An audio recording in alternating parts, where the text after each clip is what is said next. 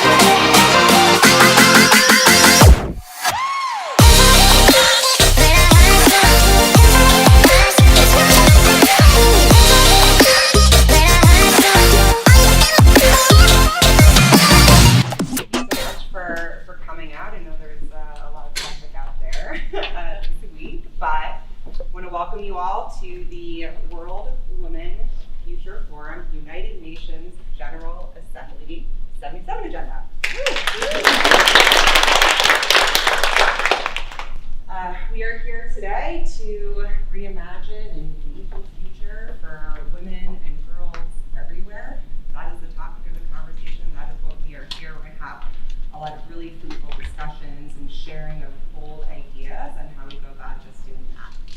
And guided by our mission, which is to inspire, educate, and really provide 1 million female heroes by 2030, we're going to do just that here today and reimagine what that equal future looks like for them.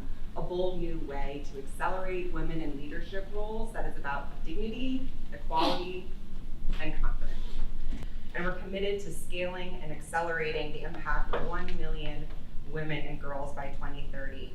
And we do that providing the long-term investments that they need, the tools and the resources to uplevel their skills, giving them the capacity, the connections, and the visibility that they need to succeed and pursue their passions in their career.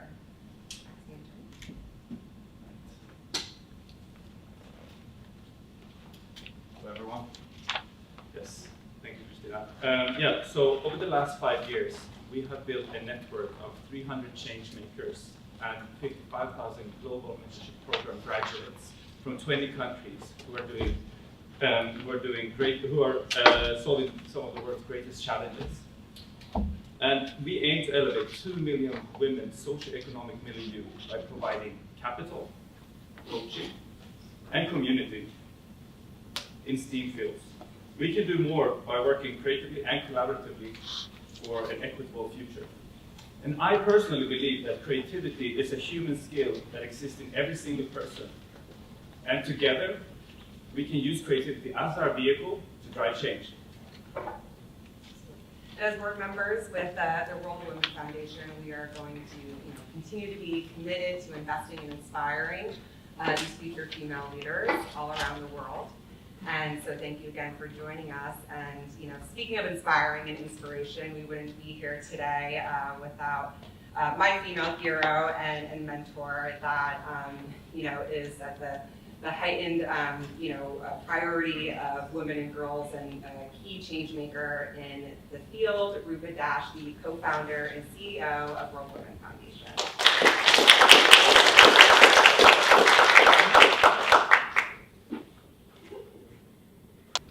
Good morning. Good morning, New York. We need some energy in this room. And can we make some noise?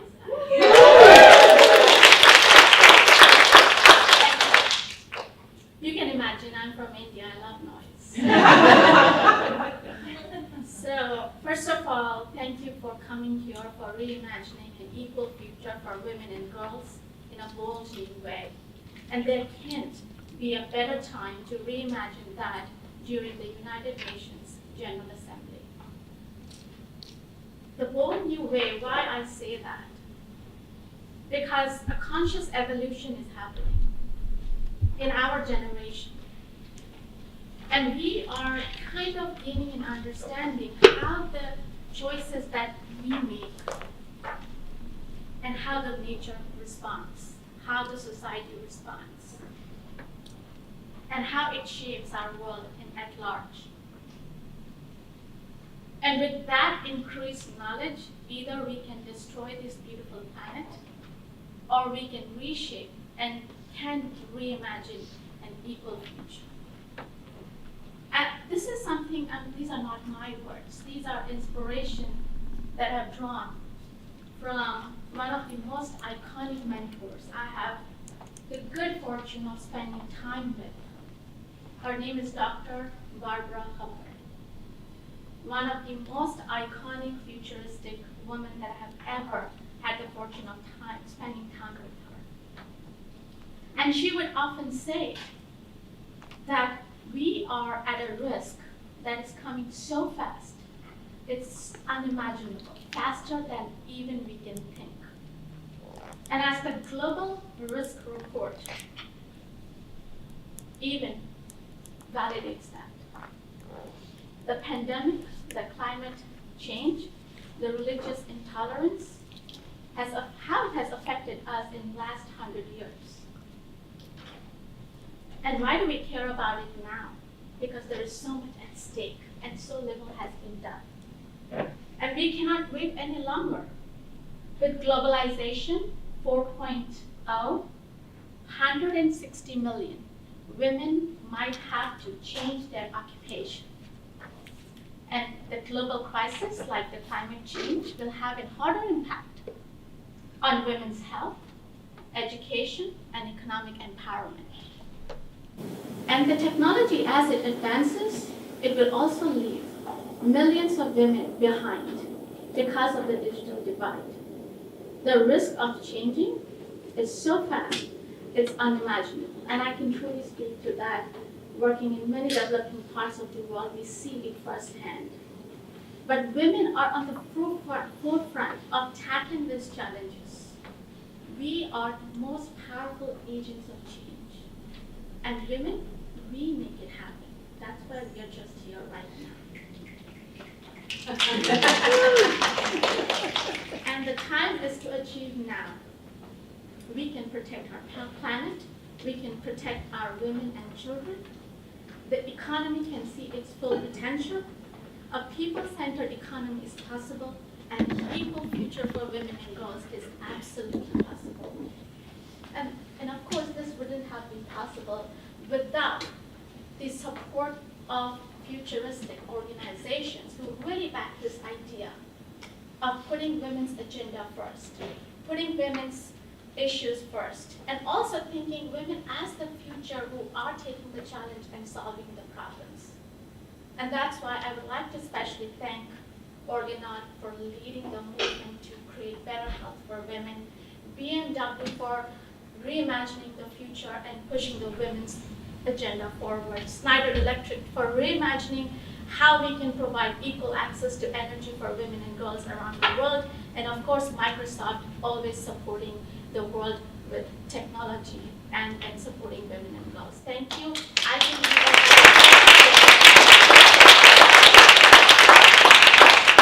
we will have an epic day, but we just gave a few minutes for people to arrive, but at this time I would like to welcome Rachel J. Thomas, the Senior Advisor to and also at the Office of Undersecretary for Arms Control and International Security. There can't be a better way to start with a big mission. How can we have a peaceful world for women and girls? Rachel.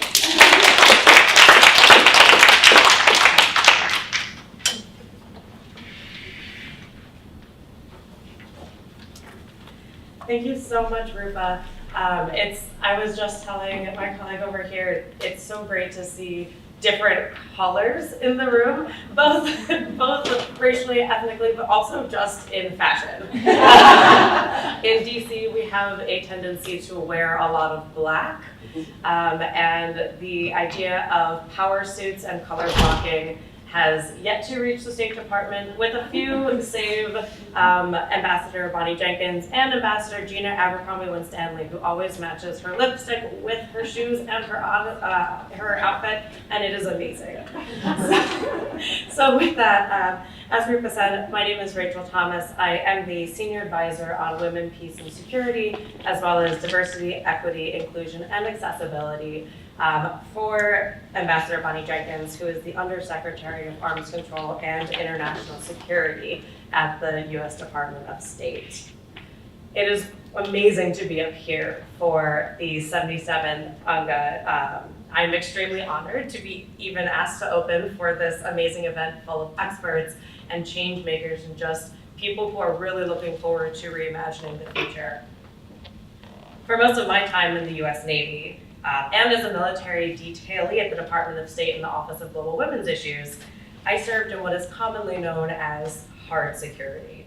So weapons, military strength, policies geared towards the preventing the spread of weapons of mass destruction. This field is one that, as I'm sure you're aware, is not necessarily known for gender equity or inclusivity. At one point, the idea of having someone like myself who focuses directly on inclusion and gender equity would have been deemed frivolous or unnecessary. I can tell you, in the 10 years in the military, talking about women, peace, and security has been one of those brush-off points, one that is hard to have gotten leaders to understand, but it's changing slowly. I am honored now to be able to work in this field, which does, thank you to Ambassador Bonnie Jenkins, encompass all my intersecting identities. Being a Black woman, a female veteran, queer. The recognition is growing, as Rupa said, that we as nations, businesses, communities, and individuals must commit to ensuring that women and gender diverse people not only have a seat at the table, but also a voice as well. For too long, we have been left out of these discussions that have directly impacted our lives and our futures. We are faced with 21st century challenges, and it's time for 21st century solutions. I'm proud to be working with the Biden administration because they have publicly and vocally emphasized this commitment to inclusivity, especially during the General Assembly. I'm also particularly proud of the administration for the vision of nominating a woman of color to lead the department's work on hard security, especially on nuclear non-proliferation, weapons of mass destruction, biological weapons, chemical weapons, things of that nature that even a couple of years ago may have seemed unattainable. I would also like to highlight that Ambassador Bonnie Jenkins is the first African-American woman to be nominated in this position. And as she likes to say, it is 2022. This is high time that this has happened. In this role, she's definitely illustrated by her words and her deeds that women in leadership positions have responsibility to give back and not pull up the ladder behind us, to ensure that every day diversity is fundamental and shown and represented within the workplace. The world is facing a global security crisis with multiple causes: climate change, food security, infectious diseases, armed conflicts, and new and rising concerns. When we examine the complex issues involved in disarmament, non-proliferation, and arms control, it's increasingly clear the challenges we face are more complex and wide-reaching than they've ever been before. Newer areas of security, especially in the technology fora, are emerging, such as AI, genetic engineering, nanotechnology, quantum computing, and peaceful applications of nuclear technology for civilians to use. With these amazing advances, unfortunately, also comes risks of negative, unintentional, and intentional impacts. Thousands of documents of hours of discussions of case studies have shown what a lot of us in this room already know. Women, girls, and gender diverse persons are the ones that are most affected by many of these issues. But at the same time, because of our experiences, we are best placed to uniquely contribute to find the solutions to these drivers of instability. Yet we're still left out of these discussions. For us to improve gender equity in international and security affairs, those who benefit from the current system must understand this system does not benefit all, and it never will until the views of all segments of society are heard. How are we able to find stable and long-lasting solutions if we can't analyze and look at the full picture and consider those whose human rights are most impacted? This is what we are working to at the State Department, and myself included, striving every day in everything that I do to ensure that everyone, no matter their gender, orientation, ethnicity, religion, or identity, can be heard and their views taken into account so that we all may thrive. Since 2009, the State Department has committed resources to ensuring national key priority policies fully integrate the rights of women and girls, and more recently, gender diverse persons, into the formulation and conduct of all U.S. foreign policy, putting the United States in the forefront of advancing gender equity around the world. For example, our Bureau of Political Military Affairs, also known as PM, manages what's known as the Global Peace Operations Initiative, also known as GPOI. As you can tell, we love acronyms, even if we cannot remember what some of them stand for at times. GPOI encourages women's participation and leadership in peace operations, trains female peacekeepers, and integrates gender-related topics, such as preventing gender-based violence, into training for all peacekeepers around the world. Through these efforts and more women are taking part into the solutions to these global issues and not just being left behind at the sidelines. This past week, and I'm still getting over the jet lag, I traveled with Ambassador Jenkins to Vietnam and Singapore. One of the most touching experiences that I had was in Vietnam when we went to the Quang Tri province, and we got to speak with an all-female team who works in the removal of unexploded ordnance. So removal of landmines, claymores, things left behind from the Vietnam War. As we spoke to them, it was amazing to listen to the different reasons that they had. One of the women described it. She was excited at being able to turn the sound of explosions from one of terror to one of happiness, as her community knew these controlled explosions of ordnance meant safety and security, and opening up agriculture for her family and her community. Vietnam is not the only place where women are taking on a leading role like this. Since 2014, we've done funded and managed programs where women have been deminers or been doing mine risk education in Tajikistan, Sri Lanka, Cambodia, as well as funding 8 female Yazidi clearance teams in Sinjar and northern Iraq.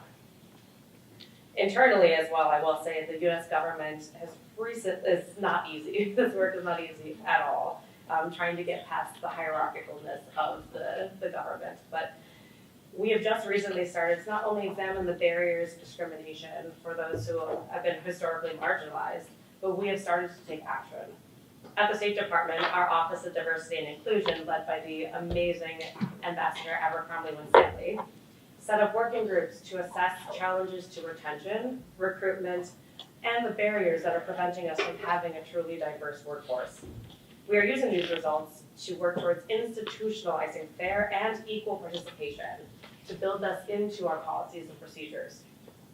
We're also working to elevate our colleagues and our peers. I consider Ambassador Jenkins a pivotal role model for myself, and I would like to share some of the valuable pieces of advice she shared with me and her other mentees that have helped us to where we are today. Maintain your support system. We need at least 3 things to thrive professionally. Trusted mentors for expertise to help us chart our paths. Colleagues and trusted subordinates with whom we can exchange ideas and encouragement and turn to when we need help. And true friends, ideally outside your immediate work community, but it's different times now, to anchor you and to relieve stress.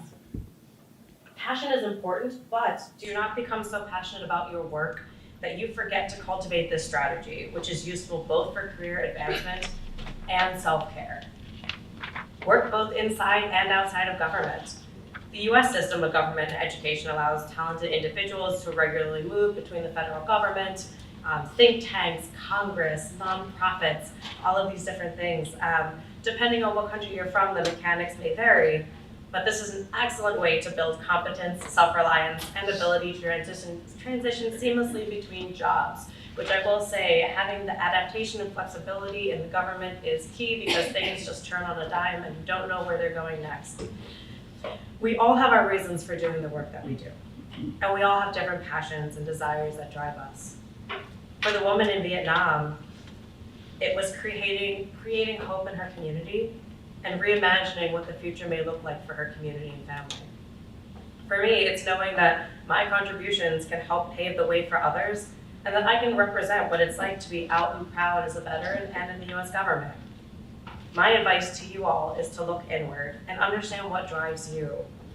That knowledge will become the anchor that you can grasp when the seas are rough. As Rupa said, the future begins here and now. The choices that we make today will ripple through time. We must think and identify new and innovative ways to tackle the issues that we've mentioned, from emerging tech and clean energy to healthcare and climate change. Those of you here today and anyone watching has unique and necessary perspectives that can change the path of the future if only we dare to dream of it. Thank you so much for your time, and I wish you all the best in everything that you do.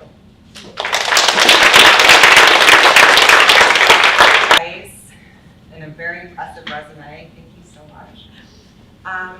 Daniel Seymour, the Director of Strategic Partnerships for the UN Women Division, sent a beautiful note. Unfortunately, he wasn't able to make it here today, but he sends his regards, and we, of course, are going to continue to move forward to have some additional powerful discussions on how we can continue to create change.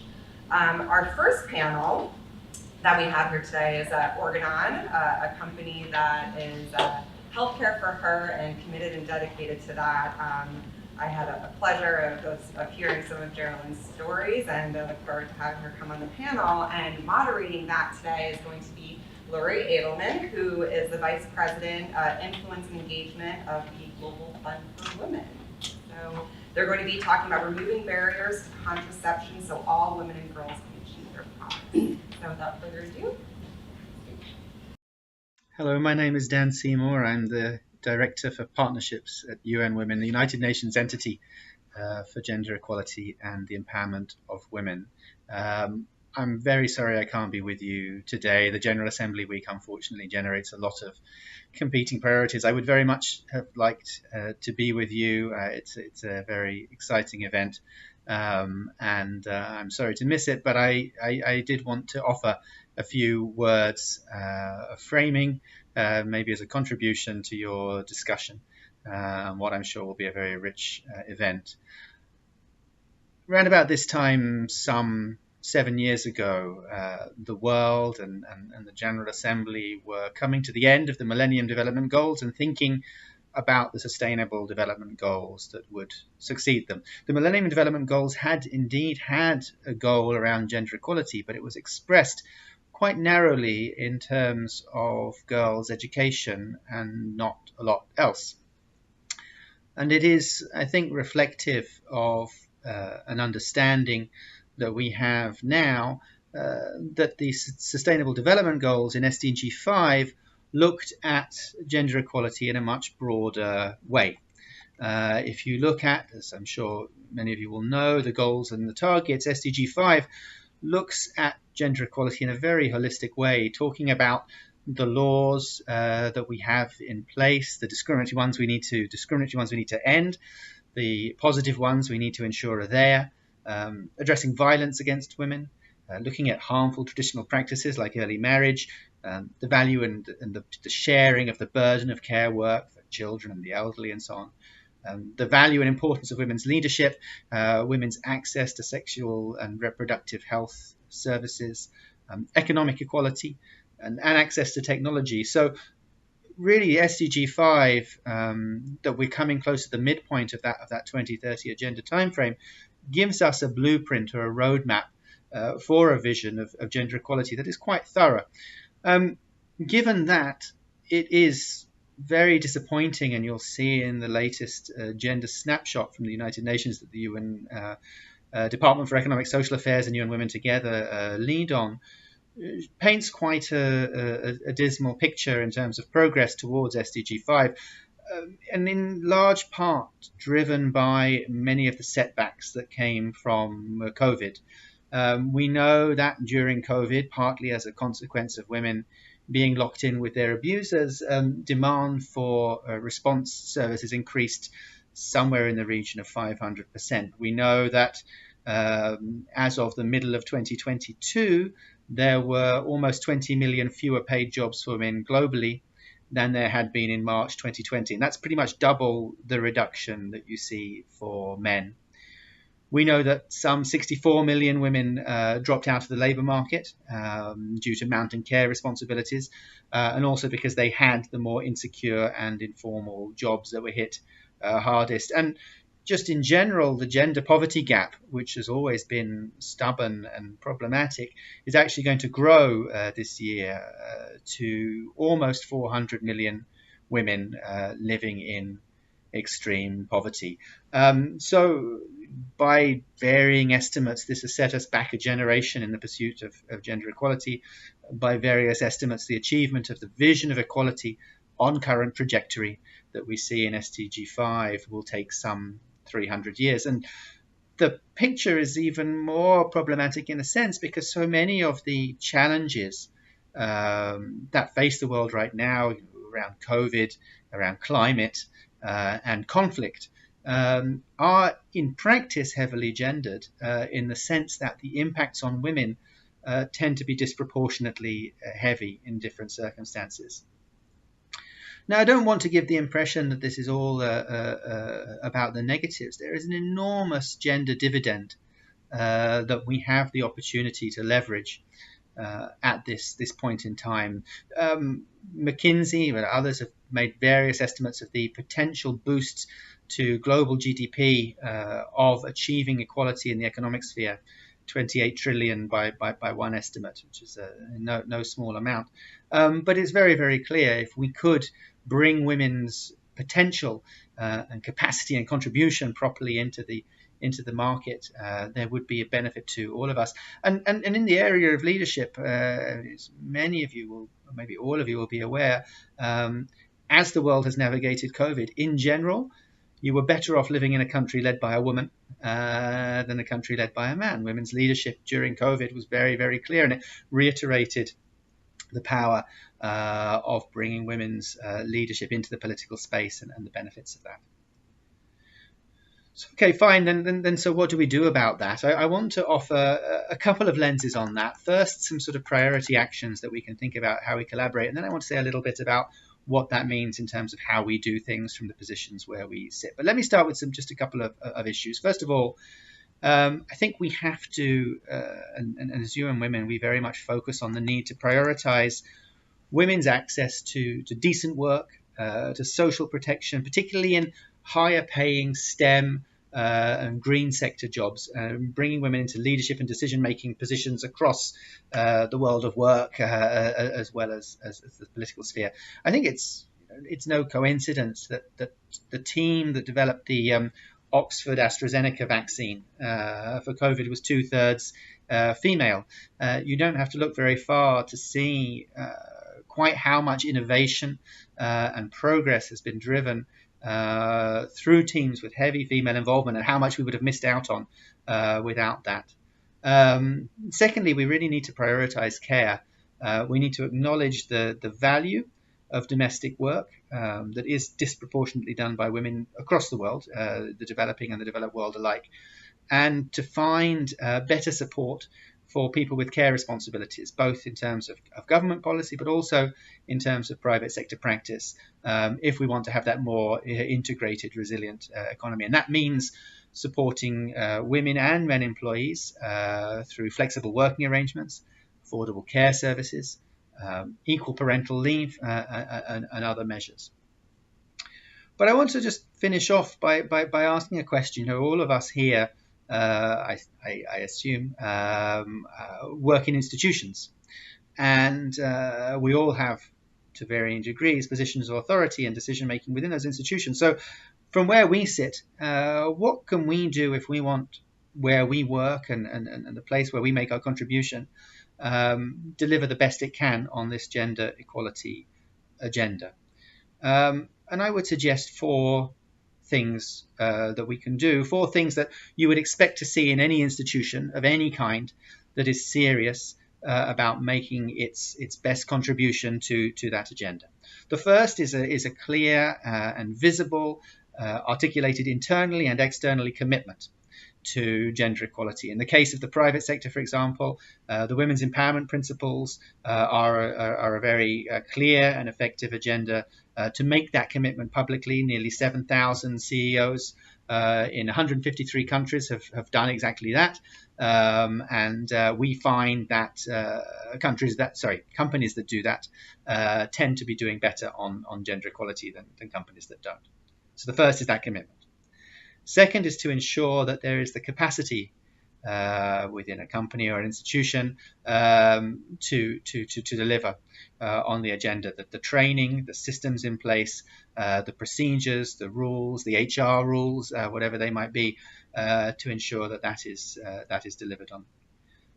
The third is around the cash and the resources that we allocate, because so much of the reality of what our institutions do is related to the way that they use their financing, and that includes reducing the gender pay gap, resourcing diversity, equity, inclusion functions and capacities within institutions, but making sure that is not an unfunded mandate of the institution. And lastly, and in some ways I think perhaps most importantly, ensuring accountability.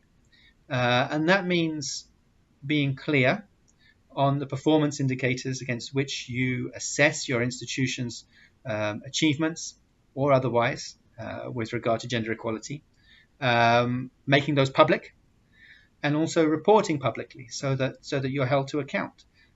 Because I think we all know that the things that we really care about in our institutions are precisely those things we measure, precisely those things we tell the world we want to achieve and that we expect to be judged by.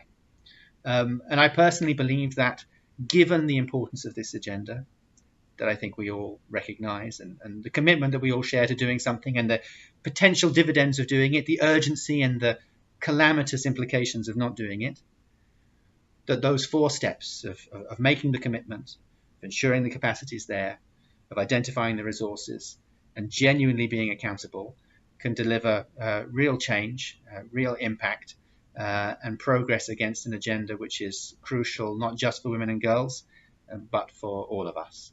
That's very much the vision of UN Women, the United Nations as a whole, but I think that whole global community and constituency for equality that I know all of us consider ourselves and are proud to be a part of. So again, I'm very sorry I can't be with you in person for this discussion, but I really wish you all the best for this event, and I'm very much going to look forward to hearing about the outcomes from today. So again, thank you very, very much.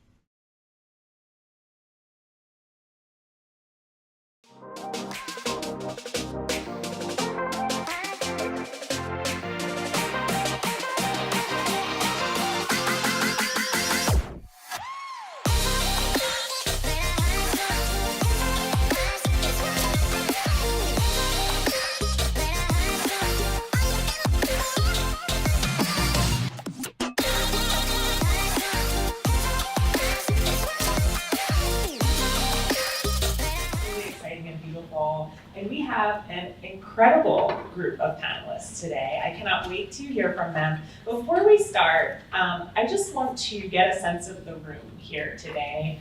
I want to just quickly ask who in this room on this bright and early Monday morning in Times Square, obviously you're here because you care about these issues. I also just want to get a sense of who in this room is here in some sense because you have been able to control your fertility. You have been able to control your sexual and reproductive health and rights in some way. I just want to get a show of hands. Okay, that looks to be just about everyone, and I would like to submit for the record, it was not only, the women in the room, not only the men in the room, we have folks of all different ages and races and all of that, so this is not an over there issue that we're talking about today. This is a deeply personal issue, and there's not, any one thing that brought you into this room today, but we do know that this is an important piece of the puzzle that we're talking about. So we have an incredible group of panelists. My name is Lori Edelman, and I am Vice President of Influence and Engagement at Global Fund for Women. Global Fund for Women is a multi-regional women's fund, so we support grassroots movements and organizations working on the front lines of gender justice causes, and we do so in flexible ways. Flexible feminist philanthropy is what we are working on. And today I am actually going to let our panelists introduce themselves because there's no way that I could do them justice. They are very esteemed panelists. We're amazing to have them. And what is really interesting, I think, is having them in conversation with each other. Because these are leaders from a number of different sectors that work together and that need to keep working together, and that's what we're going to be touching on a little bit today. Some housekeeping. You can tweet about what you're seeing today. I believe the hashtag is Equal Futures. You can also use UNGA77 because some folks can't be in the room today. We're very privileged to be here, and so we want to make sure we can bring everybody into the conversation. I know most, if not all of us, are actually online as well, so you can tweet us, tag us, and tag the organizers as well, because it's because of them that we're here. So I want to thank the organizers, everyone who you heard speak, everyone who's made today possible. It's going to be a wonderful conversation. So let's jump in. I just want to test the waters a little bit. I want to make sure we're awake, we're alive, the brain cells are brain celling. So I'm going to just throw out a little bit of a just test question. And I want you to try to do this in 30 seconds or less. Not all the answers will be that. I know this is a topic that inspires passion. I know we could talk about it forever, but let's just start and see if we can keep a short answer. I just want to get a sense from you, temp check, how critical is the issue that we're talking about today, contraceptive access, how critical is that to the broader issue of gender equality and gender justice? So just get a temp check from you on that. And actually, I think I'm gonna start in the middle here. My eyes drawn to pink. So just introduce yourself, say a word, your name, what you do, and then how critical. All right. I'm Geraldine Ritter. I'm responsible for external affairs, public policy, ESG, sustainability at Organon. We are a new women's healthcare company, but I like to call us a startup at scale because we spun off from Merck last year as a fully independent company. So we are not new to women's health by any means. Many of us had the privilege of being very involved in the launch and planning around Merck from others, but we are so thrilled now to be at a brand new company where our primary focus is the health of women, day in, day out. It drives our business development, it drives our core corporate strategy. That is why we are here. So that is me, and do I think contraception, how important? I mean, I struggle to think of an intervention that is more important, because when women can choose when and whether to get pregnant, they can stay in school. Contraception equals education. When they can time their pregnancies for when they are ready, they can contribute to their community. They can become economically independent before having children, or create a job that they can do while they are raising their family. So education, economic independence, and above all, health. Health. When a woman's body, a girl's body, is not ready to have a child, because she is too young, or she has too recently just had a child, or sometimes for reasons we still don't understand. Pregnancy can be terribly risky in parts of this world, including parts of the country we're sitting in right now. So the access to affordable, available contraception, to me, it's the key switch. If we don't flip that, we don't get gender equity. Thank you, Laurie, and good morning, everyone. Yes, like Rupa said, shout out. This is indeed the first of, I think, a really, really exciting set of days. My name is Julita Onobanjo, and I'm the Global Director for UNFPA's Technical Division here in UNFPA's headquarters in New York. Really glad to be sharing this stage. I am a public health physician by profession. I'm a sexual and reproductive health, I think, warrior by I would say, vocation. And I like to think I'm a champion of young people, and I guess I've been growing my shoulders so that particularly women of color could stand on this and go up higher. So that's me, and that's who I am. You know, as I looked, and Laurie, I think you posed a really great question to the colleagues here. And it was nice to see all the hands up. And I think it made me also feel a little bit sad, because if you had switched that in terms of the environment we were, and you put that to a group of people sitting in some place in Africa, you won't get that same response. So it is critical that I think what we have and the privileges that we have from where we sit advances this agenda. Because indeed, as Geraldine said, to me, contraceptive access is, and you said the key. Indeed, it is the key. I think gender equality is the key to what Rupa said about a world that's secure, what Rachel talked about in terms of peace and prosperity. And to get to gender equality, contraceptives are just the important key. So the logic to me is very clear. But the reality is the stories are very different. And so if you asked what happened to that 15-year-old girl in South Sudan, where she was kicked out of school because she's pregnant and didn't even have a clue how she even got there, that is why this is important. If you asked a 32-year-old lady in Accra who wanted to space her family so that she can get a job, that she can earn a living to develop her community and her family, to her, that's why this is important. And so that's the connection that I would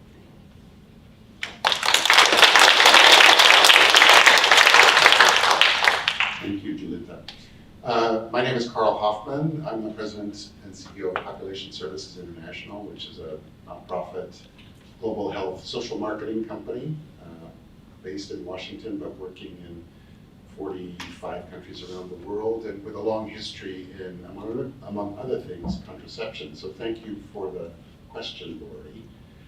I don't think there's a lot of controversy in this room about this, right? I would say, you know, it's the ability of contraception to separate sex and pleasure from procreation that makes it so powerful in its contribution, in fact, essential in its contribution to gender equity. But that very character of contraception, it's actually more than that, it's revolutionary, which is why it engenders such resistance from the forces of traditionalism and patriarchy and misogyny. And you know, Rachel gave us a fantastic and very uplifting set of comments this morning, and I associate with them as a former employee of the State Department myself. I'm proud of the work that happens there and across the US government. But we know it isn't always like that, depending on who's in charge, right? So I think, you know, that The last time, I'm going over 30 seconds, I apologize. The last time we would have gotten together in New York for UNGA Week, this agenda of women's empowerment and the advance of the status of women and girls and those who identify as women, it felt inevitable. It felt like this was an escalator that was just moving up. It was only a question of how fast. But recent years have reminded us that is not the case. And we have a big fight ahead of us. So, let me have that.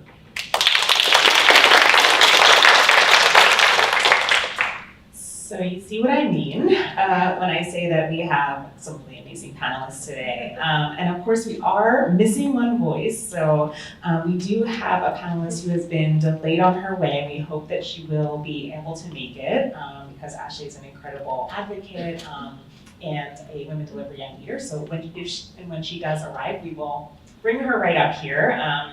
And I'm not going to pass the mic to any other youth that I see in the room. That we do want more youth voices. So I'll resist the urge of doing that. But what I do want to do is just follow up on some of the things that have been raised and get into a little bit more of a discussion because you heard sort of the stakes laid out in what all of our panelists mentioned. This is important. This is critical. This is essential. It's a revolution. We heard how important it is, and we saw that there is broad support in this room. So why does this unmet need persist? And Carl, you mentioned resistance. So we can't just stop at this is important, this is great, this is everything, because we do see persistent unmet needs. So I want to talk to you, Julita, about the UNFPA role, because UNFPA is really at the forefront of this as the United Nations Sexual and Reproductive Health Agency, and under really incredible leadership, you are blazing, I think, a trail for courage and bravery and passion about these issues in a new way, and you're a core partner of the FP 2030 partnership. So given your agency's position, I think we all want to hear about what are you prioritizing today, knowing the difficult landscape that we are facing. What are the core programs and themes that you all are investing in today? Thank you, Laurie. And I think the first investment really is exactly what Carl said. It's the resistance. I feel if there's a multilateral organization that is dealing with one of those topics that indeed globally has resistance from many fronts, including in countries where we think development and progress is moving forward. The ability to discuss, to program, to ensure, to guarantee reproductive rights, reproductive health, reproductive justice, sexual and reproductive health in general is really very tough. And so continuously, one of the things that we do as the UN Sexual and Reproductive Health Agency is actually figure out how to work in this environment, figure out how we ensure that governments understand why it's important to program. So a lot of it is around positioning, is around the politics of it, and navigating that.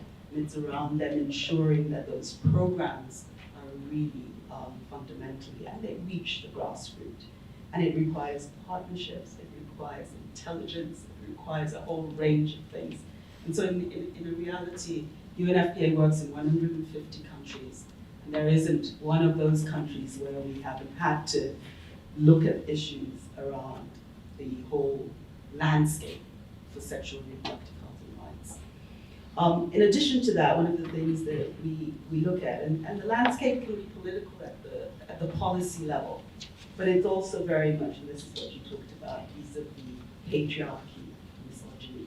What is happening in families and communities?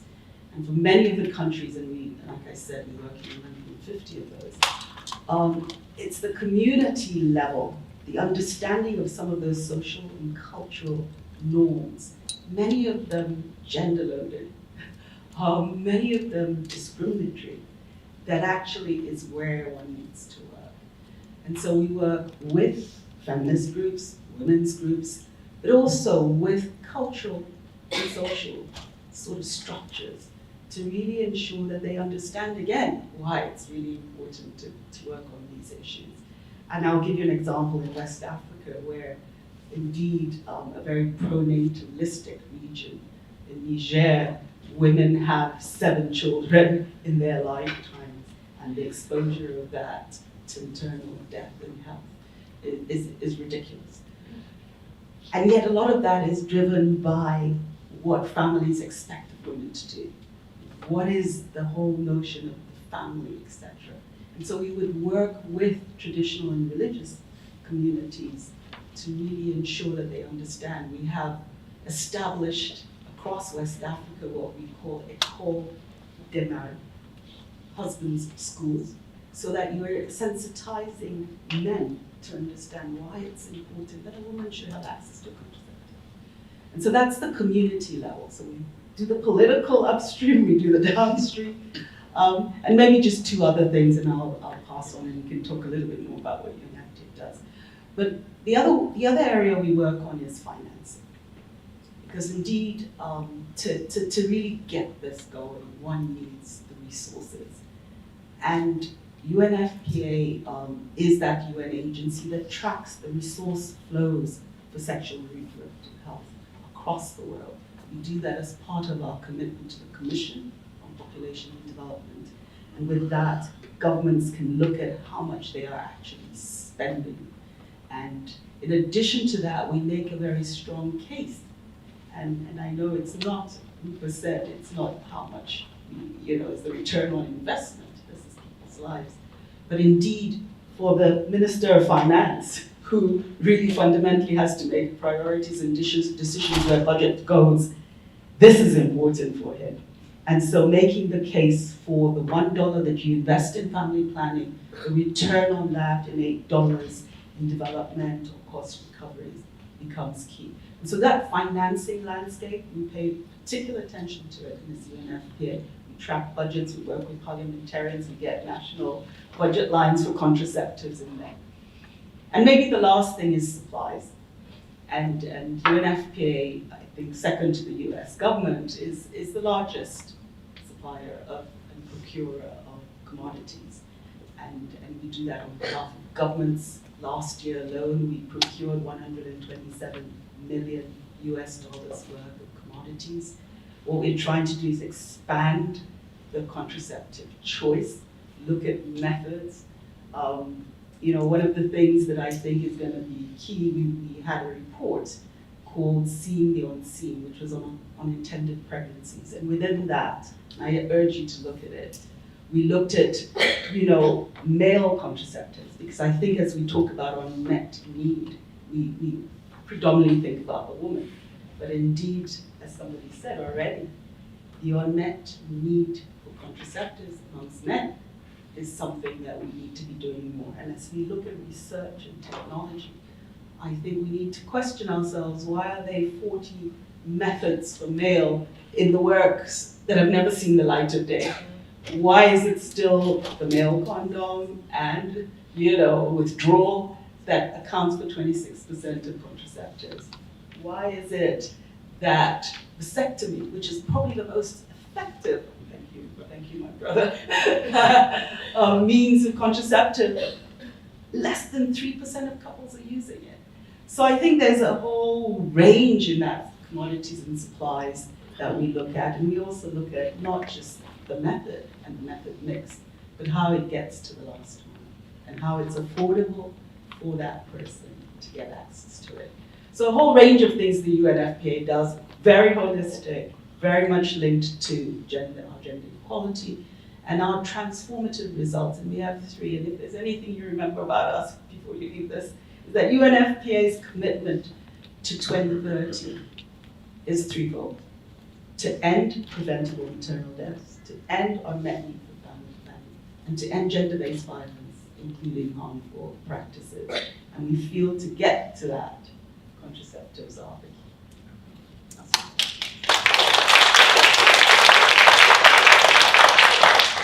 Thank you so much for that, and I think what you've done for everyone in this room is, articulate all the different points where some advocacy, some pushing, some support, some partnership and solidarity is needed to end up with that vision that I think we all share, that for 2030 and beyond, of that cared for, of that supported, of that supported person who has their sexual and reproductive health and rights cared for. So thank you for the work that you do. It's incredible. And I think you mentioned some things that, Carl, I'm hoping you can pick up on, because you talked about the commodities piece, and you talked about the need for integration and really partnership. So Carl, for you, we have a very cross-sector panel here today, and that's by design. That's not by accident. And for me, when I think about PSI as an implementing partner, I think of you all as sort of sitting at a nexus of many of these sectoral intersections. You really help shape markets, help really drive access in communities. And so I'm curious if you want to talk a little bit about the role of these different actors of the public, the private, of the NGO. How do you see that role maybe changing? We have been through a few things in the past few years. There is an ongoing pandemic, and so what are those roles? How have they shifted? And what role is everybody playing in advancing the integration of these issues of the commodities, of the supplies, and of the actual contraceptives? Thanks, Laurie. And thanks, Julieta, also for mentioning the examples that UNFPA brings to the struggle around the involvement of men. Les Écoles des Maris in West Africa are really effective and have been going on for a long time.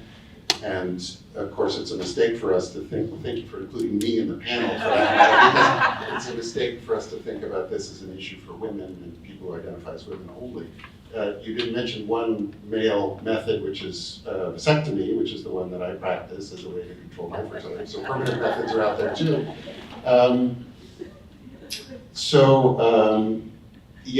The question of the different sectors that are involved in responding to this need in the marketplace. We know that from a lot of different research, we know that many people turn to the private sector. We often think of this as a public sector sort of conversation. I think contraception in low resource settings, that's a public sector job. You mentioned governments and how they have to have a line item in the budget for it.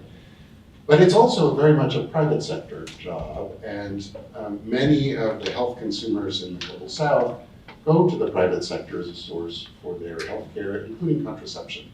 In some places, as much as 40%, we think, of people are turning to the private sector depending on the region and depending on the income quintile. I think the private sector, in our experience, as we work with them around the world, tends to be of often variable quality in terms of meeting the needs of consumers.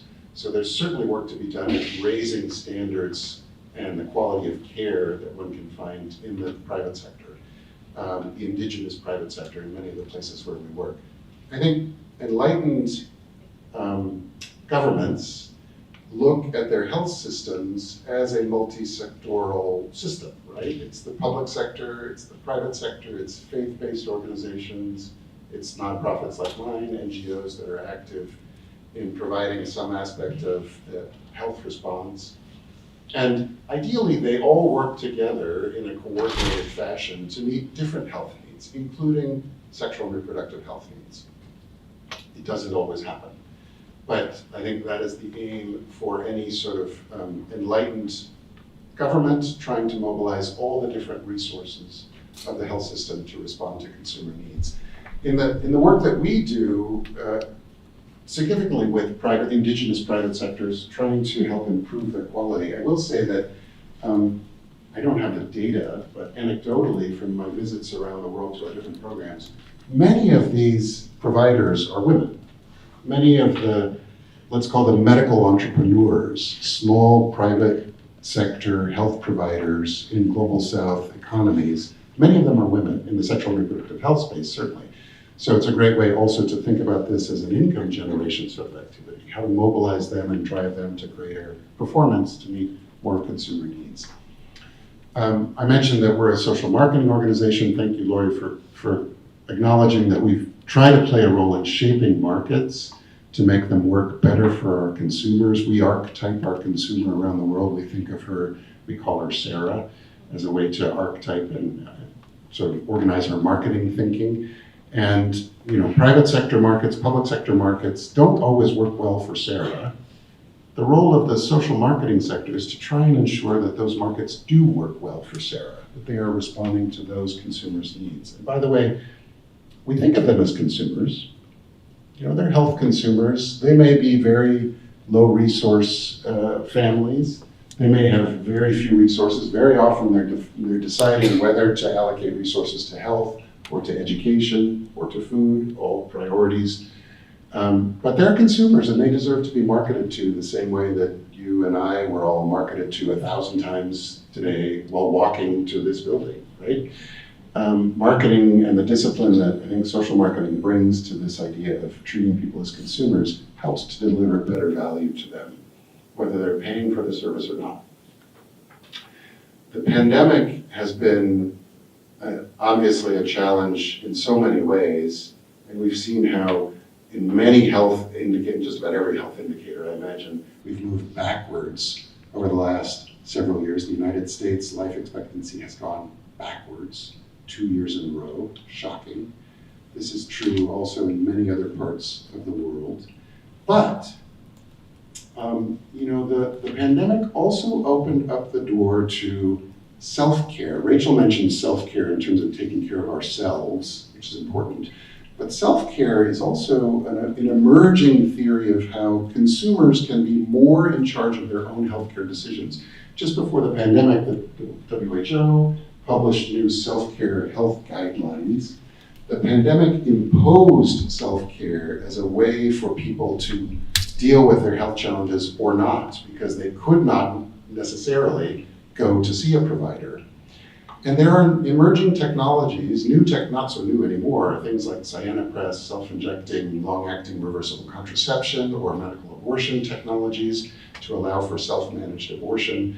There are many other ways in which self-care was pushed to the fore during the pandemic and offers us, I think, a roadmap for the future. So the next time we talk about the multi-sectoral aspect of the health system, we would talk about private sector, public sector, faith-based NGOs, and the consumer. Sarah is a sector in the health system who is driving her own care. And I think that's one positive development from the pandemic.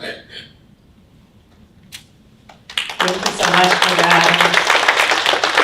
I'm struck by the dignity with which you're speaking about Sarah and by which all of those different factors can restore her dignity. So really appreciate all of those reflections. And I want to turn to you, Geraldine, because Organon, as you mentioned, is new, not necessarily completely new, but it's sort of this new formation. And we've been talking about the private sector, and I'm curious if you can share a little bit more about what specifically Organon is doing, and also, what role does the private sector play? Absolutely. Well, I really appreciated Carl's comments on the multi-faceted role of the private sector. So, I think it's too simplistic to think of a big multinational as the private sector. Some of the most impactful private sectors are exactly the indigenous private sectors that are providing care on the ground in a tremendous number of countries and doing a good job of it in many instances under difficult situations. They've earned the trust of the community.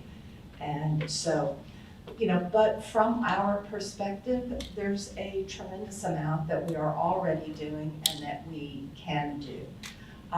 The most obvious is product. And so, but our policy, our advocacy, our engagement programs are always product agnostic. We want people to have access to the contraceptives of their choice. And we want them to have access to the most reliable methods of contraception, if that is what they want. So we can help with that. We can help by providing access to our products. We have a long-standing and recently renewed partnership with UNFPA. We've set public goals to ensure that we distribute in the least developed countries, very low cost, long-acting reversible contraceptives, at least 100 million units, aiming to prevent 120 million unintended pregnancies by 2030.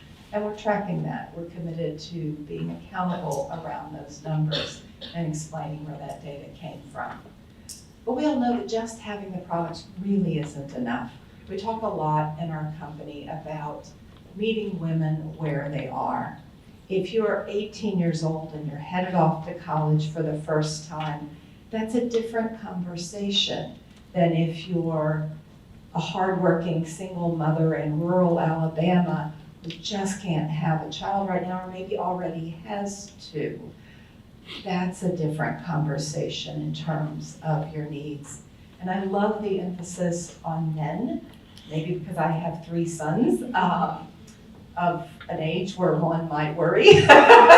And I just think it is critical, yes, in West Africa, but yes, in New Jersey and New York City, that our sons are part of the conversation and feel equally responsible. And you know, we can do that in our education efforts. We need to avoid, yes, we want to reach women. Yes, we want to help them. No, it's not all their responsibility.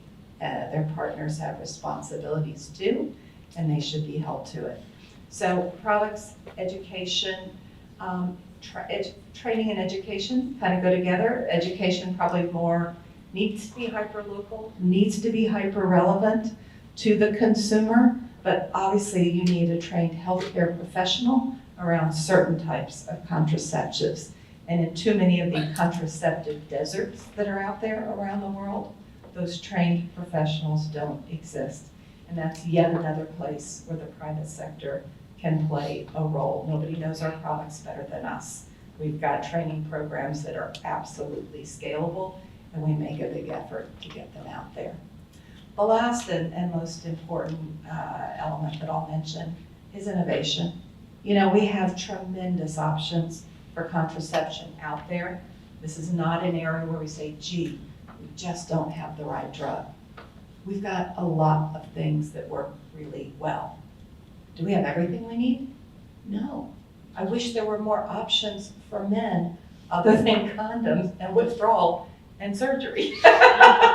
You know, I wish there were more non-hormonal options for women that they might feel comfortable with. So we need to keep innovating, and we need more innovation around keeping women safe when they do become pregnant. And that's the kind of R&D that is frankly where the private sector shines. And it's one of the reasons that we were created to be 100% focused, and we have to be sustainable as a company. We're building our pipeline.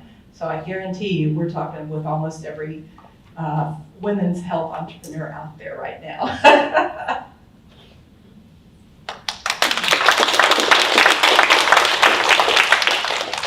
Thank you so much. You said so much there, but one thing that really resonated, and I want to emphasize it as well because I know we don't have our full panel today, is just the different use cases that people have. And I think, you know, there are some youth advocates who staged a bit of a coup and said, you know what, this term family planning, we're not using that anymore because I'm not trying to plan a family. I have other uses. You know, going back to Carl's point, I just want to have sex. You know, I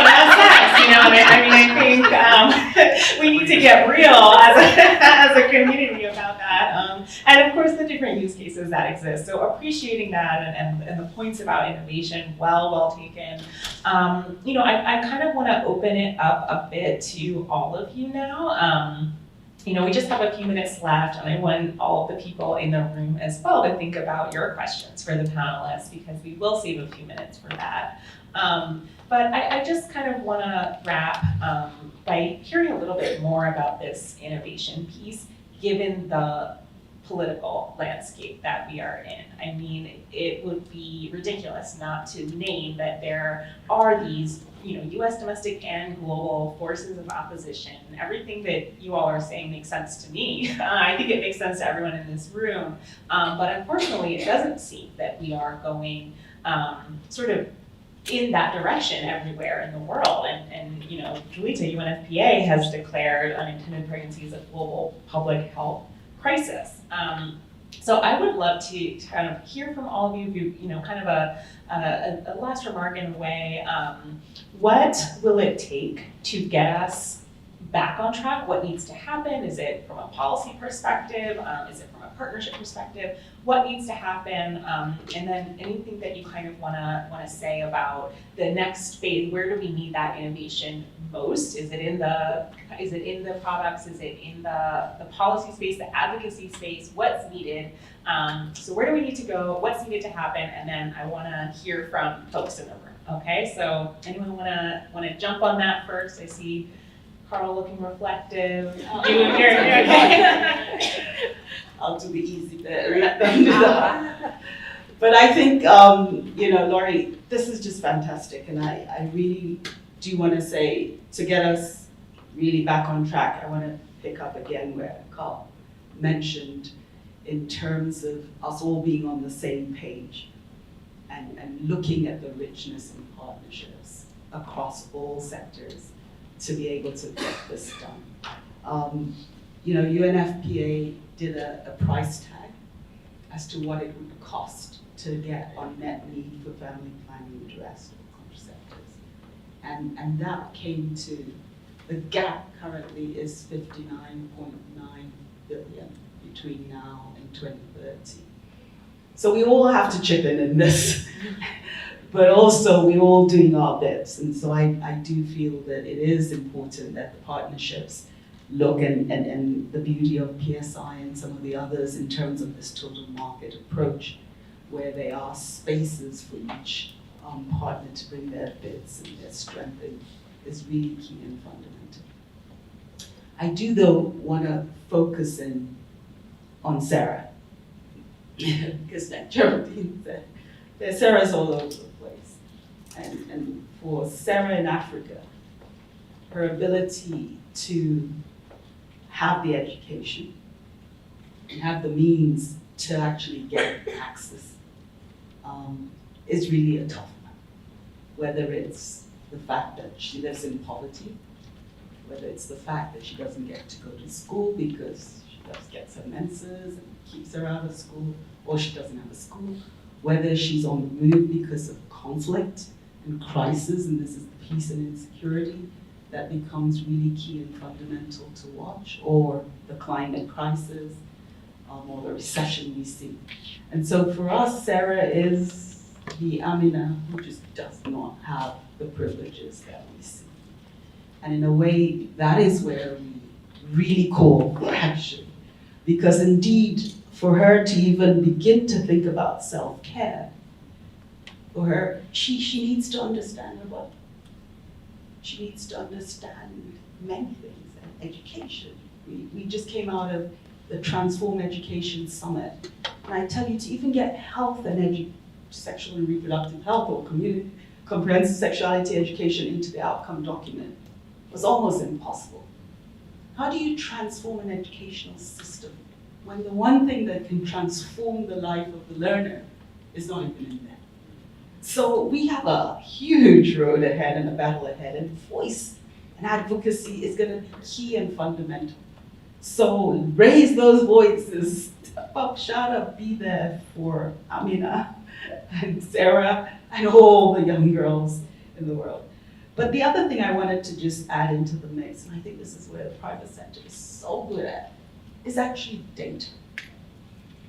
Because in reality, to be able to pinpoint and segment and do the marketing share and who's, you need data, and you need inclusive, gender-sensitive data.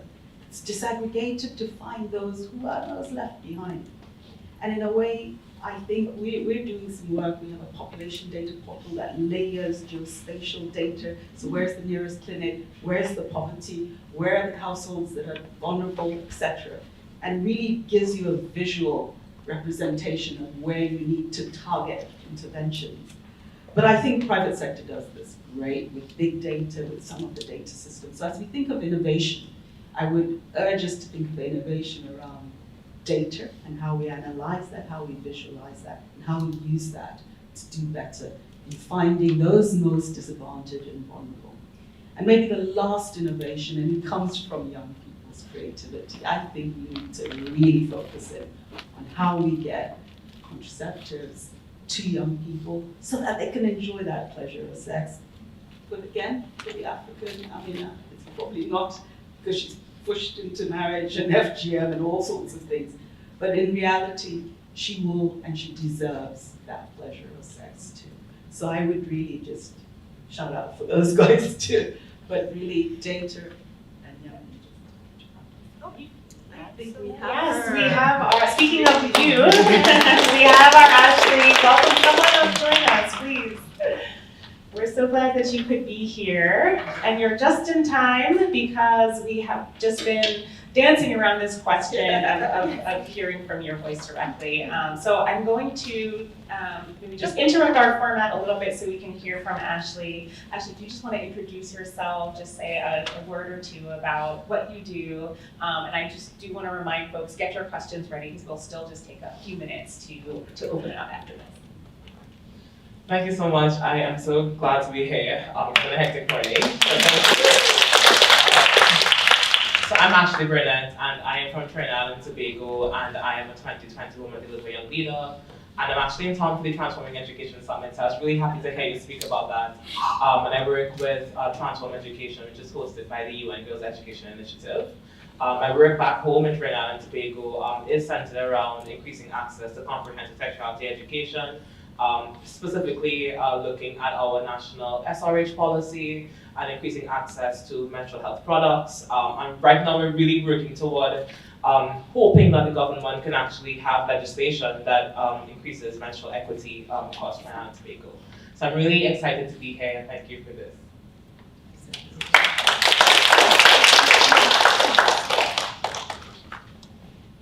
We just see from the organizers, can we go a little bit over a few more minutes? Okay, great. So do you want to just say a final word or two, and then we will open up for questions?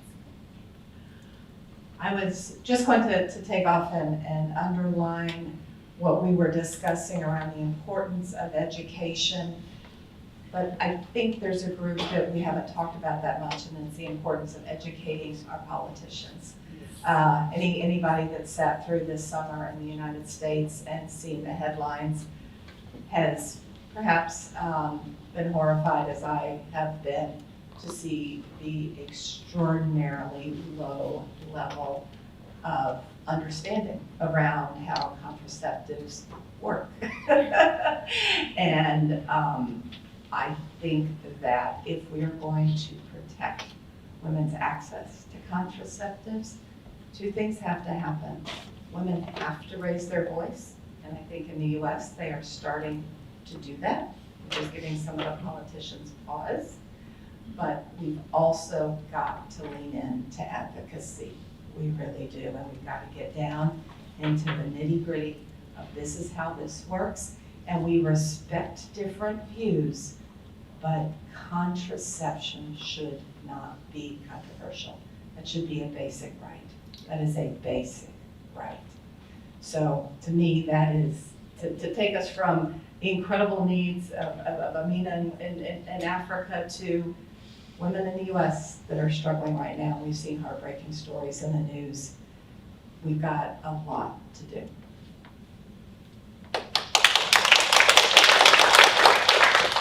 Two quick things. Snap on that. Back to the point about innovation and the private sector. Geraldine was talking about that. I think, by definition, we don't know what innovation hasn't shown us yet. But I suspect there is a lot of innovation that is out there. And the beauty of even technologies that I mentioned, long-acting reversible contraception, doesn't necessarily have to have the man or the husband aware of it, right? The ability to self-manage abortions. These are breakthrough technologies, and I think there's probably more excitement to come in terms of innovation. And then I totally agree with Geraldine's point about, I wish it was simply educating. I think it's actually darker than that, right? We know there are forces in this country and probably all around the world that are just very well educated, but perfectly determined to repress the rights of women. And we have to fight that. And it is a deeper and longer fight than we anticipated, and we have to get ready, we have to gird ourselves. And those of you in this room who are American voters, I encourage you to really lean into this because there is no more important issue.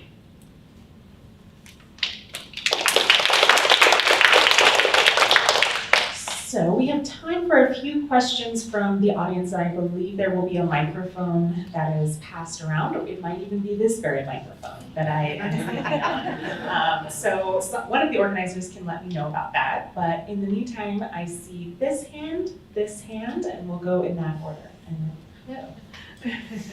So is it this mic? Or is there a second microphone? I can speak up. There's a recording, so we do want it mic'd. Okay, well, thank you. Thank you very much. Representative of two NGOs. This morning I'm going to do the main representative of AGWON, which is the Association to Lead Women Advancement Nepal. What I have to say is I'm going to concentrate right now on them, which I represent, the marginalized community, the migrant community, and the displaced people. And I actually disabilities too. I don't hear very much about that. It is very difficult, particularly during the pandemic, when my NGO had to, which I helped out, to pay for the PPE to get to the remote villages to save lives, particularly in Nepal, where you have to pay for your hospital bed, and unfortunately, one hospital after another, the people died outside the door. What are you doing for women's rights with these communities? Thank you. We'll take a couple, and then I'll turn it back over. So I saw this here. Thank you for the support opening. If you remember to state your name. Yes. Thank you so much. I'm Inês. I'm here representing the International Federation of Medical Students Associations. We represent 1.3 million medical students worldwide across Africa, Eastern Mediterranean region, Europe, Asia Pacific, and the Americas region. And one of our focus areas is actually sexual and reproductive health and rights. We work with UNFPA as well. But my question here is that we've been talking about education and about the role of community, but I also want to bring up the point of medical education and how can actually the private sector help to improve the education conditions within some countries so that our future health workforce can actually play a very active role together with the community. And here, how can we also involve other important organizations such as the World Federation for Medical Education in moving forward with this advocacy part? Because yes, I do believe that if we do not educate our students, how can we expect to bring this to our community? Thank you so much. Quickly, for those of you who just joined me, my name is Rachel Thomas. I am the Senior Advisor for Women, Peace and Security and DEIA in the Office of the Undersecretary for Arms Control and International Security. Sorry, I've said global women's issues, LGBTQI, like it gets a little confusing sometimes. But my question actually kind of bounces off of what you asked in the first question. Is a lot of times we talk about women and girls, and then Carl, you talked about people who identify as women. But we are missing a subset of people. For example, trans men can still get pregnant. Non-binary persons can get pregnant. They also have uteruses. Intersex people also have uteruses. And so while we in the government are trying to learn how to do data collection without overstepping federal regulations and legal issues, how are private sectors looking at collecting this data, number one? But number two, also being able to talk about this data without sort of receiving that backlash of we are undermining women and girls by talking about people who have uteruses or trans men or things of that nature. I saw one more, and then we will go to our panelists. I wish we could do more. Thank you. I'm also from the Global Fund for Women. I'm Amrita. And I believe we did discuss about comprehensive sexuality education, but I really want to understand that comprehensive sexuality education and the fact that it is a right that is not being, accessible is a power equation issue, right? And how does, while we have the private sector here as well as UNFPA here who's working with the governments, so how do we solve this as a policy issue? Because that it's going to also, now we're saying some 59.9 billion you're saying is the unmet need. I believe it will go up once comprehensive sexuality education becomes a norm. Thank you. Thank you so much. Wow. Please let us know where you would like to start there, and then we'll hear from other panelists as well. Thank you so much. So I just want to start at the point for CSE. I think I can speak from the Caribbean region, and something I've recognized from my colleagues is that whilst there are NGOs, young people like myself, who are demanding CSE in schools and who are working toward that with communities on the ground, we do have state leaders that are actually, they have like personal biases, and that gets in the way. So most recently, I was employed with our university in Trinidad and Tobago, and we were working toward expanding our health and family life education curriculum so that there's a component for people to actually understand gender-based violence and to include a module on sexuality and consent and stuff like that. But we received a lot of pushback from faith-based organizations. I compiled a 28-page document with feedback from them saying that they don't want CSE in schools. We recently got an office for the International Planned Parenthood Federation in Trinidad and Tobago, and there have been protests outside the office saying we don't want CSE. And there's a very warped idea as to what CSE will do for adolescents. People think that it's going to make them have sex more, and there was this really weird thing where they said, we don't want our children to be pedophiles. And I'm like, where did you all get this from? Like, that's not what CSE is.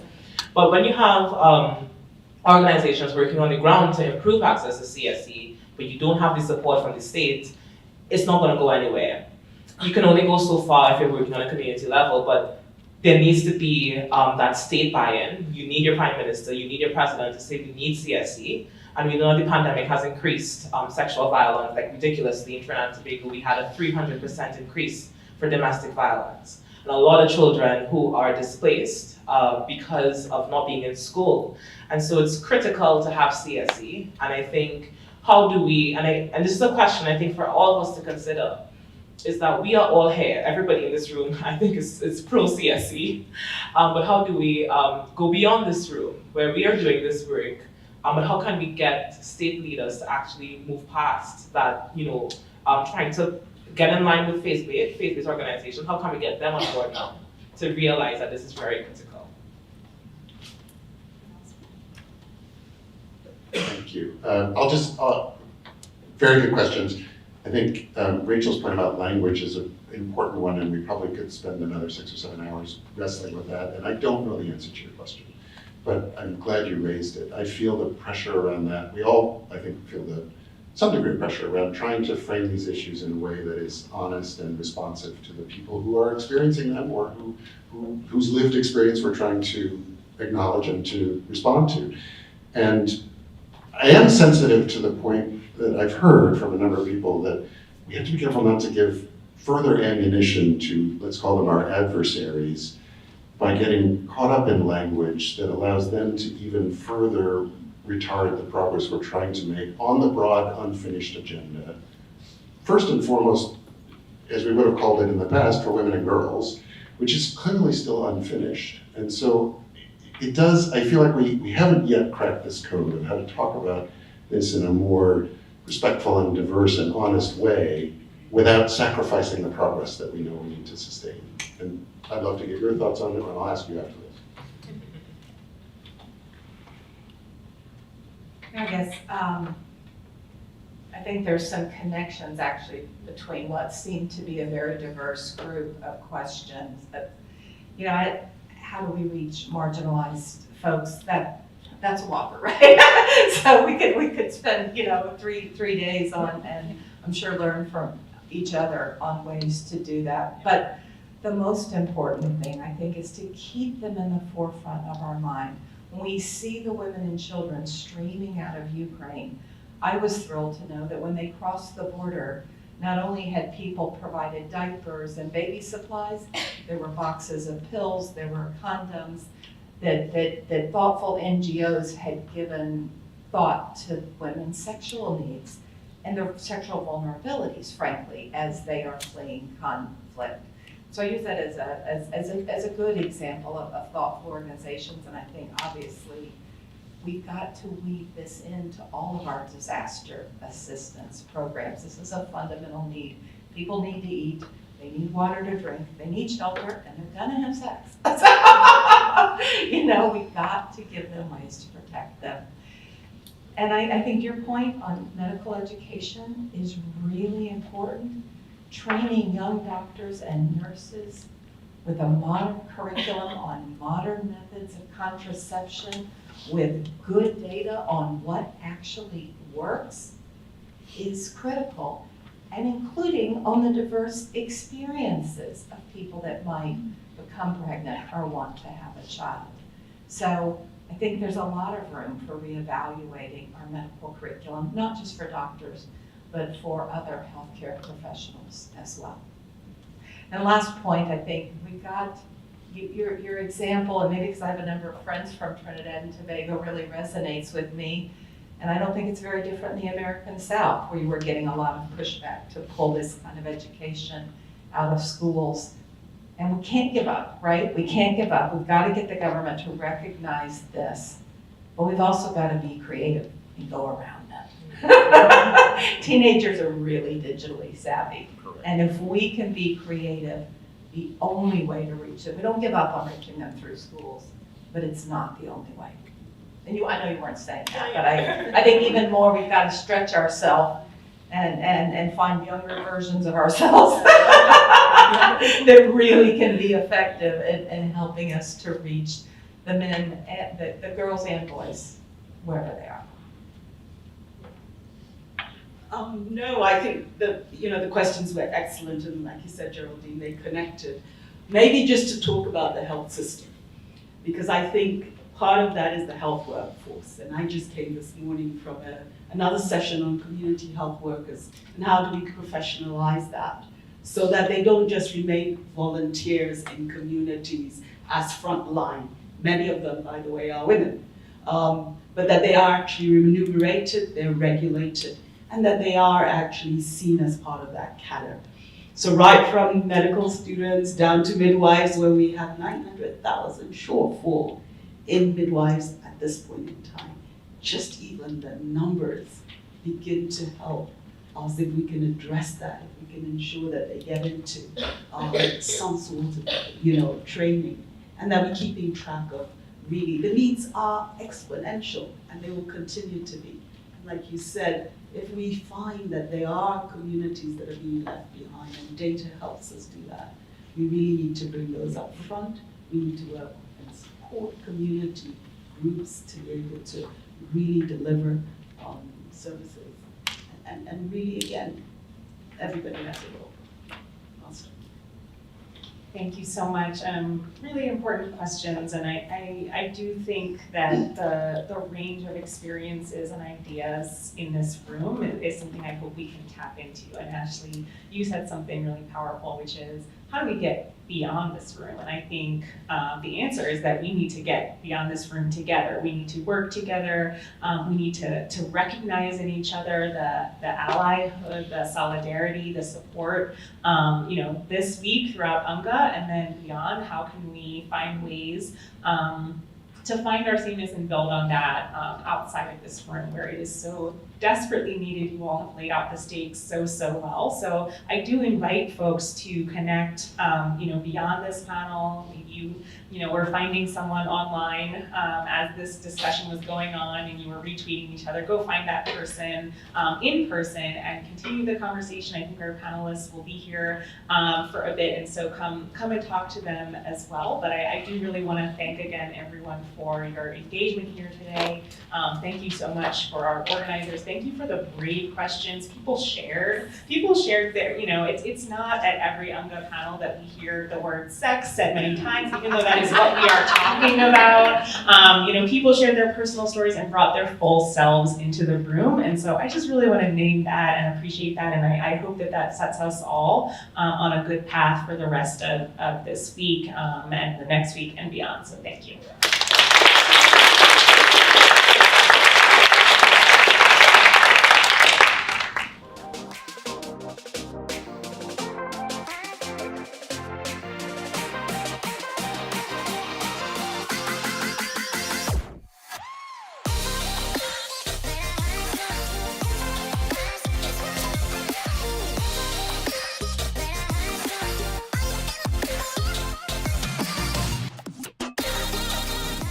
Ancillary Products Manager, responsible for the insurance business lines for all ancillary products in the US.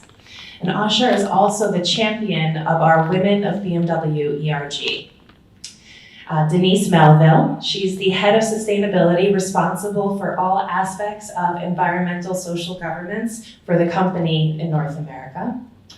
And then Janady Velasquez, Senior Diversity Marketing Campaign and Events Specialist, responsible for finding areas of opportunity where the company can effectively provide representation and engagement with underrepresented and diverse audiences. So welcome, ladies.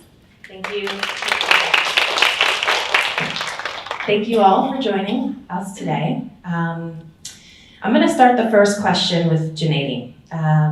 Let's talk female economy, because we all know the power of a woman consumer. Why don't more businesses think of women first when making their products and services? And how can companies really support women in the community through representation and engagement? Thank you, Mariella, and thank you everyone for having us today. This is a special opportunity for a few of the women in BMW. And to answer Mariella's question, I think many times women are overlooked in many marketing or represented in business or in other nonprofit organizations. It's because there's been stigmas to the roles that women play. And oftentimes because there is a lack of representation in media, in print, in various areas of the organization, even as Mariella stated, in the automotive industry where the male figures well outnumber female, we need to see ourselves within the brands that we support, within the institutions that we're a part of. And I think we're slowly coming to realize that, and that's why our presence here and our sponsorship with the World Women's Foundation shows our commitment in that we're working towards it. That's why we're here. It's important to see others support one another and to also uplift and support and just have that solidarity. Because it is part of a full sustainability, it's an entity. So we have to continue forward with that and just show our commitment. So I think a lot of times is the roles that are dictated to both sexes and how we have to break those barriers, really. Thank you, Janady. You mentioned supporting each other. And I think that's one of the things that we look to do internally with our Women's ERG. And Asha, as a champion of the Women's ERG, we know any ERG in a company is only as strong as its leaders and also as the group, as the participants who are basically joining this and giving up their time to participate. What do you see as the priorities right now for the Women of BMW ERG? So I would say it's a group effort. I think Denise and I were talking about this earlier, just a few moments ago. We've stopped having conversations. We've stopped having these dialogues. And it's pivotal to making sure we know where we're going. In order to do the ERG, initially, you need to have a purpose.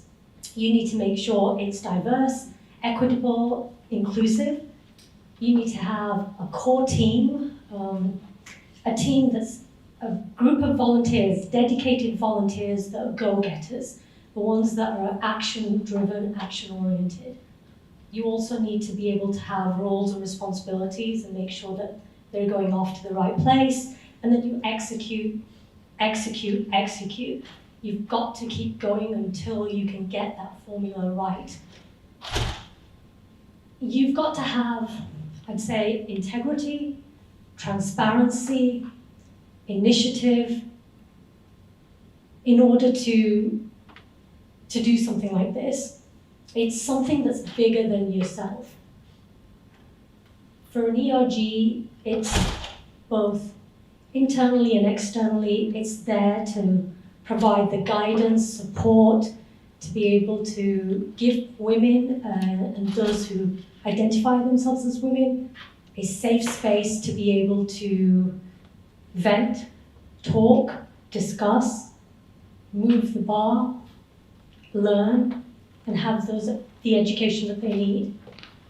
I will add that for International Women's Day, for the Break the Bias theme, we had a week-long panel discussions with female leaders who were, I'm talking CEOs, business owners, mothers, innovators, you name it, women that you could identify with, speaking about how they could go in and how they could keep going in order to get to the top, how to, move their ways up the corporate ladder. So I think that that's really important, is just having those types of discussions. Since then, we've actually been having those every single month. We continue that dialogue, and last week, Denise actually joined us talking about sustainability, talking about how women need to have each other's backs, how we can work to promote ourselves into positions of power by networking, having a dialogue, joining groups, being parts of projects and those types of things. Yep. Thank you. And I think discussions really vary depending on where in the world you sit. Countries have different perspectives on diversity. And the next question that I'd like to address is to Rocío, who's a senior leader, and she has much experience working in, not just in the US and joining the team, but also in working in different markets, former CEO of Alphabet in Spain. And I'm really curious, how have you seen the topic of diversity differ depending on where you're based? And how can we encourage an equitable conversation about diversity across different cultures and different local markets? So hello everybody, very sorry for my voice today, but the air conditioning was not my friend this weekend. So sorry for not being better. First of all, I would like, yes, it's a very important way to go in the company, as Asha said, that we execute these plans, and I am one example. So I am from Spain. I'm a mother of 2 daughters. I started the group 11 years after a merge, and I was identified as a talent. And then the group works with me, is still working in my development. I think this is very important, that we have this in the corporations, that the companies really invest in women.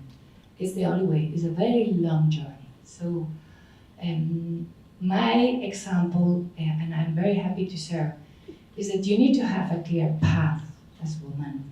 You need to know what you want, and that was me. So I started many long time ago thinking, well, I want to be a leader. I want to be a leader, and I was not shy to say that. I want to be a leader. And then this group is really supporting me in this. And this is what means for me also diversity. It's nothing about where I am from, my gender, my age, of if I am a mother or not. It's about talent. So to develop people, diversity.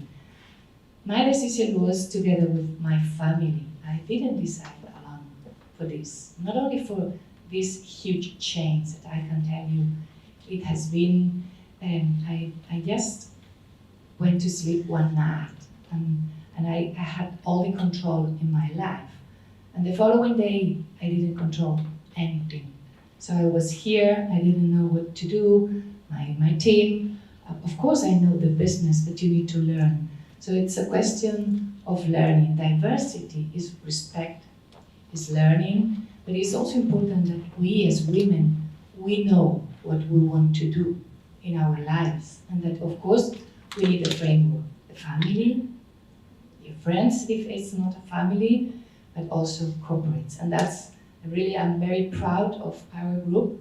BMW is really investing in this diversity. Thank you, Rocío.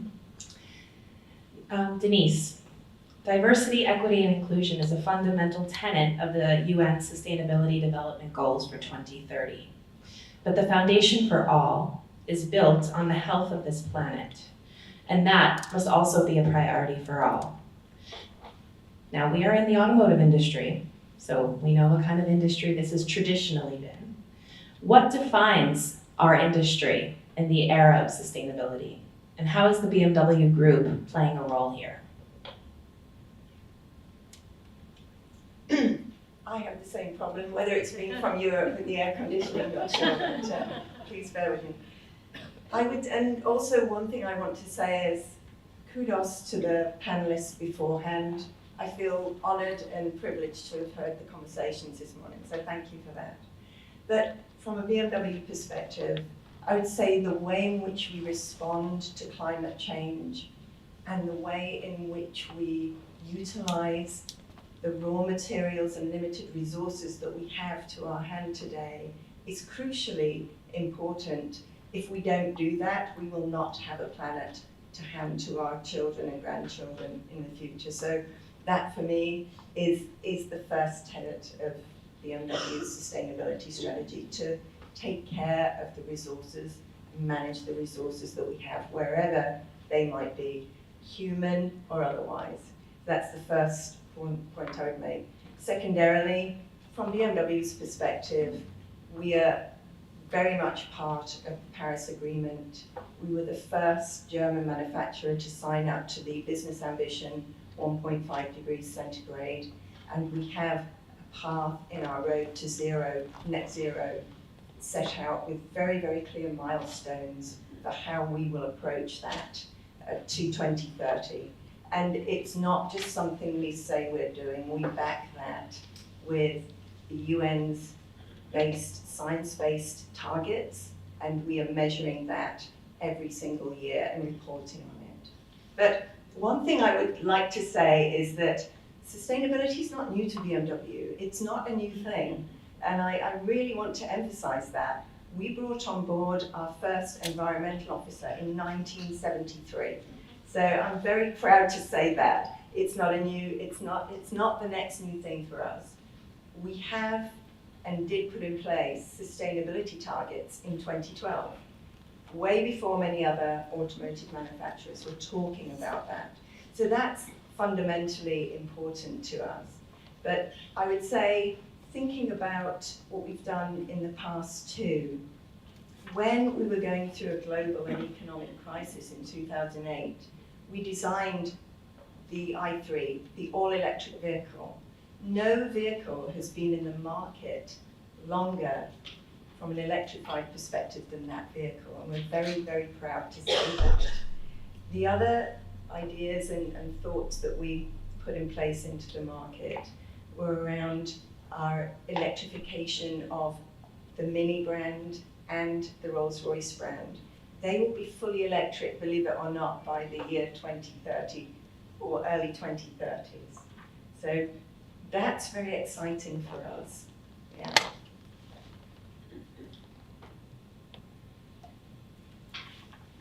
Thank you, Denise. Now we're going to switch gears, I think, to go a little off topic on company questions and more as professional women questions. And there's really two schools of thought when it comes with, growing up as a girl or someone who identifies as a girl and you're looking to be a leader at a company. And I think there's a divide in the conversation. You're told, well, you're a woman, so you can do it all. Or you're told, you're a woman, so you must sacrifice to do it all. Which of the school of thoughts are you guys, or how do you think the conversation fits with those topics? Anybody? I'd say both. You have to. It's a balance. It's a balancing act with everything else in the world.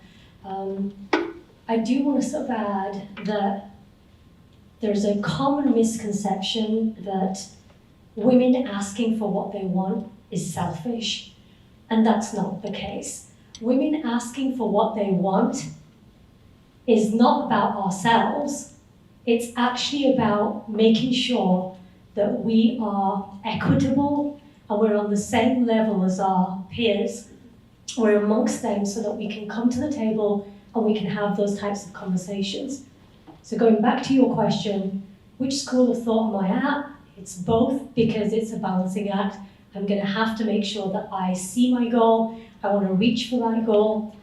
The ERG helps with mentors and mentorship, making sure that we're facilitating opportunities for women to get to that position.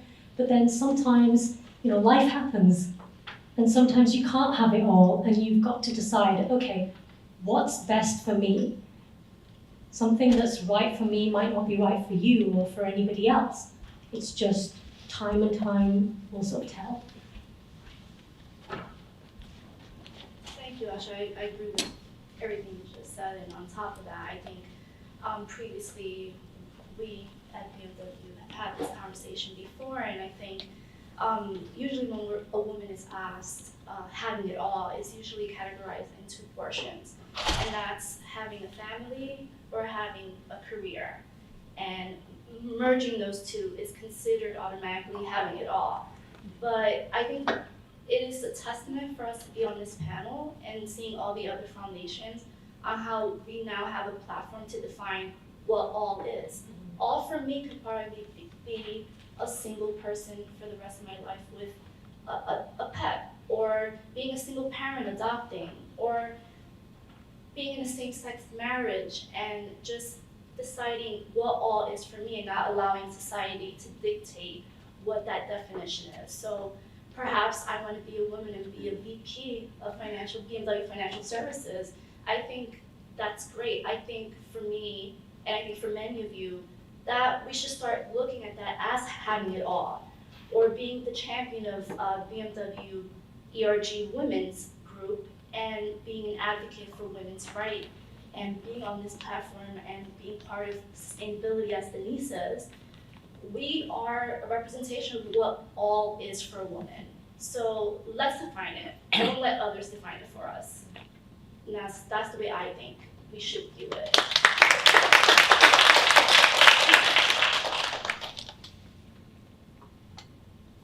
How are we doing on time, by the way? Number one mistake as a panel moderator, I didn't check the time before we started. So, you have 10 minutes more. 10 minutes more, excellent, okay, very good. Okay, another question for you all. If you could write a letter to your 12 or 13-year-old self, maybe nowadays it's more like 10, because women are starting to develop sooner, what would you say in that letter?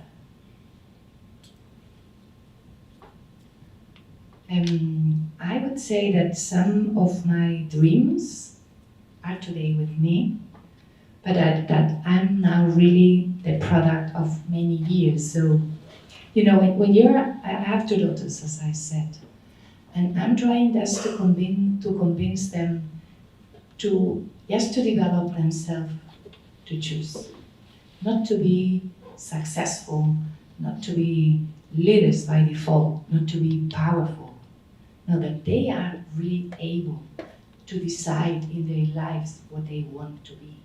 If they want to be mom and they don't want to work, we must be proud of that. So we shouldn't now say that being a very successful woman means to be a VP. No, that's not true. It's what you want to be. So I think it's important in this world that we train ourselves, women, but also men, that you can be just a father. You don't need to be the most successful. Could be your couple, the one that is the real successful one. So you don't need to be, it's not a question of gender. It's very individual. So when I was a girl, the world was completely different. So nowadays I'm very proud that our daughters, that the women, we can talk and that we can be very proud, because I remember when I had my first daughter and I went to school only on Fridays, because it was my decision to manage both my career and my family. I had some moms in the school asking me why I was not able to be the whole days there. And my daughter was there, listening to them. Why is not my mom? This is what we must avoid. So we must respect whatever is the decision. It's not good, it's bad, it's very individual. And what we need is to support, to develop women to choose, that they can be whatever they want.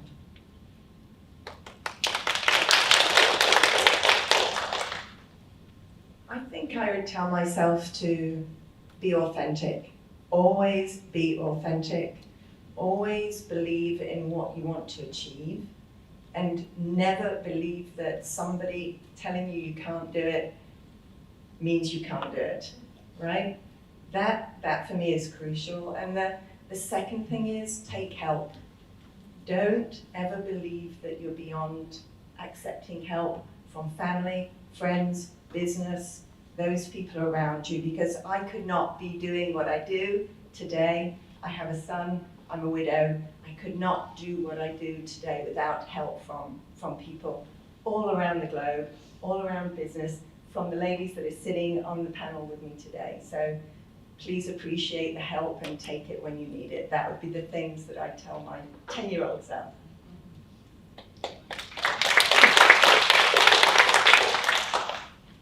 Thank you. How about it's okay to make mistakes? Can you tell me about a time that you made a mistake and how it turned out okay? I have a lot of mistakes. A lot, I can tell you. As much as you work, as older you are, you have more mistakes behind you. So I have a lot.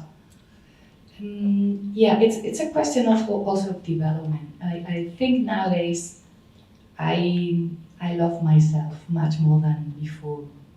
So probably in the past I was just complaining a lot about my mistakes. Now I'm learning that my mistakes are my learnings. Every day that I have a mistake, I make a mistake, I'm really better for the next one. So it's an opportunity to have mistakes. But yeah, sometimes we are superwoman. So we need to demonstrate ourselves and the rest to the rest that we are able, that we can manage, that I'm in a men's world. Used cars, you can imagine, used cars. So it's their problem. I'm not thinking what I'm thinking about me. I'm thinking about me and also about them, but not why they could be thinking if I'm doing well or not. Now I'm learning because I'm only 4 months. So with 4 months in the position, you can imagine, I don't know anything. So I need to learn and I'm doing mistakes. So just say, I'm sorry, I'm learning, and that's all. So in terms of mistakes, there are just clear mistakes that you make, right? When you learn to walk, you're going to stumble, you're going to fall, and that's how you learn. However, there are those mistakes too that are kind of deemed as social faux pas. So in my role in diversity and managing and executing and strategizing the diversity program, there are a lot of times where perhaps you'll be in an environment where topics are spoken about and you may be creating or projecting that, oh, perhaps, we shouldn't touch that topic, but a lot of these mistakes are really forced upon us, especially a woman, a Latina, someone who is a minority.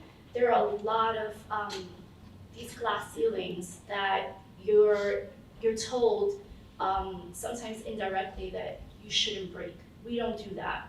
Interracial marriage was once wrong. It was against the law, and it was a mistake. But I think sometimes we have to get uncomfortable in order to learn and grow.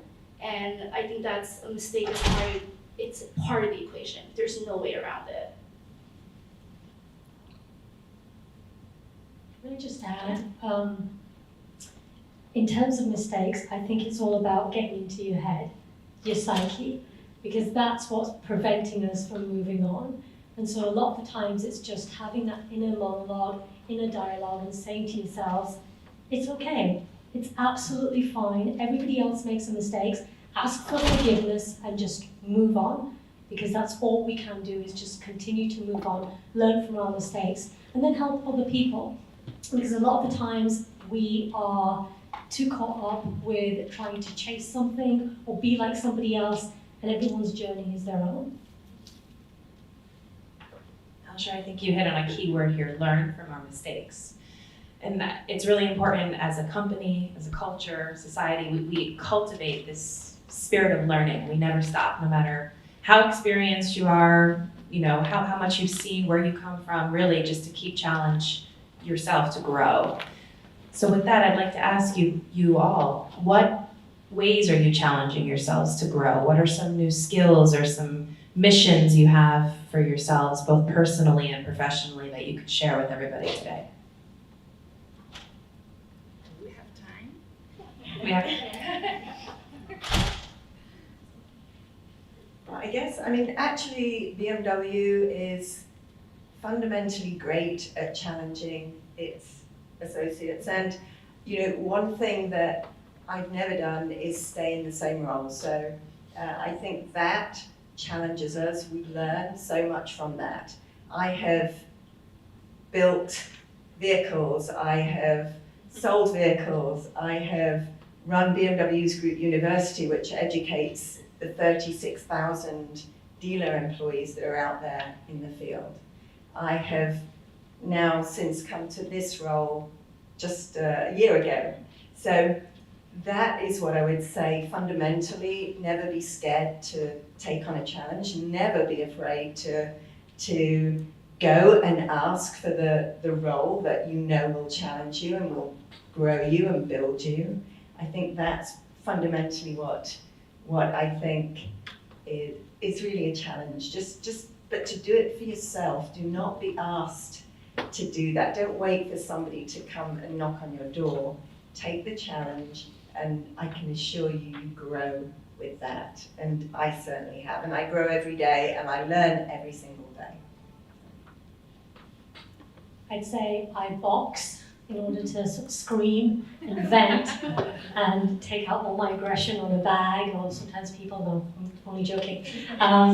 But then the other thing that I do is meditation. So I didn't want to just do meditation. I needed to understand the science behind it. So I went out and I enrolled in a course and became a licensed meditation teacher. And now I don't just do that for myself and self-care, but I do that for my team. I do that for other people. I do it within BMW, where I will have these guided meditation sessions just so that people can kind of go back into their zone. So the next Women of ERG champion meeting will be meditation? Yes, there is. Okay, excellent. I look forward to that one. Okay, I'm getting the nod that we're at time. So thank you very much, ladies, for joining us today. Thank you all for listening. I think we're going into another break, correct? So we didn't have time for questions during the panel, but we will be around here during the break. So if anybody in the audience would like to come and speak with us, we will be available. So thank you guys very much. And thank you for having us.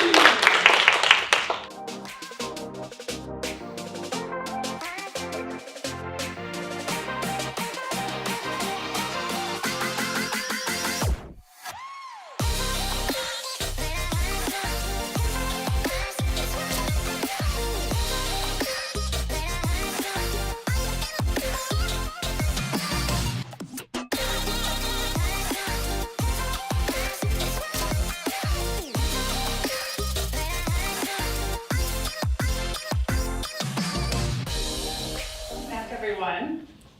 I'm so excited to be here.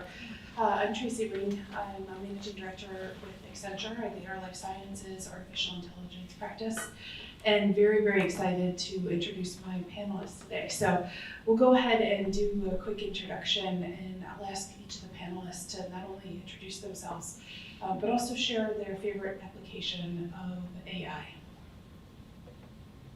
Hi everyone, my name is Kerry Smith and I'm a business builder. So I've been a founding member of several digital startups in the space of data analytics and AI. And I'm at Accenture. I'm a managing director. I run our financial services and cloud first portfolio for our applied intelligence group.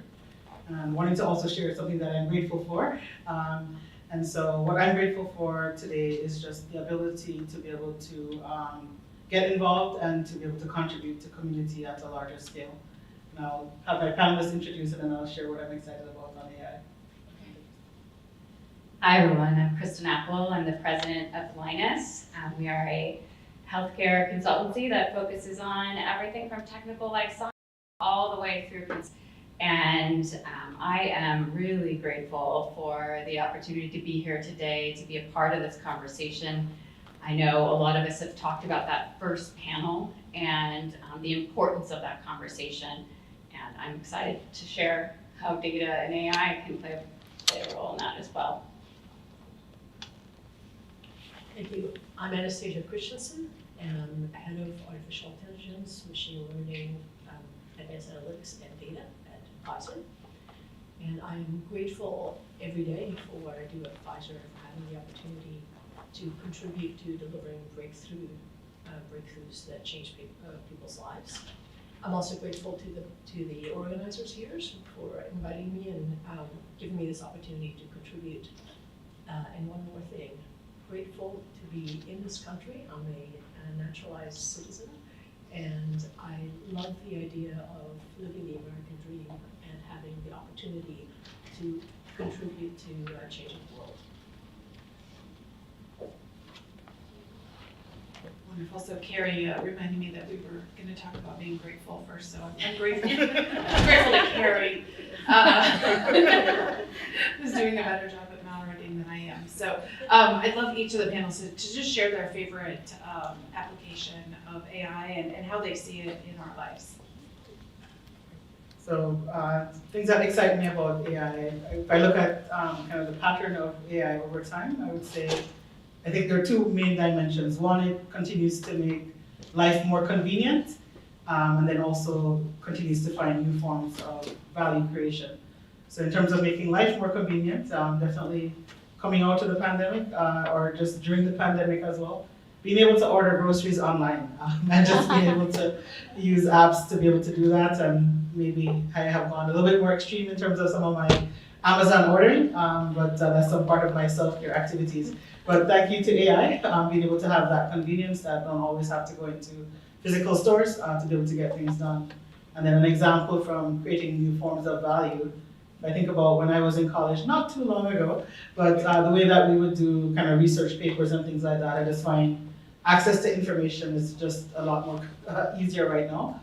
Just being able to find topics leveraging search engines and just being able to very quickly access new forms of information. So thankful to AI on those two dimensions. Carrie, you talk a lot about being grateful for AI. I love that you brought up grocery delivery, as many of us are. But from a realistic and a serious perspective, I'm grateful for AI for helping us all become more knowledgeable. We're going to have a conversation today about health and how that really plays a big role in how AI can really help us change our habits, be more healthy, talk about self-care, and I'm grateful for all the ways that AI has come together for that. My favorite AI application right now, if we're going to talk about augmented intelligence, Spotify for breaking up my doldrums of music. I don't think I can compete with that. But I actually think, for me, I think AI will be the great equalizer. As much as that may sound as, maybe it's only the privileged who have access to AI, that's not true going forward. Everybody has access to AI capabilities. Everybody can learn AI. But most importantly, I think AI enables us to make data-driven decisions that are non-biased. And I think that's the reason why I believe it's going to be the great equalizer. That's probably as close as I'm going to get to a favorite application because I got too many of them. Perfect. I think today's discussion is all about equality, so thank you for getting us started. So I would be nothing if I didn't start us with a little bit of data. It's the world that we live in and the one that I love. And so I thought it would be interesting to just look at research and say, what on the macro level do we see as far as women working in and embracing AI as a career? And so the World Economic Forum in 2020 found 26% of women in AI. Stanford reports an AI index, which reports the number of women on the tenure path, just around 16%. Forbes found 14% is women. And no matter how you slice it, we're nowhere near 50%. And so for me, it's concerning, and albeit much different than it was 10 years ago or 20 years ago. We have an awful lot of work to do.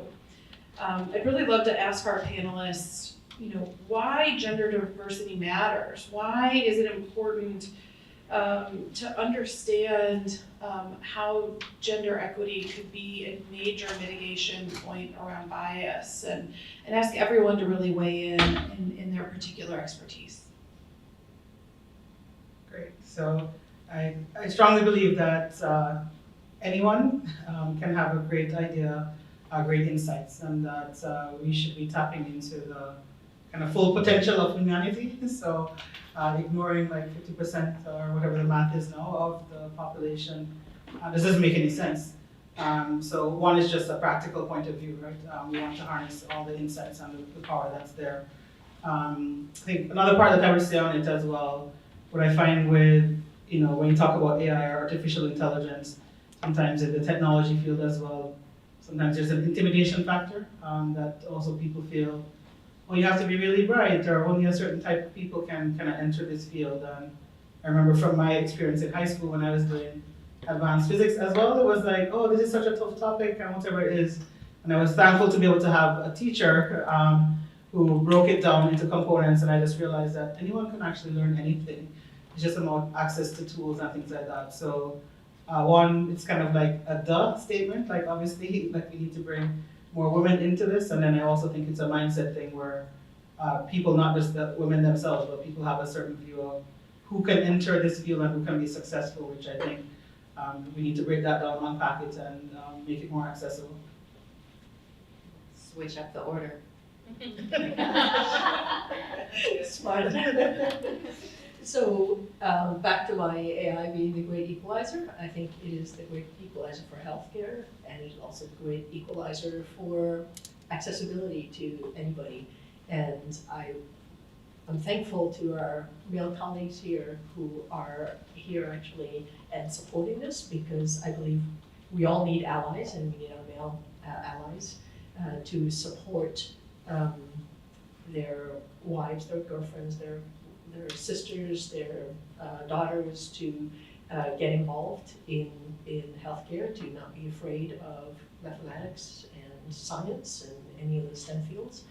And I do believe that anybody who sets their mind to it can actually achieve mathematical education, STEM education, and can learn about AI. That's great. And as we think about equality and data, that'll only help us make better decisions with healthcare. How can we give the right patient the right therapeutic, right? And if we're not thinking about women in this equation, we are going to make poor healthcare decisions. And I know Anastasia at Pfizer, you're all thinking about this, and at many pharma and life science companies across the entire world. How do we have the right populations in our clinical trials? How do we have the right sample of people when we're trying out new therapeutic approaches? We need to think about this. It's really important, and I'm glad we're a part of this conversation today. It's interesting, we actually at Accenture just wrapped up a study with 1,500 organizations surveyed, and the concept of AI fluency being such an important factor, and to the point of what Carrie and Anastasia are saying around the ubiquity of AI, a large-scale resources org decided to cross-skill everyone in the organization, not everyone in IT, not everybody who was above a certain level, everyone completed AI fluency training, and an individual whose role was working on preventative maintenance in oil rigs and working around there, it really clicked, and they went home and wrote an algorithm that saved their organization $1.5 million. And I think that's the importance of really thinking that AI is within reach for everyone, and it is actually really all around us. And so I'm very excited to have this cohort that believes the same that I do, that it's an exciting time. I'm going to pivot just a little bit, and Anastasia, Kristen tugged on this a little bit, but if you might, why are we now seeing AI as such a prevalent trend? Turing has been around forever. AI is not anything new. Would you be able to give us a little bit of a sneak peek, not only of why it's important, but also how Pfizer is using AI?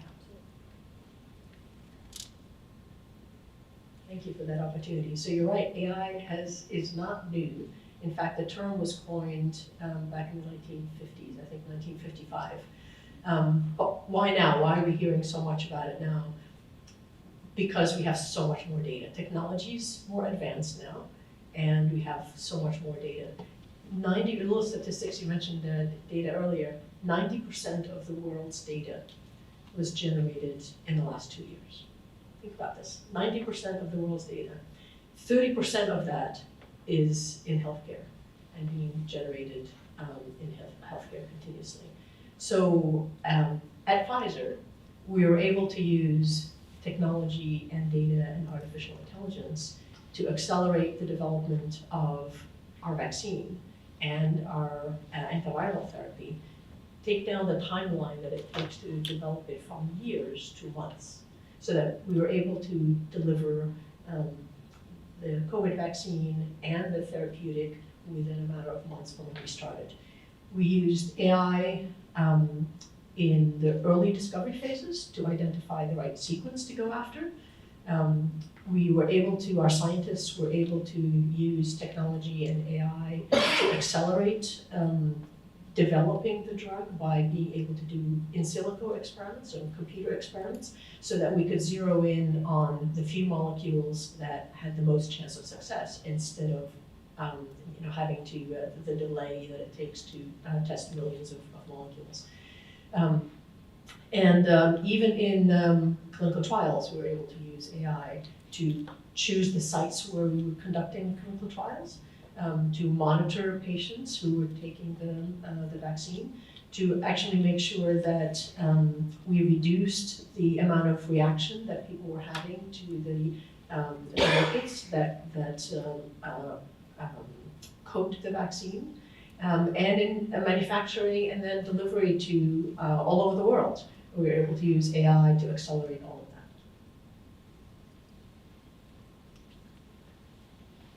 Kristen, I'm going to pivot to you. Thinking about the consumer health side, products like Apple Watch, Oura Rings, etc. How are the abilities around the devices that we live with driving to better outcomes, and how do you see that as an integral part of how we now live? Sure. So there's so much happening in the digital health space, whether it's Apple Watch releasing many different interventions on their latest release, to Oura Ring, who is telling us to, this is your readiness score. You are going out today and you are going to feel great. So they're telling us how to think, how to do, and how to be.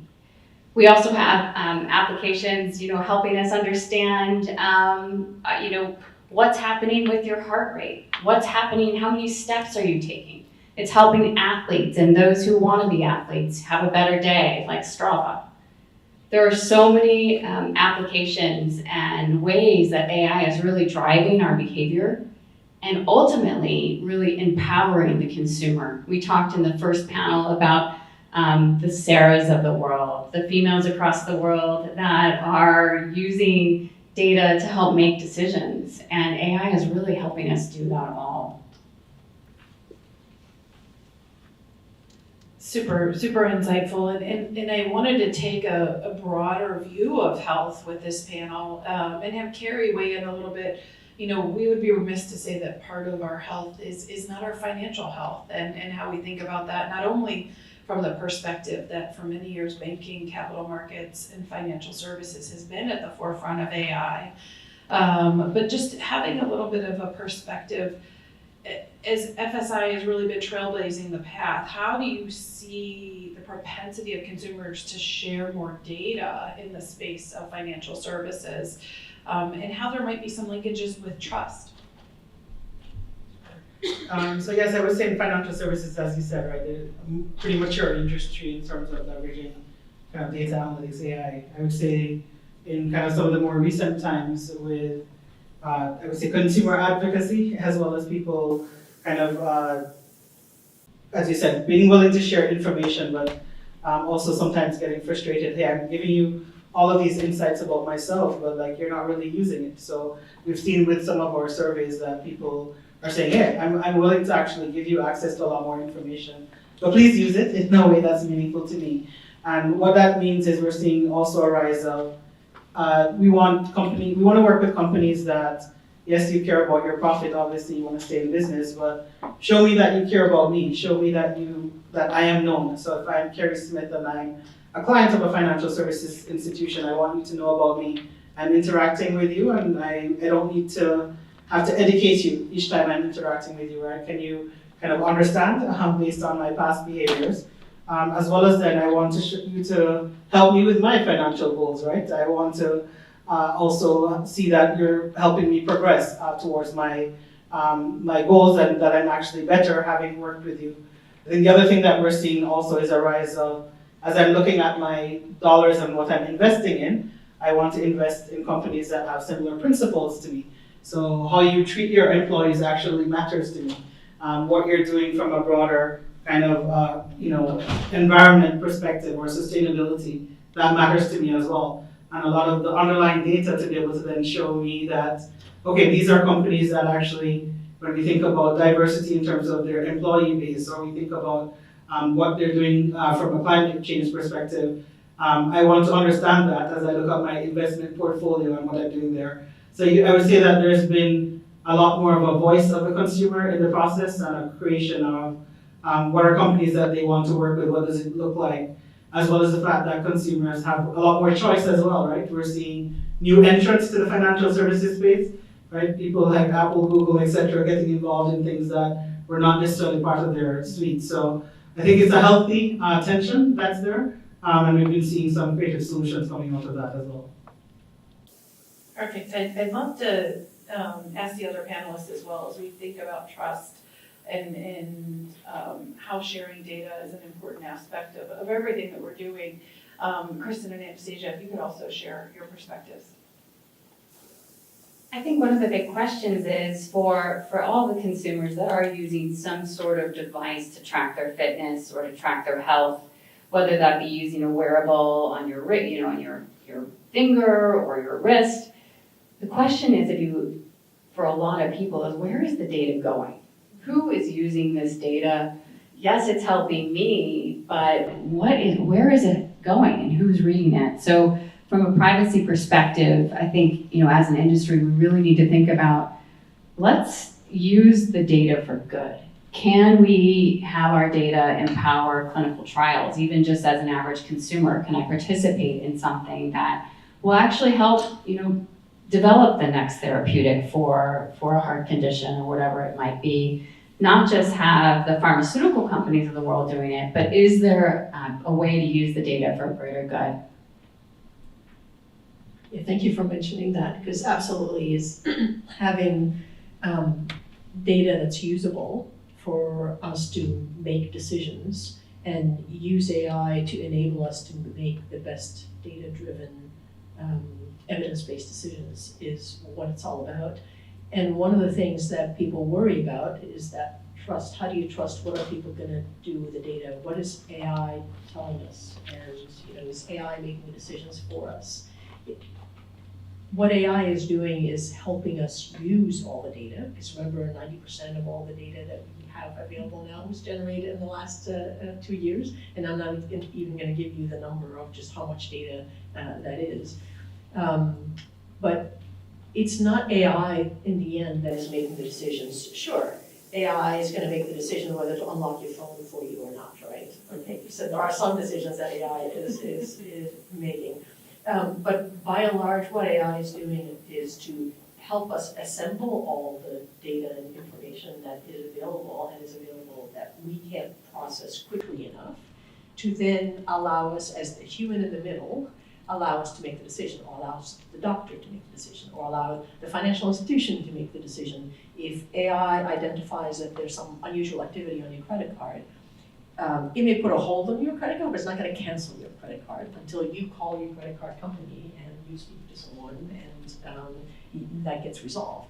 Same with healthcare. If the data is used and an AI algorithm identifies that you have a genetic mutation that might have you susceptible to a disease, or that something was seen in an x-ray, it's not going to make the decision of what to do. It's going to refer to the doctor or the healthcare provider, who will then review that data and take the next step, maybe request additional tests. So we need to not be afraid of AI, not be afraid of what AI does.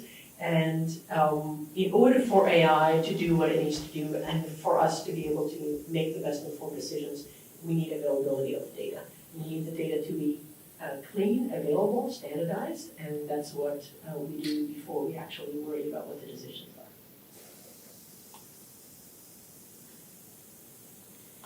We realize we could probably talk about all of these in depth for an hour. Okay. And you bring up this an interesting point, Anastasia, around this idea of our appetite for a false negative or a false positive, but as it relates to AI. It's interesting, when we think about, particularly for health, if my watch or a device were to tell me that I needed to go to the emergency room falsely versus if my credit card doesn't swipe, we're in a little bit of a different term. But I thought it would be interesting to sort of pivot and think about AI for good. There's so many aspects of this that I think are accretive to living better lives and being better contributors to society. So I'll start with you, Carrie, and ask everyone to kind of have their own lens on this. But as you think about manifestation of AI for good, how do we leverage that? And what are some of the things that you're sensing in financial services? Thanks. Actually, I'll share with you just a recent effort that we did. We've been Accenture in partnership with our World Economic Forum, and we have leaders across financial services as well. And we were looking at the democratization of capital markets and basically looking at the retail investor. And a big point of this was also looking at how do you make capital markets and investing more accessible for all. And I think key part of that was some of the tooling and the interfaces and the way that people are interacting with the information. But I would say education was a key part of that. And if I think about just AI and the manifestation of that, what we were seeing was there's a lot of information, for example, available on social media, right? People sharing that. I mean, people use that as well to be able to work the markets, which I will not get into. But there's a lot of information out there and a lot of, I would say, misinformation as well. And so, as we think about education, is there some way that we can actually help the consumer to understand, yes, educating on, different investment vehicles, but what are even valid sources that you should look at in terms of information, and helping a little bit with the curation of that, as well as then for the average retail investor to let them know, is it okay to enter crypto, and how do I actually get started? So I like what Anastasia was saying, which is AI is a great equalizer. And I think a big component of that is, as we think about education and accessibility, leveraging AI to help bring some trust into it, in terms of curating information and understanding what really is valid and what is more speculative, what sources you can trust with that, but also how do I actually bring education to different people and use mechanisms such as, for example, augmented reality, virtual reality, right? Leveraging the metaverse, some of these new ways of communicating to be able to get the information out there. Good. And as we think about data for good and how having more data and having the ability to be empowered by that data help guide us, we think about having data to help us all make better health decisions, whether if we're trying to lose weight, we're trying to improve a chronic disease. Regardless if you have a wearable or a computer or even a phone, being able to give guided recommendations for people across the world to make better health choices and to be aware of their health is absolutely critical. When we have a shortage of primary care physicians in the US, and it sometimes takes 2 to 3 months to go see your provider, being able to ask a question or being able to look for advice, given all of the data that we have, is really critical for AI.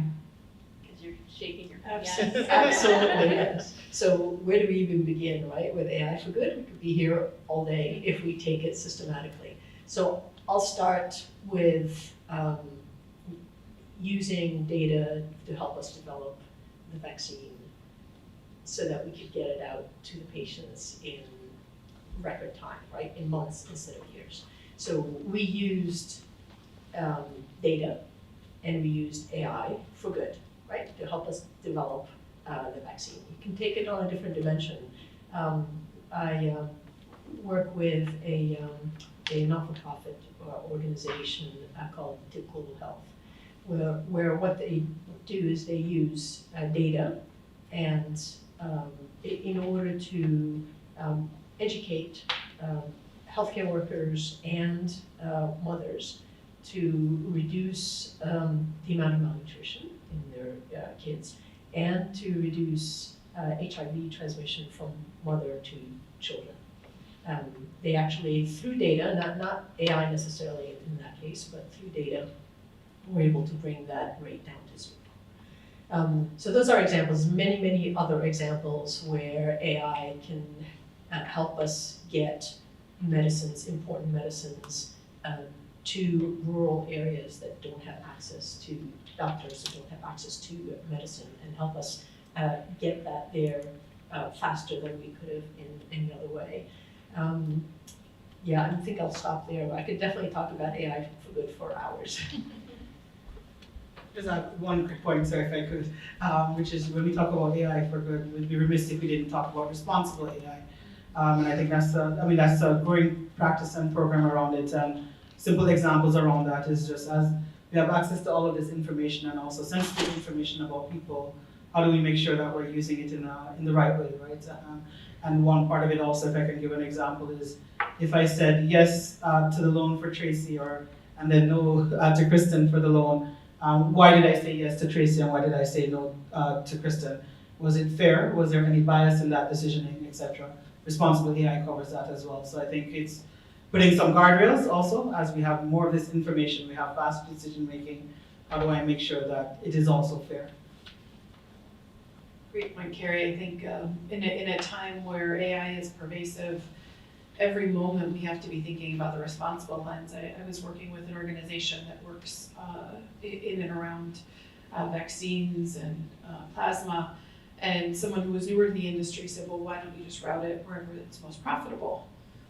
Which is completely inequitable, unfair, and not the right thing. And it wasn't that individual was trying to do anything nefarious. It was just they had come out of industry, and if they were routing cars or they were thinking about other consumer goods, it wouldn't have been necessarily something that would have created a great divide, or maybe one that was so important. And so I love this idea of responsible AI.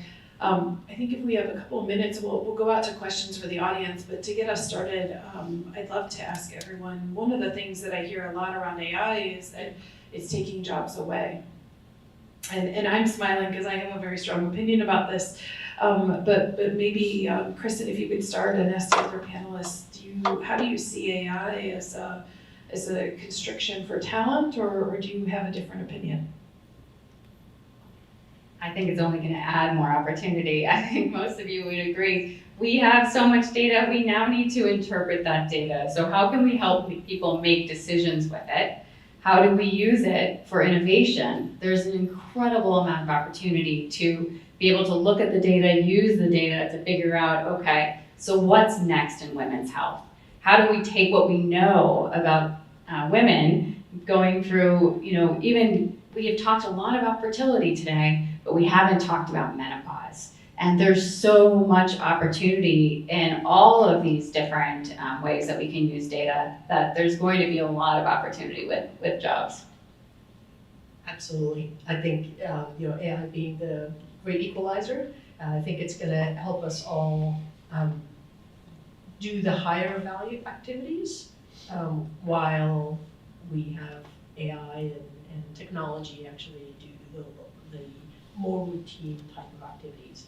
And for example, with understanding disease better, with the human in the middle, the human isn't going away, but it's actually helping us find the nuggets of information, helping us make better use of the data, helping us make the decisions. So absolutely. Part of it on this as well is our do it as kind of coaching to maybe all of us, which is like we don't live in a static world, and we're going to need to be continual learners, right? And so I think we have to be able to continue to adapt. So I think, yeah, some jobs will no longer exist, but new jobs will take their place, right? And I think there's just going to be a continual skilling, upskilling, etc. that will need to be there. And I just think that's just part of life to continue to be relevant. But I look at AI as an enabler, a partner, and we will just need to continue to grow also. Yeah, I will share that most data scientists are still doing too much data cleansing, data reconciliation, and doing not the things that they went to school for and aspire to do. So I actually consider AI to be a great retention vehicle. So if anyone has questions. Thank you guys for all of your insights today. I used to work at Microsoft's AI for Good Research Lab, so I definitely know that there's like an infinite amount of amazing use cases, for the applications of AI across the 17 Sustainable Development Goals. My question to you guys is, a lot of my friends who aren't as, familiar with how the applications of AI are being used in corporations, they get really freaked out about the uses in social media and how like on Instagram, you can talk about something and not even be on the app, and it'll come up as an advertisement. How do you guys resolve those privacy issues? Maybe in just like your day-to-day life, or how do you communicate them to people who aren't as familiar?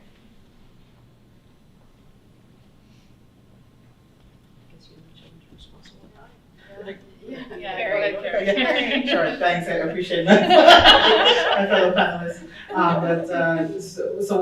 When you were asking the question, the first answer that came to my mind, I'm going to share it with you, which is we do have to read the fine print.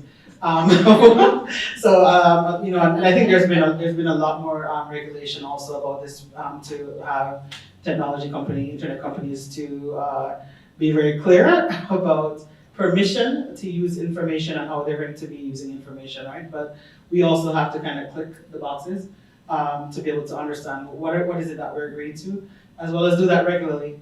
One of the major providers, I'm not going to call the company's name, but they do change their policies quite a bit, so we have to kind of stay vigilant with that. That's kind of one answer to your question. The other answer to the question, if you think about like sci-fi, AI, all of that, and we get some of that from the movies, it can seem very scary, or even just in companies when people hear about it, they're like, oh, robots are going to take over my job and stuff like that. And I think part of it is just disaggregating the problem and giving people some very practical examples, which is then some of these manual tasks that you yourself are bored with, like let the computer do that and then empower you to do something else. So multiple level answer, but that's kind of how I would do it. I think for me, I find sometimes with FAIR, if you start to break it down and ask the why and those type of things, people start to get a little bit more comfortable. But if they keep it at that high level of aggregation, then yeah, it becomes a monster, right? Which it is not. Anyone else wants to add to that? I'll add to it just so we don't leave you out there by yourself. So responsible AI and ethical AI is something that the whole world is now awake to.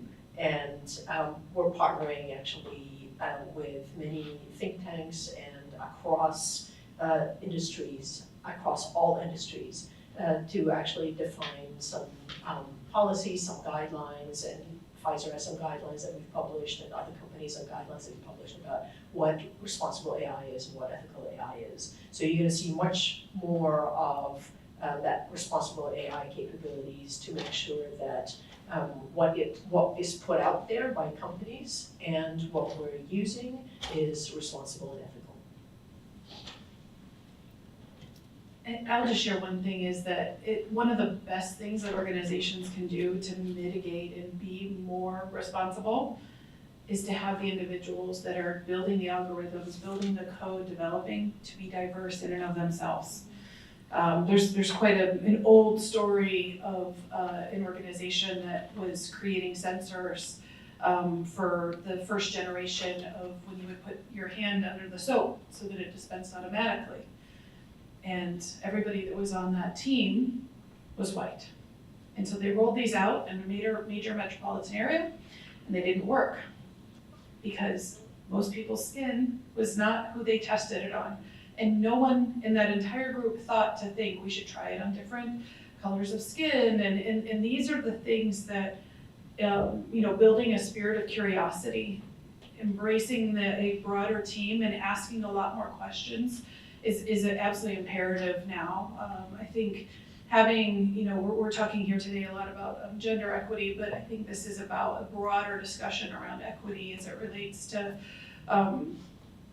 age and race and gender and preferences and everything that could be related into that. And it's important that you bring all of those diverse perspectives to codify on the front end, and then continue to keep asking the question over and over and over again.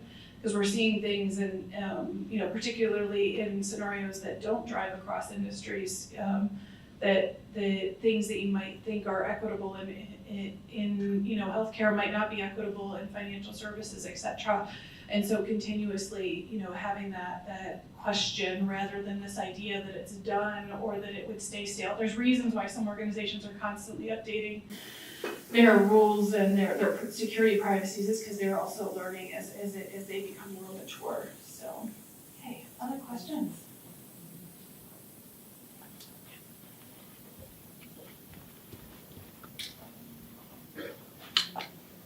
Thank you very much for your insights. Absolutely fascinating. I'm Sue.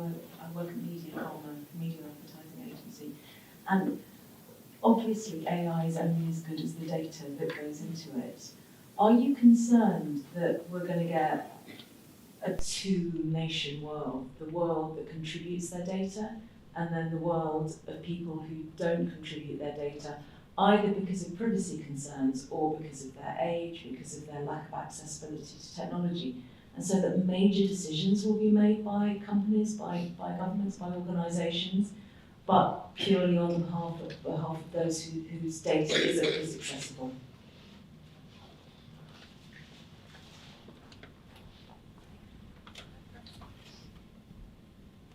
I think that's a great question. It's an important one. It's something that the U.S. government is thinking about. For all of you who are aware of the All of Us program, really trying to get a representation across the United States of everyone participating in this major genomic experiment.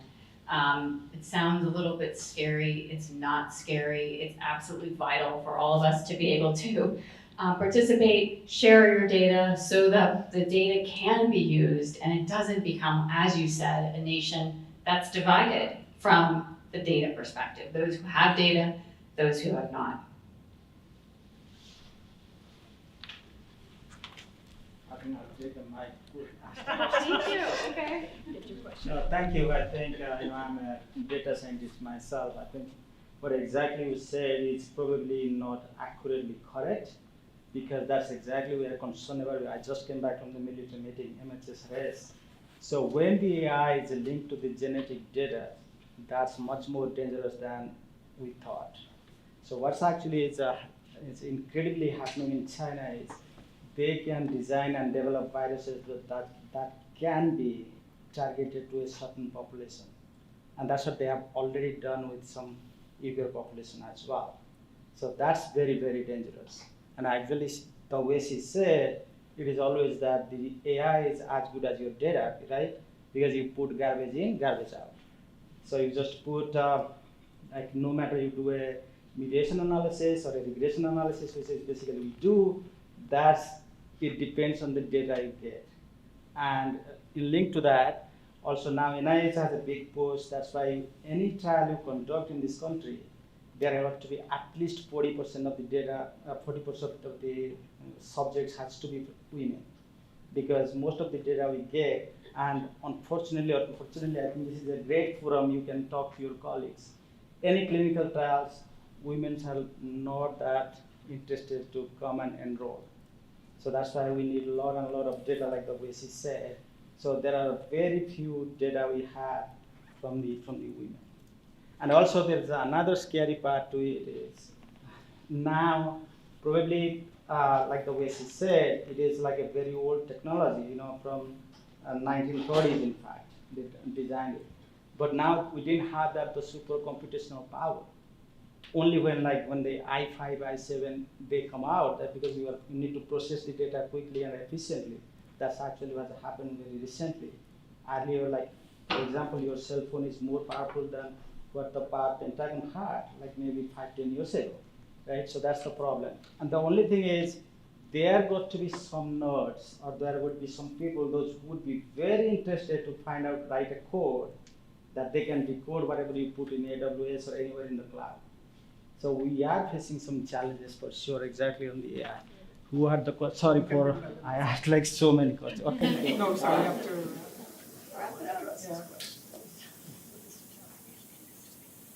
So my question is in a completely different area. So I know that 60% of the world has broadband, but that leaves 40% that does not. And many women are in underserved communities that don't have classes like advanced physics. And many of us who have teachers that are teaching us science, they're not wonderful teachers that are willing to be, patient and loving. For example, my science teacher told me, I know you'll do great in this class because you're pretty. So those types of things, that a lot of times women have to deal with. So I keep hearing things like, AI is a great equalizer, but we're looking at a world in which many people don't even have the internet, let alone access to science where they can learn things like AI. And so I'm curious, one, I love everything that you guys are saying, and I'm really excited to hear what you have to say and all of the benefits of AI. But I'm also curious, when you say that 16% of women are on a 10-year path with AI, what can we do, those of us in this room, and also what are you doing to help address, these issues where women are not getting access to this kind of education, access to broadband, access to, an AI path? I hope that makes sense.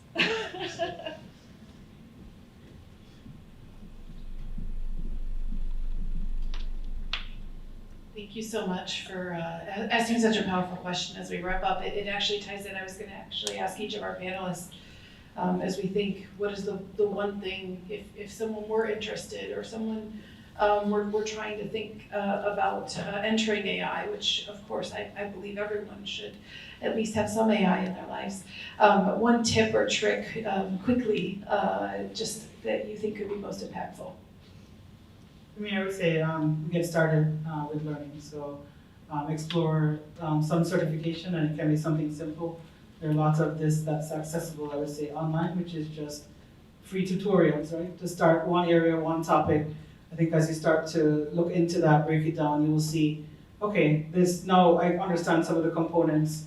Maybe it's not as hard as I thought, and then tag team on that with an answer to that question there. I would say people are more looking at also mobile applications, because even if we not have access to broadband, most people do have a cell phone, right? So there are things which are being designed that can actually be leveraged on a handheld device. And then in terms of, yes, I understand also about good teachers, not so great teachers, or teachers who think, well, you're never going to do advanced mathematics or whatever it is, right? So I think part of it is then investing and partnering with organizations who have intents and motives, which is to bring broader accessibility, whether that's Girls Who Code or different organizations, right? Which I would say that there are multiple of them coming up now. My advice is don't be afraid to ask someone for a 10-minute conversation. Most people will say yes. If you give it a limited time, just go up to your neighbor, ask your teacher, can we have a quick chat? I'm interested in AI. So that's my advice. So to switch it up a little bit, to use something else, I'm going to say education. And to your point, your question earlier, I don't mean education in terms of taking a course. I mean education in terms of awareness. That awareness, if you haven't already contributed in some way to an NGO or not-for-profit, non-government organization, find one, get involved, and don't just contribute monetarily, although that helps. Contribute your time. Use your talent for good, and go to those rural areas and help build that infrastructure that's going to bring healthcare to them. And keep in mind that in some of those rural areas, while they don't have the infrastructure, they also don't have the legacy systems that stop them from adopting new technology and adopting. So go to those areas, help them build and bring the new technology to them, and teach them what's good. Wonderful. Well, in closing, I would just say that an amazing spirit of hope and gratitude to my co-panelist. I'll leave you with one data statistic. In the survey that I mentioned earlier, only 12% of organizations are truly mastering AI, or what we would call achieving AI. And so to Anastasia's point that we have just begun to create enormous amounts of data, I think we're just beginning to tap the surface on AI, and I'm very excited to see the future for this, and grateful for the wonderful insights of Anastasia, Kristen, and Carrie. Thank you so much, and thank you to the World Women Foundation.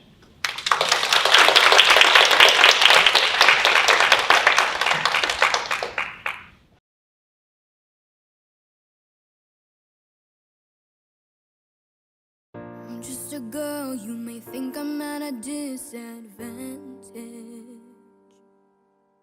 Going out into the world, but I think I'm gonna take my chances.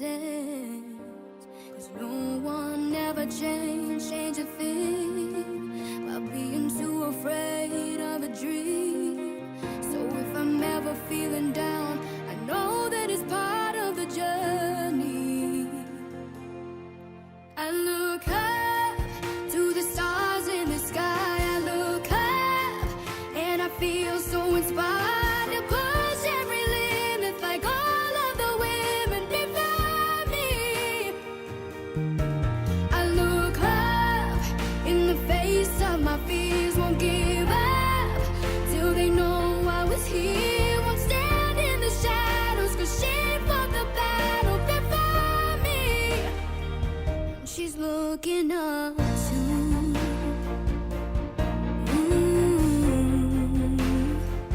And she's looking up to.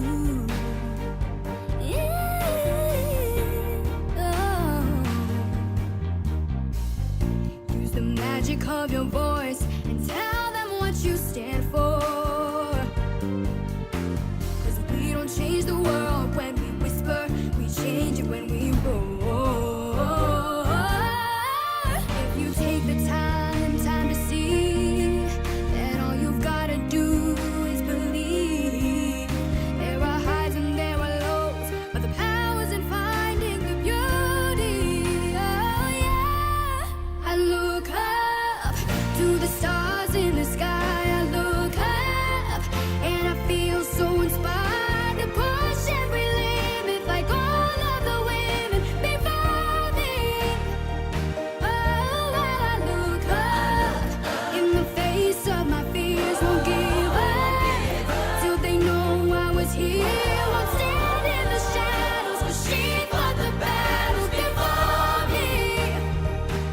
She's looking up, I am her, and she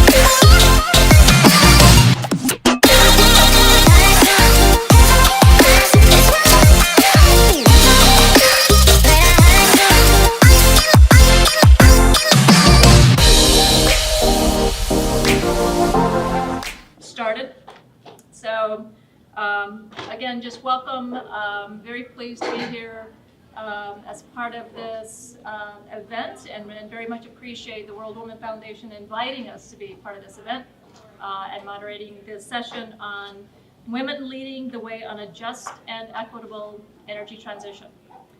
My name is Tracy Crow. I'm the Chief of Staff and Senior Director for Sustainable Energy for All. We have a fabulous panel with us here today. So let me introduce them, and then I'll just frame the discussion a little bit first as well. So please welcome Tish Mendoza, and you are the Senior Vice President and the Chief Human Resources Officer for AES Corporation, right? Right, that's right. Very much welcome you being part of this. Eduarda Zagby, political scientist. I'm not sure I need it, but I'll use it. Political scientist and director of the Women in Energy Brazil program from Columbia University. Is that right? Yes. Okay. All right. And then I'll introduce our third panelist when he gets here. So what I wanted to do is before we get into the questions is really just start by framing this discussion a little bit and talk about, the title is A Just and Equitable Energy Transition. So I think everybody knows that we are in the midst of a climate crisis. There is a news report, multiple news reports every single day. So we know that happens. Energy accounts for about 3/4 of the emissions that are contributing to climate change. So the climate crisis is also an energy crisis. You cannot separate those two. So it's imperative that we transition our energy systems, our global energy systems, to clean and low carbon so that we can address the climate crisis. But the other component of this is what's going on with energy poverty. So we have 733 million people around the world who do not have any electricity, none. We've got 2.4 billion people who do not have access to clean cooking.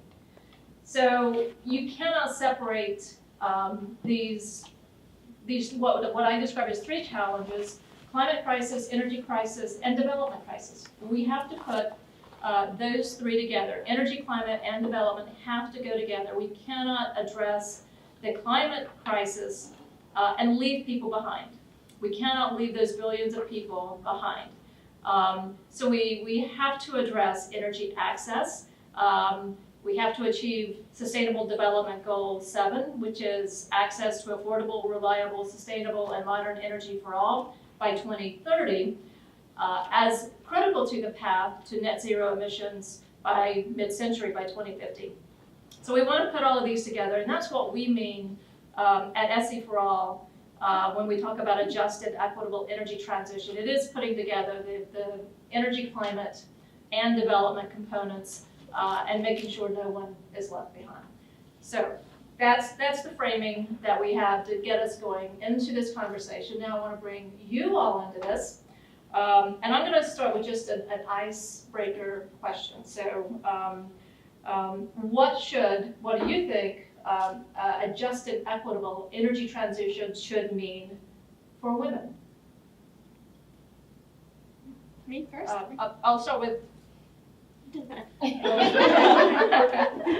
So first of all, thank you for the invitation, and thank you for allowing me to have the opportunity to speak with all of you about this very important topic. We completely share your sentiment in that you cannot separate those two things.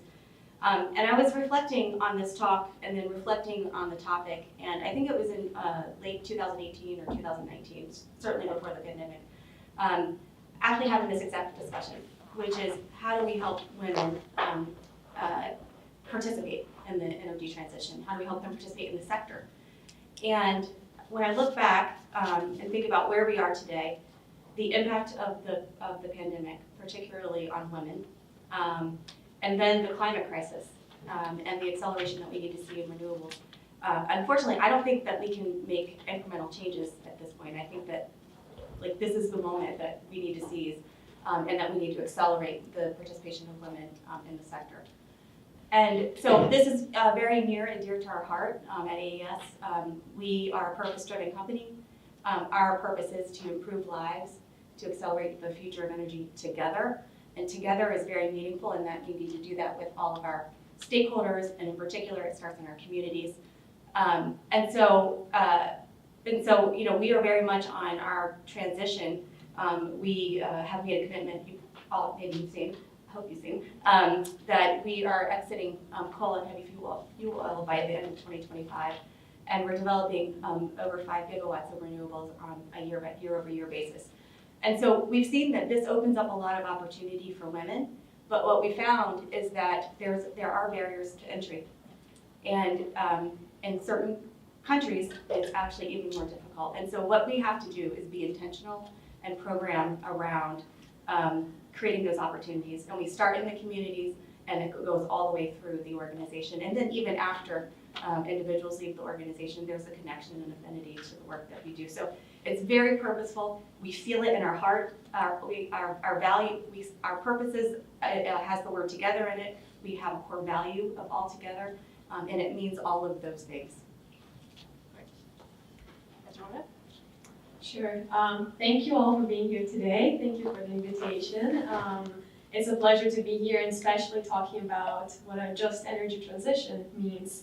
I think it's important maybe to give you context of who I am. I'm from Brazil, so I speak a lot from a global south perspective, and as someone who has been a youth activist since I was 12.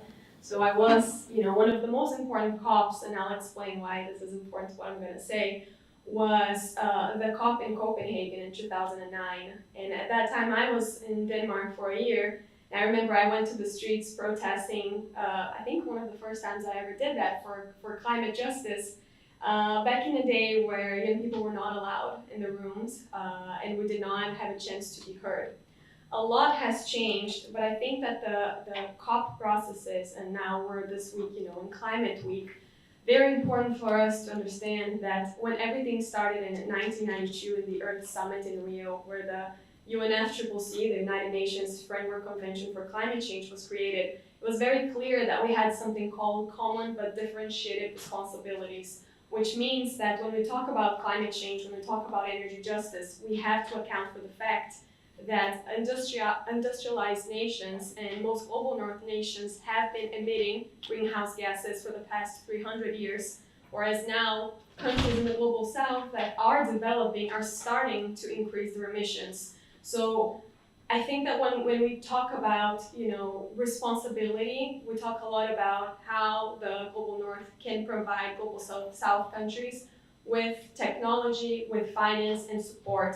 And I think this type of support comes a lot with gender equality and thinking from a bottom-up approach. And again, this is incredibly important because I was just reading a study that just came out in Brazil about, you know, climate justice matters for whom. So who are these people that need climate justice?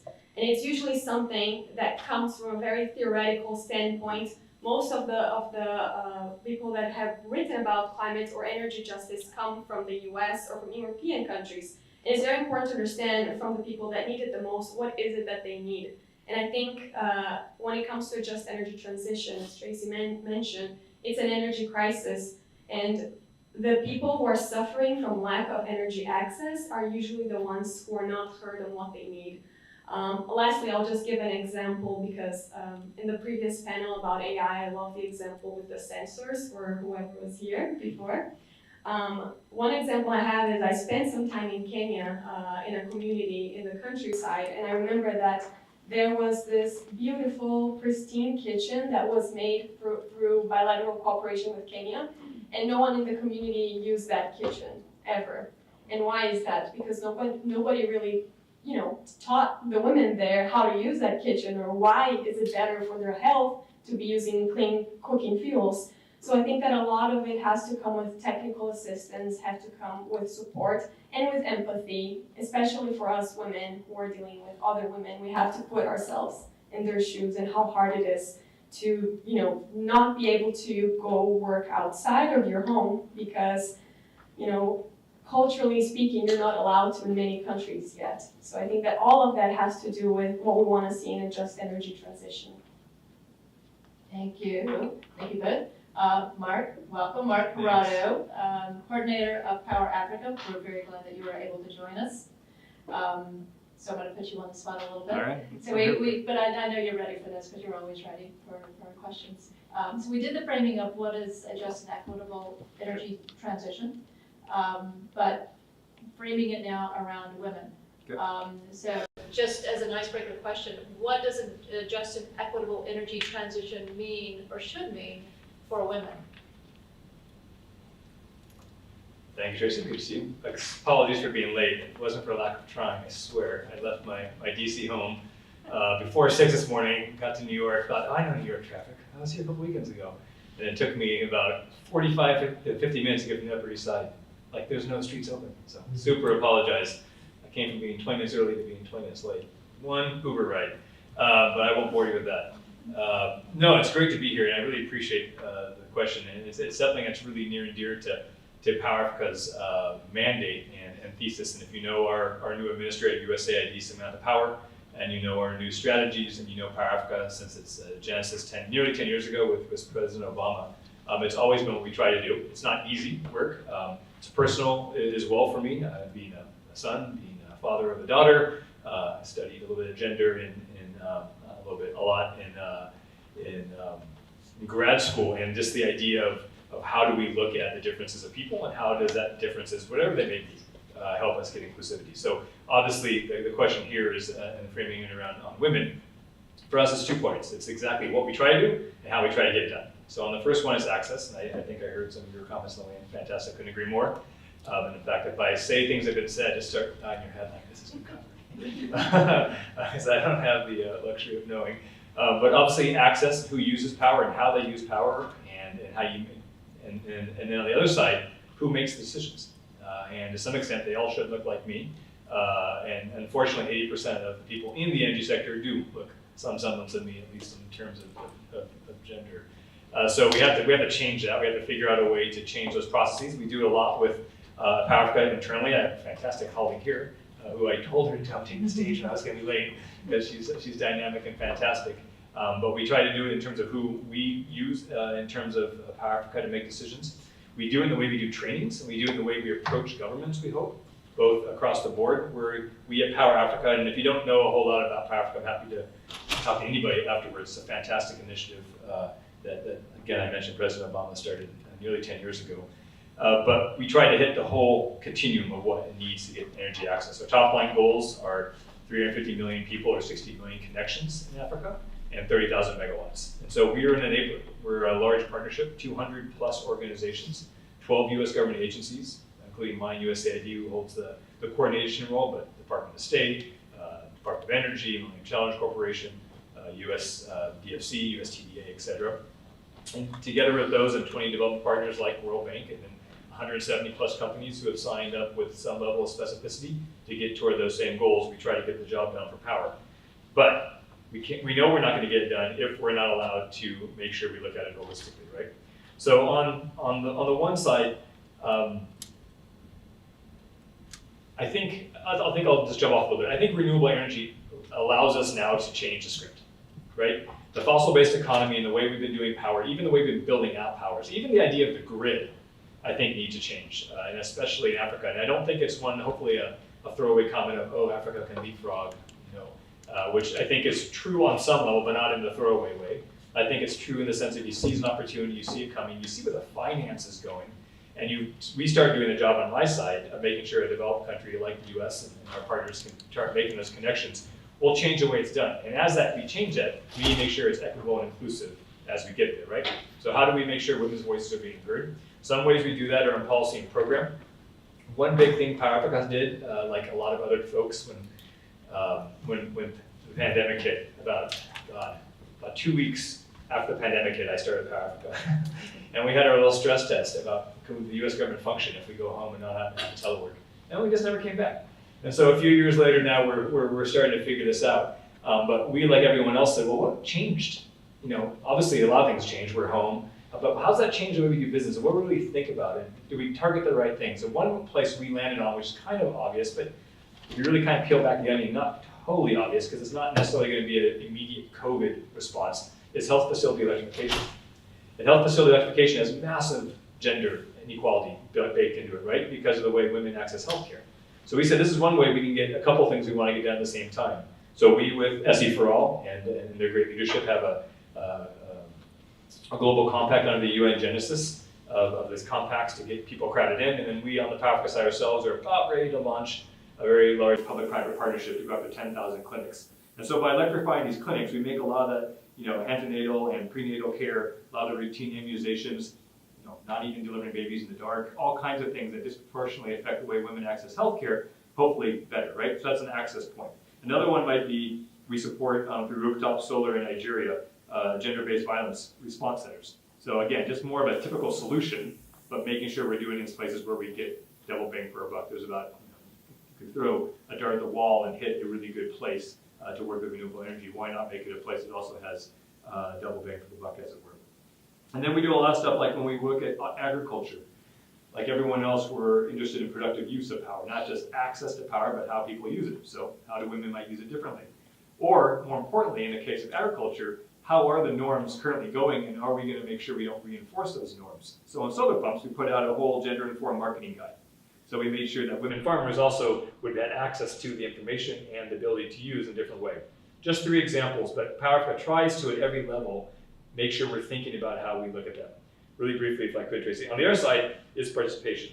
And I mentioned before that 8% of the energy sector, more or less, according to the UN, is male-dominated, right? So that obviously is not in line with population numbers by any stretch, right? So what do we do to try to make sure we make those renewable change now also be a leapfrog for a place to have renewable transition for people who get to make the decisions, get to craft the programs and so forth on the policy side? So I don't know if you know, but according to the numbers we've been looking at, that women are about 32%, still not great, of the workforce when it comes to renewables versus 22% in oil and gas. So again, already, I would have, looking at my own 9-year-old daughter, I would say, who's always on me for making sure I'm walking a greener path. I think people see the opportunity. I think smart young women out there and entrepreneurial women are saying, well, this is the place where there is going to be long-term investment. I'm going to get in this spot. So I think a little bit's happening by people self-selecting, and smartly so, but we have to keep fostering, doing a lot more of that. So it's going to take more than us saying it's just equitable position, though we will keep saying that, and advocacy is important, of course. But again, a couple of examples of things we try to do to change that. I was in Kigali about 6-7 months ago now, and we have this fantastic thing called the Power Her Network. If you ever want to be uplifted and figure out a way of changing lives, we have a very enterprising officer there, Claire, who said she saw a need of trying to figure out a way to institutionalize change. And starting with more of the junior ranks in the Rwandan utility and some of the Rwandan energy companies, getting women into positions of power, which then now, years on, is, as you would expect, not surprisingly, is dominoing up. And now women are in higher positions of power. And all of a sudden, this network, which is, you go in there and you can see the mutual support going on in this room, from now the senior folks who started as the junior folks to the junior folks, and then giving each other opportunities, right? Not unfairly, but saying, yeah, of course you're going to get an interview, or of course we'll figure out a way, or do you want to prep? This is going to be a situation you're not familiar with. So that's an example of training workforce. Another one is our Nigeria Energy Sector Women's Leadership Initiative. We've trained 1,400 women since 2020. So again, in this example, a bit more of a very directed training program, in the sense of, well, let's get the right methodology, let's get it out there, let's make sure people have access. And then last one I would say is, we talked about and I'll stop here, energy transition. So we have a fairly notable commitment to South Africa, we the US government, with Germany, the UK, EU, and France, to the tune of $8.5 billion commitment, made at COP26 when South Africa committed to take off 20 to 25 gigawatts of coal. So massive idea in terms of what we had to get done out of the gate. And this is an example we want to make work. So again, not only are all the standard challenges there, as common as utility, South Africa is in pretty bad shape in terms of its debt profile. You need about probably 70 gigabytes of renewable energy to make up for 22 gigabytes. You have entire provinces like in Mpumalanga, where there's coal miners whose entire livelihoods have been made on the back of the coal economy. A lot of things to get through, but in addition, some of the stuff we're doing in terms of the knowledge of doing specific design strategies with people and women in the sector, saying, how do you get involved in this, in any one of those areas of the problem? Renewable energy build out, the transition to coal miners, working with municipalities in South Africa, which, if you know, energy is quite a new idea. It's not a sovereign federal level, it's taking it down, which also brings people of all differences closer to decision making, right? But we had to have a concerted effort to make sure that within our jet, as we kick off all this money together, that we make sure women have an avenue to access it just as easy as anyone else. I'll stop there. Thanks, Mark. And I think what you were talking about leads very well into my next question for Tish, and that's the opportunities. What should be, what could be the opportunities for women? We're 32% in the workforce. That needs to be at least 50%. How do we get more women in the workforce? What are the opportunities? And both at the technical level, as installers and designers and engineers, on up through to decision making. And I think from your perspective at AES, I'm sure you have quite a bit to talk about. So I echo a lot of what the comments that you made, and I was nodding a lot. I don't know if you could see my head next to you nodding. Because I said before, because it's already said, or because no, because I agree that we're having the same conversation. So as I said in my opening remarks, it's we're very intentional in terms of the work that we do, and we see it the same way. So we sort of think about the value chain all the way from like the communities in which we operate all the way through, and so we've designed programs that that we can have influence and have impact. And so one of our strategic pillars is that if we're in a market, then we need to have critical mass, and we need to be connected to that market, and we need to be able to have an impact. And so it starts very early, and what we do is we find opportunities to educate. I think you were talking about the cooking, and so if we find that there's education that we need to provide, we do that at the community level, and then we look at how do we create economic opportunities for the folks that are local, but in particular we really program around women, and so there are initiatives where, like in Brazil, we were building a wind farm, and we very specifically targeted the local community, trained them, and it was actually targeted at women. So that site is run 100% by women. We have the same sort of initiatives in Colombia, where we really wanted to make a difference in terms of bringing women into the workforce, and so we created training programs, and we have women who are now operating the hydroelectric plant in Colombia. And then that is at all levels. So it's one thing to get them in, and then it's another for them to be stagnant. And so we have to create programming inside that gives them visibility and then gives them pathways to leadership levels. And that program in Colombia was so successful that when we were building a solar farm, we did the same thing. We targeted women, and so now we have women who were engineers and who worked in the construction, which is it's unheard of in the industry. And I could go on and on and on about programs that are just like that. And so we really look at how do we create that pipeline, and we start even at early education, at college. How do we create the pipeline for people to come into the organization or not? We work with entrepreneurs as well. But specifically, how do we do that in a way that gives women equal voice? And then once you're in the organization, we create pathways for development. And so again, you have to be extremely intentional. And I think once you have success, then you just keep going. And so that was the other thing that we've learned, that we learned from our market. So the program that we have, I should talk about the program in El Salvador. We have brought, again, it's actually was not intended to be a pipeline of talent for our company. It was really more about community development and engagement. We've trained over 500 women to be electricians. And that program has been so impactful and so meaningful. We're now looking at, okay, how do we scale that in the US?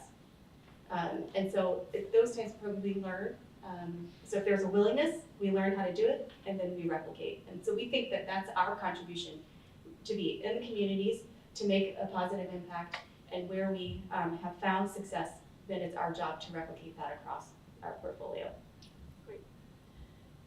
And then the other aspect of this, and I think you've touched on it a little bit, and as my boss always wants to emphasize, we want more women in the workforce, in the energy sector, but we also want them in government as policymakers, because if you don't have them at that level, you're just missing that perspective that is so crucial to making those decisions that impact the millions and billions of lives. Eduardo, I know you've actually worked with governments in trying to influence governments. So maybe even bringing a little bit of that perspective in, but and you've already touched on it some as well on the developing country perspective. But what opportunities could or should be available in Brazil and other developing countries, and in government as well? That is a great question. First, one thing that I think both panelists mentioned a lot was opportunity. And I just wanted to maybe touch on the, intersectionality factor, that opportunity most of the time and in most developing countries is not something that is available for everyone. And I say this because this varies according to your class, your income, your gender, your race, everything. And in Brazil, I was talking these past few days with some friends that have grown up in favelas, so in slums and the outskirts of cities, who told me, well, I've been taught since I was little that I was not going to work out, that I was going to get into violence and I'm going to be eventually arrested. So some children and some adolescents are growing up with this narrative that they will be part of the system in this way. So I think that a lot of these interventions, and I'm glad that you mentioned communities, have to go to these areas, because at the end of the day, I consider myself very privileged to be able to, study abroad, to, be here today, even speaking here, because most of my friends that even studied with me have gone in different ways. And one key thing I think for opening more space for women, not only in the energy sector, but in all their male-dominated sectors, is also retention. So one of the key steps, I think, is access to education. So obviously all women have the right to be in schools and not be working. And after that, even if they're interested in the energy sector and the doors have been opened for them, it's very hard to remain in a sector where you never see role models and you never see people like yourself, even in terms of race and ethnicity, occupying positions of power.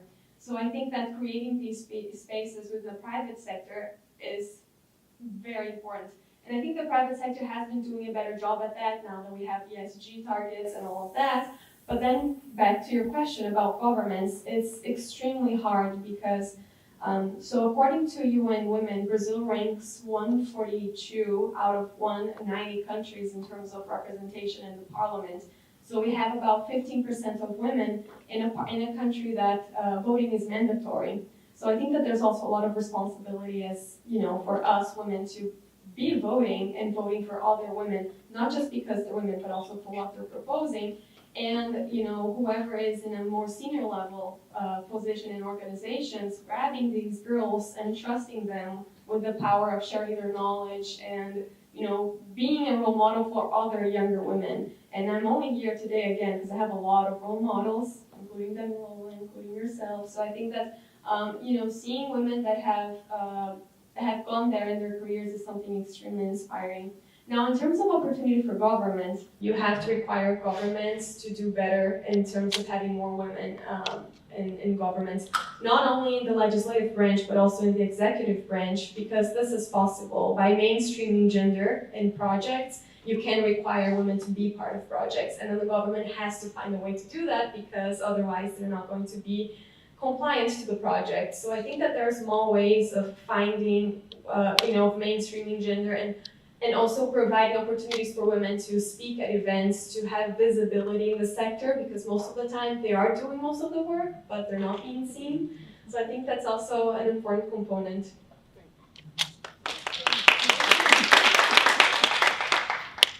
So shifting gears just a little bit. So SE4All held its forum, its global forum in Kigali in May. And one of the key outcomes of that was what we call the Kigali Communique. And this came out of a meeting of energy ministers from Africa. So we created the space, and then they actually tried to define what does a just and equitable energy transition mean for Africa? What does it mean for developing countries? And they came up with principles, but those need to be developed out further. And they need to include women, and how do we make sure women are benefiting from and decision makers and part of that just and equitable energy transition. So Mark, if we had to define principles, further define those principles for a just and equitable energy transition that really addressed women, what would they be? Is there one more principle? Are there 5 principles? But what are the principles that should be included in defining that just and equitable energy transition for women? I would note that hopefully we don't ask a middle-aged white guy to take the mic on that one all the time, in the sense of, I think this is part of the issue, right? I mean, this is always a very hard topic.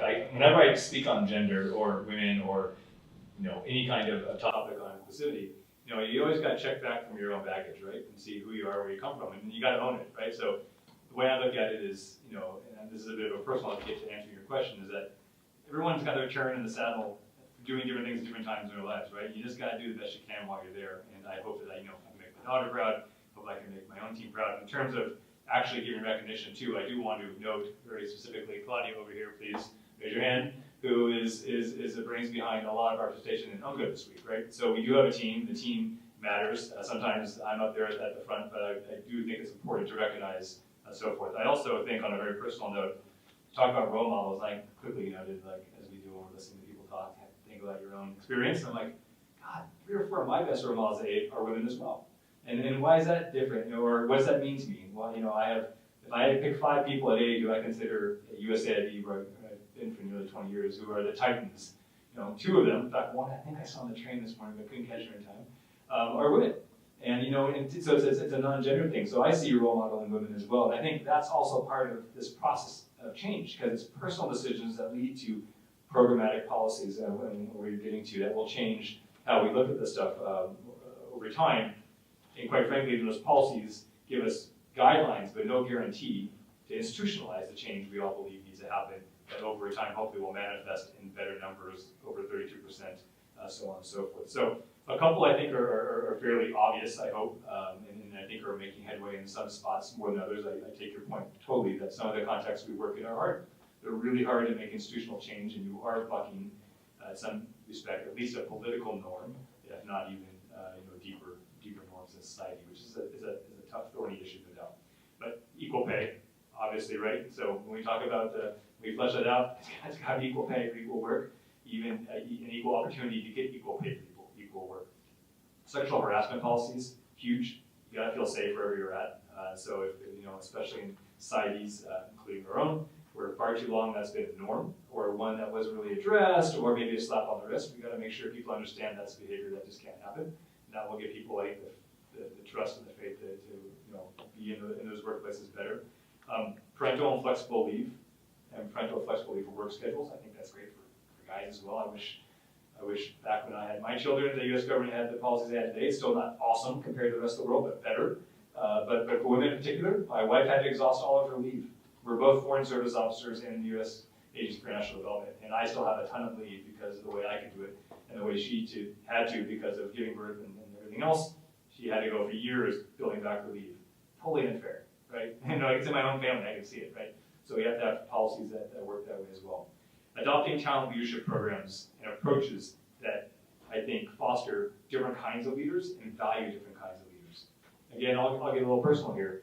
When you look, if you can speak fast and be aggressive and be confident, that sells in a lot of spots. Other people have different leadership styles. There's not one that's necessarily better than the other, maybe different for different times. We all need to dial on something we're not good at, so times mine is to not be that confident, fast-talking, guy in the background and make sure I listen more. Other times, though, we got to make sure we value people who lead in different ways. And if there's gender dimensions to that, then let's understand those and try and tackle that. And then, and then this one's going back down to a very logistical, but to your point of construction, gender-appropriate uniforms. You have entire industries that have safety gear and uniforms and everything else that have been geared for guys to do the work forever. something like that is going to stop someone, maybe, or definitely make it harder for them to continue to climb and go forward. So it goes from the big grandiose all the way down to the real practical. I would just say those are a couple as examples I'd give. All right, I know we want to leave a little bit of time for questions, but before we open it up for questions, I just want to ask additional thoughts. What haven't I asked? What are the thoughts that you want to make sure you get out there before we open it up to other questions? Let's start with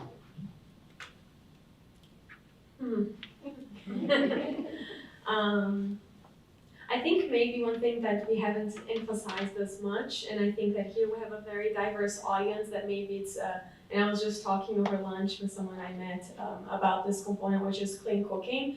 I think that for most people who are not in the energy industry, it's important to acknowledge that at this moment we have a lot of women, I think it's 2 billion, that's the number, right? Of women, with 2 or 3 billion women without access to clean cooking fuels. And this may seem like it's something very small, but it mostly affects countries in sub-Saharan Africa, Southeast Asia, and Latin America. And these are women that are spending about 4 hours of their day cooking or looking for other fuels, biomass in the nature, such as firewood and charcoal to cook, and compromising their own health because they're being exposed to fumes every day. And I was just saying as well to my friend, who's somewhere there, that it's interesting because she works with health, and we forget that when we talk about gender equality, we're not just talking about reducing poverty, but also improving health, improving access to education. And by improving clean cooking, you're giving girls and women more time for income generation activities, and also having time to study, to go to school. Whereas a lot of boys and men, they don't have to do that for cultural reasons, and they go off to school, whereas the girls, they stay back home to help their moms with domestic responsibilities and cooking and fetching fuels. So I think that, and then we go back to the discussion of finance. It's incredible the amount of finance that is out there for renewable energy, for a lot of different projects, but so little for clean cooking, and how much we don't discuss this, how much I see that this is not on the table whatsoever, and not even thinking, also thinking of how gender can be cross-cutting in other sectors. So SC for All has a great report on cooling needs that I was part of, that we discussed how women can benefit from cooling, from appliances, because if you go to a textile industry in Bangladesh, women are working 12 hours a day without air conditioning, and then they're fainting, and they have health issues because they don't have access to cooling. And I wrote about also in Brazil, we have a lot of women who are still doing a lot of domestic work, being very underpaid, and coming from favelas, spending about 4 hours commuting per day in buses without air conditioning. So when we think about energy and how to provide energy in a just and fair way, we also have to think of cooling, clean cooking, and other factors, not just renewable energy that women can benefit from, that are more palpable to their, to the type of routines that they have. So I just wanted to maybe bring the fact that we still have a massive gap, and I think it's about, forgot the number, but for all the money we need for clean cooking, about 3% is being really channeled where it has to be. So I think this is a huge push that we need from all sectors. Yeah. So I have to follow you.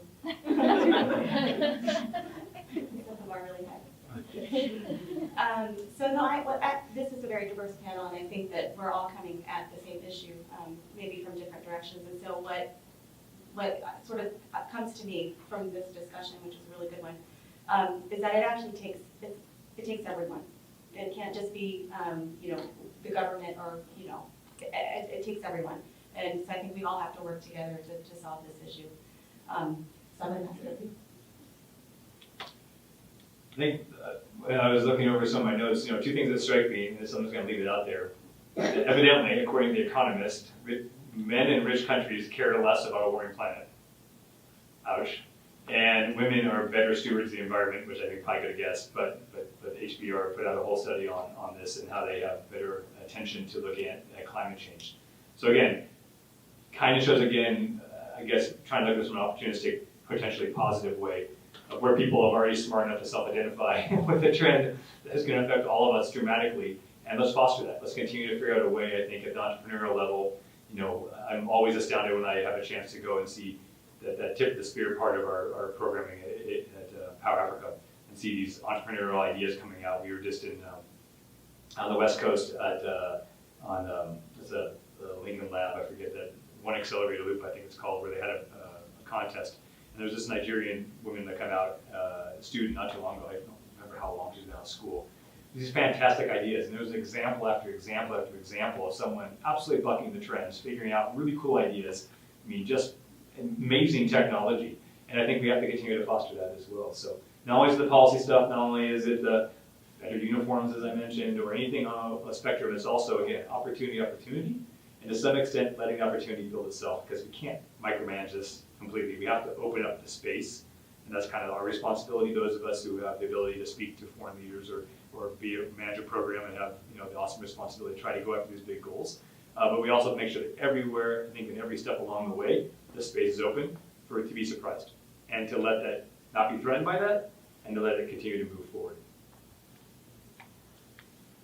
And building on what you said, I was sitting in a meeting this morning of the Women Leaders Network, and this is the Africa Euro Foundation is kind of curates this, but it's an amazing group of women talking about climate change, talking about energy transition. The former president of Ireland, Mary Robinson, the former president of Liberia, Ellen Sirleaf Johnson, the head of the IMF, Kristalina Georgieva, just amazing, amazing, amazing women. And they're dedicating their time, they're coming together, they dedicated 2 hours and they meet regularly, talking about how they can come together to solve these problems. And somebody made the comment, if the women in this room were running the world, we'd be okay. No argument. I got to meet Mary Robinson when I was in Kigali for your deal. Total fanboy. I'm like, oh my gosh, I can't believe I'm in the same room with you. I'm like, you have sound. Yes, I told her, I'm like, this sounds probably really dopey and whatever. I'm like, you like single-handedly improved our world. I'm like, you as a singular person have improved the world, and you continue to do so. And as they give back, and that was all about the mentoring of women to come back up to those ranks to be the next Mary Robinson. Yeah, right? and that's exactly what cool. this is doing. This is really creating that network of women. And one thing they brought up is connecting these women networks and bringing them together to talk about climate change, to work on climate change, to come up with the solutions of climate change and energy transitions, and making sure that all of this power is leveraged amongst all of these groups. All right, I'm going to open it up to questions from you all. So, somebody break the ice.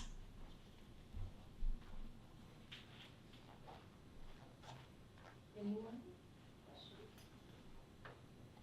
Do I need the mic? I think we can. You could just talk. I could just say. Oh, okay. So something that resonated with me was when you were talking about clean cooking across the world, and it's something that we also see here in New York City, believe it or not.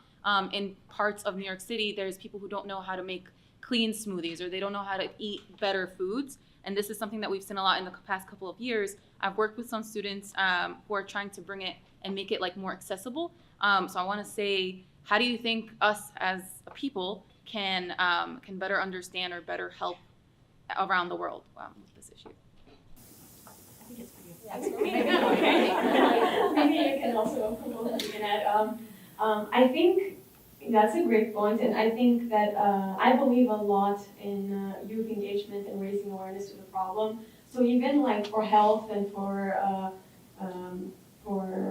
securing food systems, I think that it's important for young people being taught in schools and bringing that to their families, and being part of other organizations where they can expand that knowledge to the community, because it's interesting, because growing up and going to college when I was doing all my youth-led work in schools and universities, it's so different when you're a young person talking to a young person about something you're passionate about than having someone more senior coming to you and saying you have to learn this.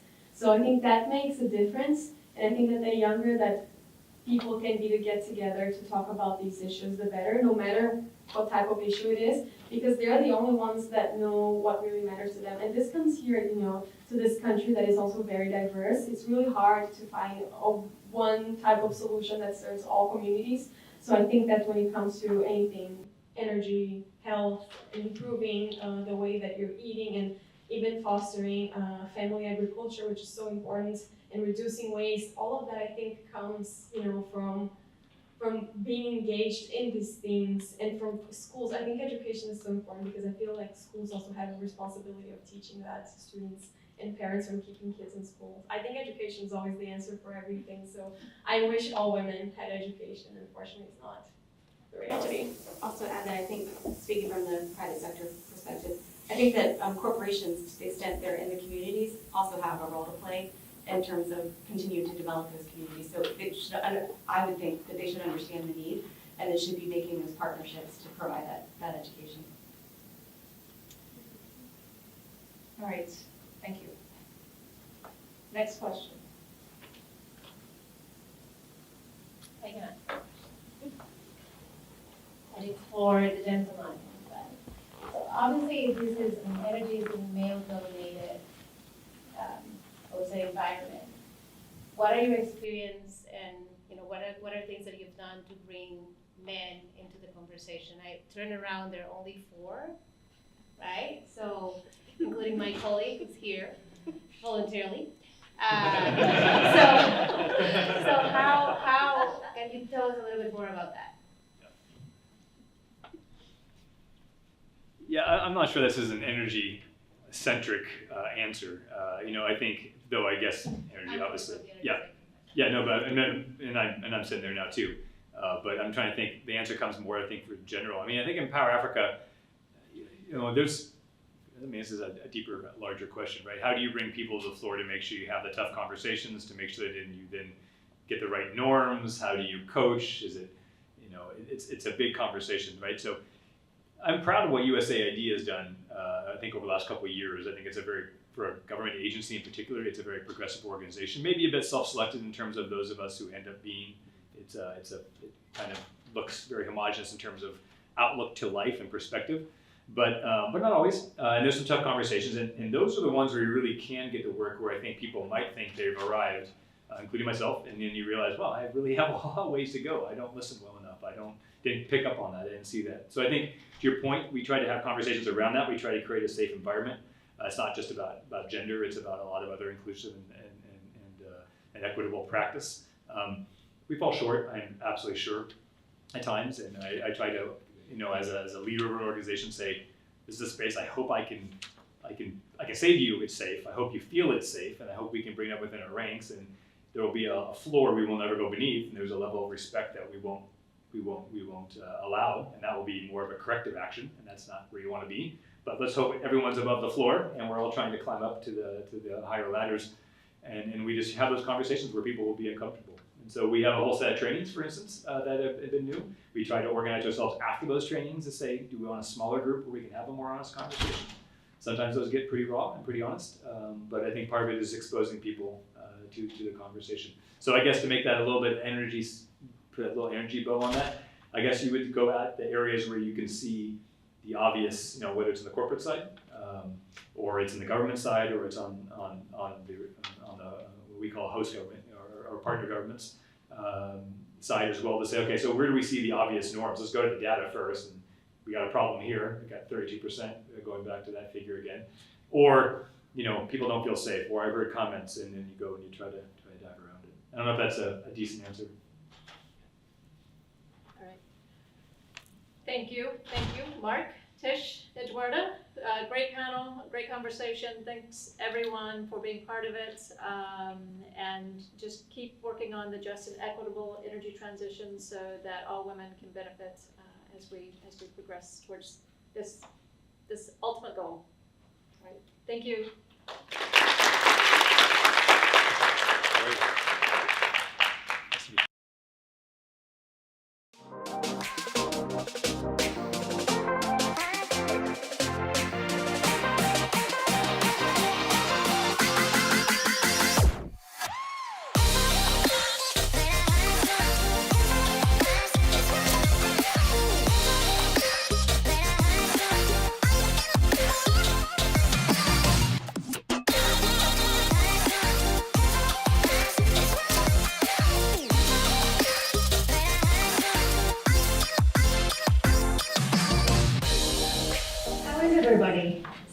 It's been a really busy day so far. My name is Krista Webster. I am, I need to not do that.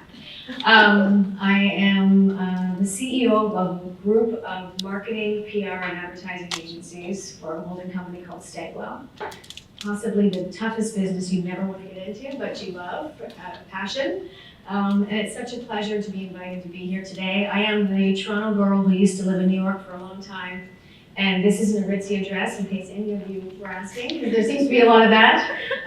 Good Canadian company, so there you go. So I am joined by an amazing panel that I'm going to introduce in a matter of moments. There is one that is still outstanding, so hopefully she will get here. Okay, so just to provide context for today, women entrepreneurs are active change agents, as I think we would all agree, to achieve the Sustainable Development Goals by 2030. Despite recent progress in strengthening women's entrepreneurship, women entrepreneurs face many challenges. Research has shown that female founders outperform their male peers, but male founders tend to start more businesses and raise more capital than women. I think we've all heard this story many times over. With this in mind, it's a pleasure to be joined by such an accomplished group of panelists in discussing the challenges women face when starting their businesses and how women can lead the way for a sustainable future thriving economy. Welcome, ladies. Very quickly, I'm going to introduce, first and foremost, Shalou to the left. She is the Managing Director at Microsoft Startups. Milka, who is the CEO at Perfecto Lab. And Sonia, who is the co-founder and managing partner at S4S Ventures. Welcome, ladies. Okay. So I'm going to start with I'm being told to. Now I have to unload. Okay. This is becoming. All right. That's okay. What's a panel without AV problems? Yeah, I know. It's technology. Thankfully, we're at Microsoft, so it's good. We missed those folks. Hello? There we go. Okay. There we go. Much better. There we go. Okay, so because of differences in lifetime earnings between women and men, countries are currently losing $172 trillion in wealth. Conversely, if women were earning as much as men, human capital wealth could increase by about 1/5 globally. So Milka, this question is for you. Why is economic empowerment important for women to achieve security and stability around the world?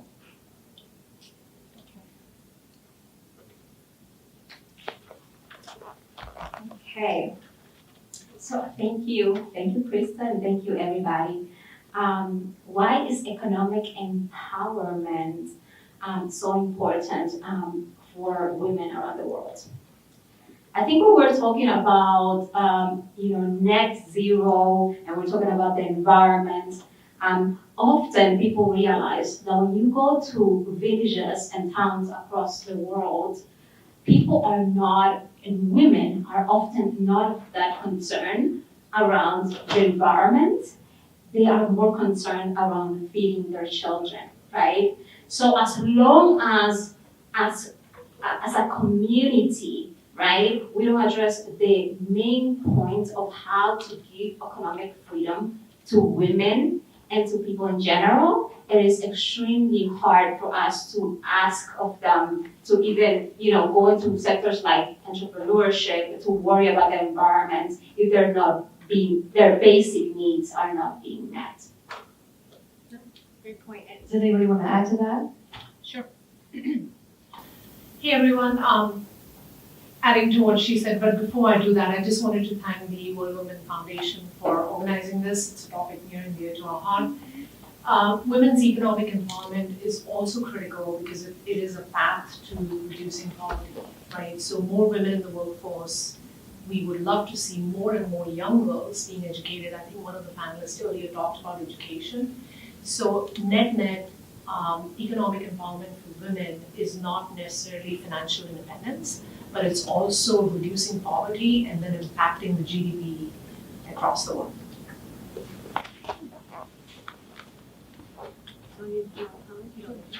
Okay. Okay, so let's get then to a more specific topic as it relates to economic empowerment, and that is the disparity in terms of supporting women from a capital standpoint. So women-led startups also receive significantly less funding than their male counterparts. Globally, only 7% of venture capital is invested in women-led businesses, and arguably that could be contested that number is actually high, and not the reality.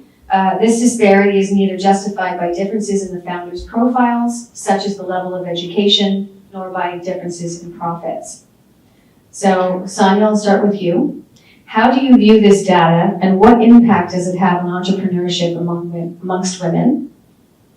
Yeah, so I will echo and say that the actual numbers, the recent numbers are actually much worse than that. So if we look at last year alone, female founders, female CEOs, so teams, new entrepreneurs coming in, female-founded teams received only 2% of venture capital funding.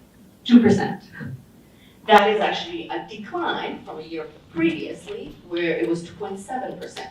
So we're talking about a high of nearly 3% and a low of 2%. I mean, the numbers are abysmal. And they haven't changed. They haven't changed in about 30 years. So even though there's been much more effort put into this area, we've had many more conversations around venture capital and gender equality, the reality is that numbers are not moving. And even if you say, okay, well maybe female entrepreneurs alone is a strict standard, let's take a step back and look at male and female teams. Those teams receive about 15% of funding. So even when a man is introduced into a founding team, the numbers are not that much bigger. So what is the problem? The problem is that female founders encounter mostly male VCs. The venture capital industry is notoriously led by men. The odds of you seeing a founding partner of a VC firm is very low. There's only 2% of VC funds that are led by women, so I'm not going to be a unicorn. It's a very difficult industry to break into. And so when it comes down to it, it's sort of like, you have to take a step back and say, well, is it about the female founders, or is it the people who are writing the checks? And if you take a step back, you realize it's actually the bias in the check writing category. The venture capital industry is focused on risk. And anytime you're dealing with risk, people tend to fund people that they feel more comfortable with. People tend to make interpersonal decisions that tend to be very gender biased. So you sort of think, well, Mark Zuckerberg, need to find one of those. Travis Kalanick, the founder of Uber, need to find one of those. So your sort of psychological references are very male dominated and fit a very particular archetype of a person. And we know from academic research, from the research of actually studying who gets funded, that if you have a female check writer, so if it's a female that's evaluating the pitch, women are 2 times as likely to fund a female founder and 3 times as likely to fund a female CEO. So it really matters who's writing the check. So it's a very difficult environment in which to fundraise. So even when they're successful, female founders, female entrepreneurs, tend to raise only a quarter of the money that they're trying to raise, whereas the men receive half. And the valuations that they get for their companies tend to be lower. So there's even a penalty if you get past the initial point of raising the funding that you need to get started. And why this is so important is because entrepreneurship is usually the most vulnerable stage of a business. It's when you can't get funding from banks, it's where it's difficult to get traditional access to capital. So venture capital essentially fulfills the initial bridge of that stage where it's difficult to get institutional financing, and it tends to be much male dominated, and the numbers show a very dire picture and paint a real picture of difficulty. So, speaking with you, getting to know you offline, you have beaten those odds and have been very successful in a short amount of time. So what advice would you give other women who are looking to raise capital, but from your vantage point, were there things that you wish you hadn't done, and things obviously that you've done and you double down on, just for perspective? So for female entrepreneurs, I would just go ahead and say, try to get meetings with female VCs or firms that have women as partners, so they're in a position where they can actually write you a check. I mean, that's just based on statistics alone. That's not even advice. You improve your probability that you will actually get funding for your business. But from a funding side, so being a venture capitalist, I mean, this is not scientific, but you have to be a bulldog. That's the only way to actually break through. It's a notoriously difficult industry to get into because the founders tend to be institutional investors, very wealthy individuals, again, folks who are trying to assess risk. And anytime you are asking a person to take a bet on you, they look for those mental references of what does success look like. Which is why when there was a campaign this time last year, you can't be it if you don't see it. That's why it's so important to show what female leadership looks like, what successful female CEOs look like. It all has a sort of effect that sort of asks you to sort of question whether or not your vision of what a $1 billion company looks like and what a CEO of that company looks like, it asks you to sort of pause and reflect whether or not there's some bias ingrained in that. So it helps a great deal. Very helpful, Shelley. You're seeing it from a similar vantage point, but on the other side, having, being the MD of startups at Microsoft. First of all, can you explain a little bit to the audience what that means? Yeah, absolutely. So I oversee the pre-IPO and the IPO business, which is primarily focused on Series C and above. And companies who have recently gone IPO, like Coinbase, for example, the crypto company.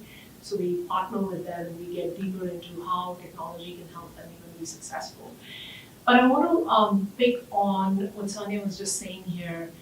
Somehow mentally, our dial is fixed on financial investment for female founders. We are so obsessed with getting funding for female founders. I have seen women do extremely well raising funds, but fail after that. So investing in women entrepreneurship is investing in change. That's the key thing, right? And when we say change, it's not just dollar invested. The top 3 challenges that female founders face today, and there's a lot of data that supports that. The biggest one is finance. Number 2 is mentors, role models. A successful female founder, let's say a pre-seed founder looking for even a use case like a seed founder, right? Someone who's relatively raised funds in the last year or so. And number 3, believe it or not, is technology, right? I think we're all blessed to be here in the US where we take technology for granted. I can text my daughter anytime and she will respond back to me. It's a luxury in developing countries. It's a luxury to even have a 7-year-old or an 8-year-old to have a phone. So the point comes back is how do we nurture entrepreneurship overall, right? How do we carry that flag, that entrepreneurship, and nurturing and fostering the entrepreneurship is not just about finance. So Sonia made a great point, you kind of have reference use cases in your mind around role models. I want to ask folks in this room, today if I come in and I'll say I have a $20 million fund, which is very small in places like New York City and Silicon Valley, right? But still, 20 million. And I'm willing to invest in whatever your idea is. I'm willing to take bets on you. Let's do some business. Do you really think you're going to be successful if I give you that check? Just take a pause, sit back, and think about it. Because the biggest question the VC struggles with is how do I make 7x and 10x out of that 20 million that I just gave you? And that comes with role models, it comes with technology, it comes with infrastructure support. And by infrastructure, I mean community. I mean World Women Foundation. What I mean is UN Women. A lot of organizations out there, and this is by no way shameless plug for those organizations, but it's really community support that fosters and encourages these women. And when I look around this room, I think we are all role models. The fact that we took the time to sit here today and listen to these conversations is what more and more entrepreneurs need out there.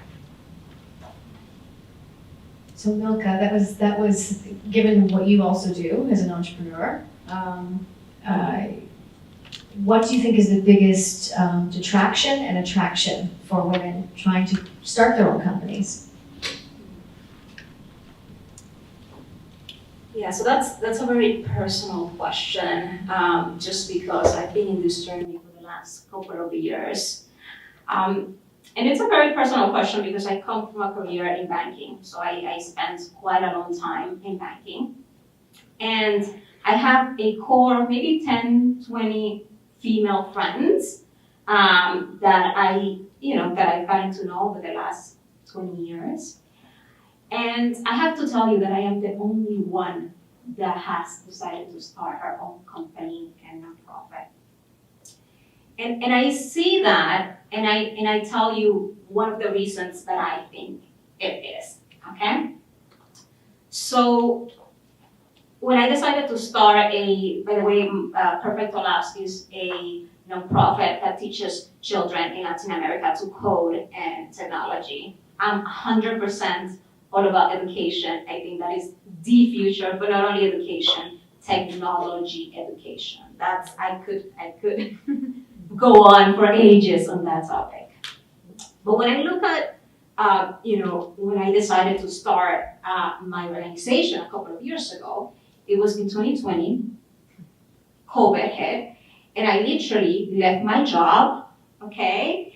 And I had this idea that I needed to teach every single girl and child in Latin America to code. That was my mission, and it is to this day.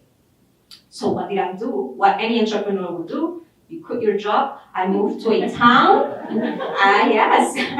I moved to a town in the Dominican Republic, and I started a school from scratch. I'm not a teacher, so if I want to go into education, I need to first teach myself, right? Just like every entrepreneur, you've heard stories of people, selling things in the street. That's what you do because you give yourself entirely. Now, I mentioned that story because that's very important. I'm in my late 30s, and I don't have any children. And that matters because when we talk about women and entrepreneurship, that is the reality. I was in my 20s when that book, Lean In, came out, and I leaned in, right? And I believed everything that we could, do it all. But the truth of the matter is that there are limitations. I started the answer with none of my female friends. A lot of my male friends are entrepreneurs, and they've been helping me through this journey. But none of my female friends are. And the reason is because they have a 2-year-old at home, right? And I think that we have to, when we talk about entrepreneurship in women, we have, at the end of the day, we have to face that reality. With that said, one last point. At the end of the day, it doesn't matter if you have a 2-year-old and a 5-year-old home. If you have a passion inside your heart that you wake up and that's all you think about, all of that. It doesn't matter at the end of the day, because I wake up and all I think about, okay, how are those children doing, the school that I have in the Dominican Republic, how we're going to get more opportunities to children throughout Latin America. And that's my life, right? So that's my baby. Well, that brings a whole other topic, because I think I've had the privilege of moderating many panels with entrepreneurial women. Very few of them have been moms, and very few have pointed to me that when they are being entrepreneurial, that they're running smaller businesses. They're afraid to get to the big businesses. And so we can't solve that today, but that is a reality. The dirty underbelly, so to speak, of what we don't want to say as women to each other is that that's a reality. And so what do we think the hope is for that? Is it that we create and institutionalize the idea of supporting, being open to women with and without children, and we all need to be more empathetic to it? Or is it about trying to change, pushing water uphill, and it's another 10 to 20 years before women who also choose to be mothers and also choose not to be mothers, because you paint it differently with that too, I think, are up against still a very patriarchal perception of what it should be.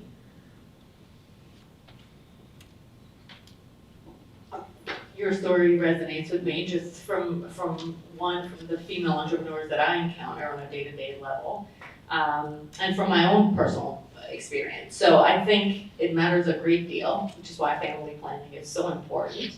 We're not gonna touch politics, but it's important because it enables you to organize your life so you can achieve the things you want to achieve at a time when it makes sense for you. And the other point my dear colleague here made, which is the safety net, the community, the social system, the healthcare system. You have to have a fabric of institutions, of people in your life, in order to be able to organize your life that way. Otherwise, it's just too much. And nobody wants to talk about that, but there is such a thing as a plate that's too full. And I think a lot of female entrepreneurs feel that sooner rather than later because of the fact that everything's on their shoulders, because they're the ones that are carrying the burden of success. There's no line manager, there's no boss to shoulder what ends up happening.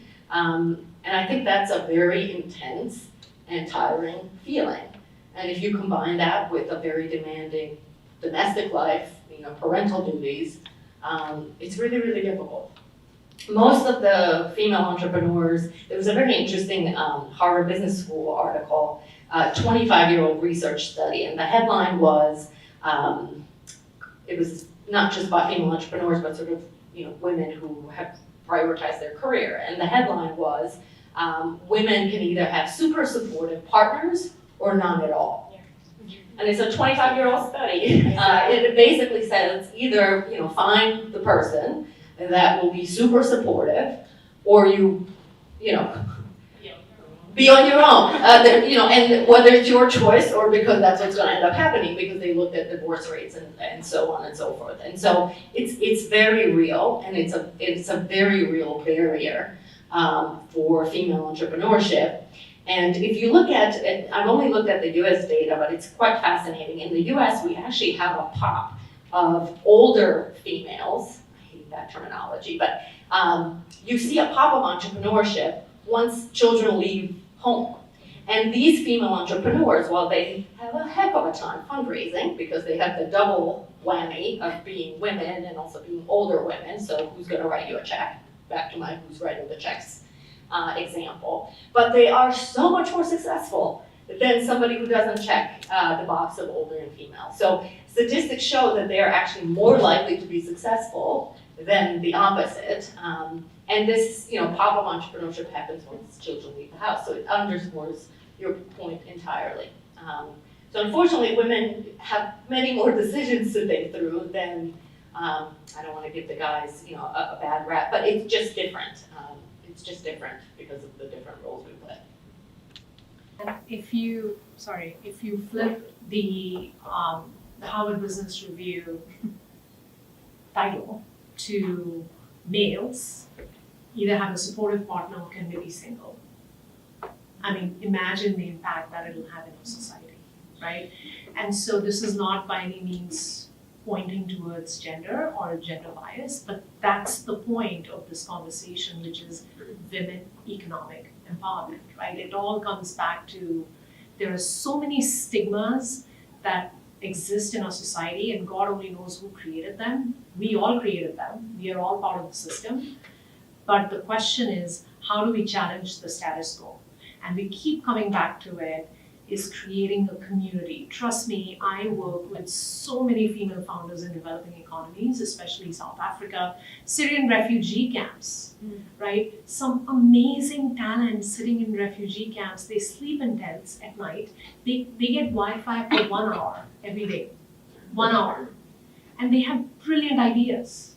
I mean, brilliant ideas. But are they empowered to do what they want? No. And so that's the question I think we have to continuously keep asking ourselves, is how can we as individuals contribute to the betterment of the society that we live in? I feel like this could be a panel unto itself, based on the audience too, but especially also the pop. I think that's a really interesting insight as well. So we're gonna go from mothers, partners, and all of that domesticity to possibly another stereotype that's called Mother Earth. So women-owned small and medium businesses constitute a huge potential for innovation and growth, reducing the impact of climate change and environmental degradation, and delivering economic equality for women and girls in a bold new way. To advance progress towards net zero, climate neutral and green industries, and inclusive economies, how can we fully tap into women's abilities as an economic powerhouse for our #Equal Future? Shalu, is that okay? Yeah, I mean, the first thing is listen. Listen to them, right? I work with many VCs. I mean, that's what I do day in, day out. And I'm VC fatigued, trust me, because the only question that they ask is, what's going to be my ROI? And when I say, well, you know, there are a lot of female founders who are out there, and they say, well, we have a pipeline issue. I don't see, where are the female founders? I don't see anyone doing it, right? So back to your point around climate tech, and I would say even ag tech, there are so many forms of social impact and sustainability that's out there. The first thing is, they just have to show up and listen and actually look in the weeds that there is no pipeline issue. The second thing I would say is, I keep coming back to developing economies, and that's because maybe I've spent too much time there studying that market, and being here in the US, I just feel that we're extremely blessed. But I want to give you a very brief example of a founder that I met in Turkey. I met her about 4 years ago, and she had just come out of college. She had gone through some military training, and she came out and she said, you know, and I ran into her actually. We have a local office there, and I was there for a meeting. I was waiting for a cab downstairs, and she was waiting for her bus, and we just started talking. And she told me, she said, I have this big vision of getting clean water in my community. And I looked at her and I said, why is the water, like, what's the problem with the water? And she said, I lost my mom because, you know, the water was dirty, and of course I won't get into details. She said, I want to do something, right? And I said, sure, like, if there's anything I can do to help, just let me know. And she said, sure, do you have a card? I, of course, didn't have a card. I said, sure, connect with me on LinkedIn. And she did follow up. And these are the small things that we look for, are people who actually see through. It's the passion that, you know, that brought her to me. And then I'll cut to the chase here, back to the question. Today, she has built a clean water solution in Turkey using IoT sensors, okay? She comes from an army background. She has no technology. She's not, you know, an engineer by profession, nothing. But she has that passion, right? And so the reason she has been successful, and she just got her pre-seed funding. Now, what did it take to get her pre-seed funding? It took an army of people. It took me. It took her local government. She was like, I'm going to raise a fund and I need to write a letter. And I'm like, what is the government doing in your funding? This is your business. And she said, no, that's how we work here, right? And so I think, again, coming back, is opening the system. When you spot talent, give it an opportunity. Listen to them. And even if there is something that you cannot provide directly, so what I did was I gave her some free credits from Microsoft with my friend sitting back there. We work together quite a bit. We do that quite a bit, right? We see talent, we say, sure, you know.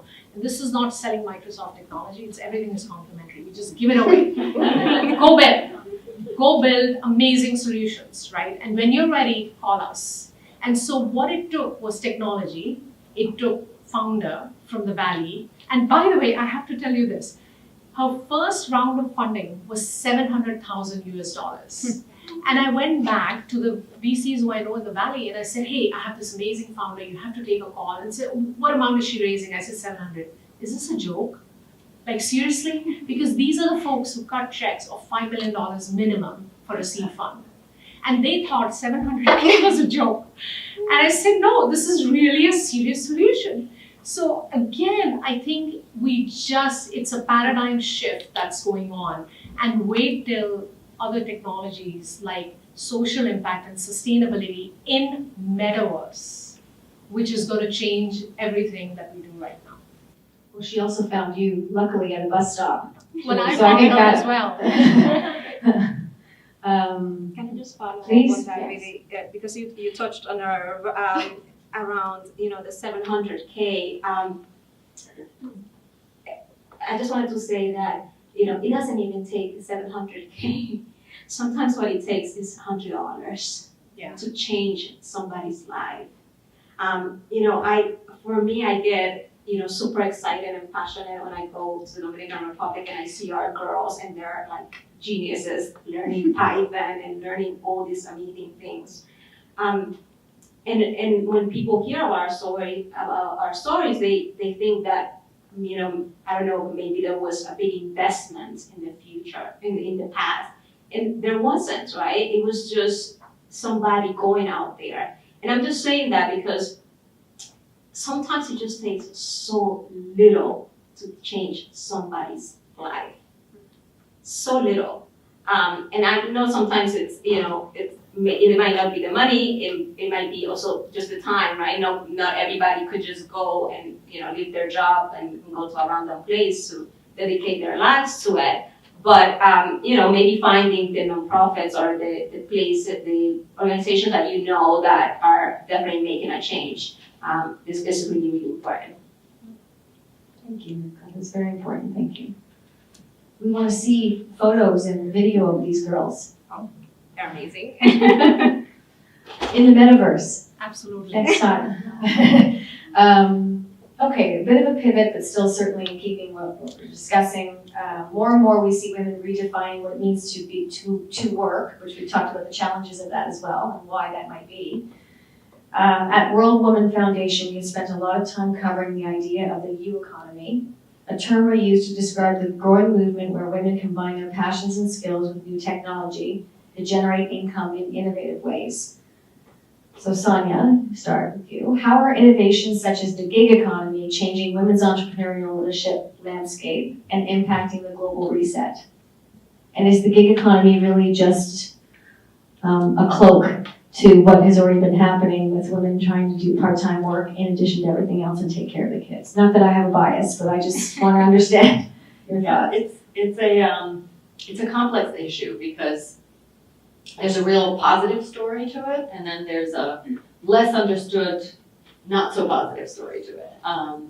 So the gig economy obviously means more freedom for women, and more economic freedom is always good because we're not starting from a place that is all that great, particularly if we look outside of the United States. So it is absolutely amazing that women can work around that schedule that is challenging and still able to bring in income and work around, limitations around children's schedule and all of that stuff. So that's all fabulous.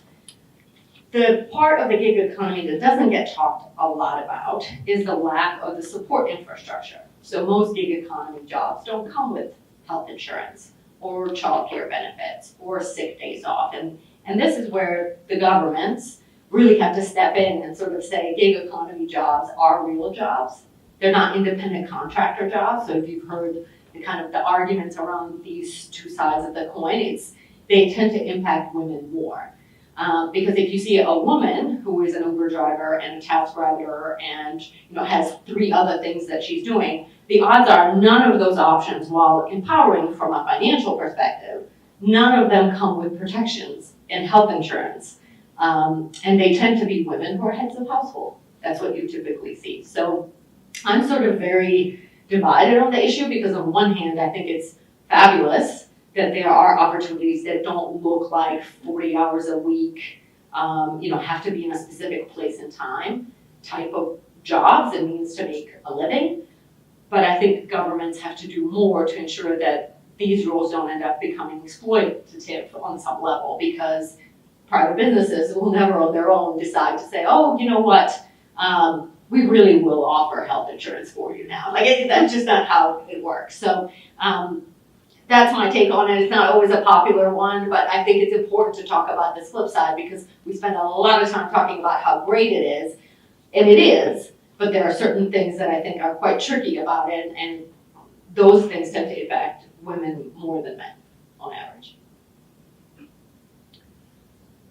You did a great job summing it up. The only thing I would say is, just like anything else, it has pros and cons. Let's not forget that the gig economy is an extension of the economy that we live in. So at the end of the day, there is currency going in the market, and it's helping the GDP of whichever country it is in, and it's creating job opportunities and making dreams come true for many, many people there. So yes, there are downsides to it, but I like to see the glass half full.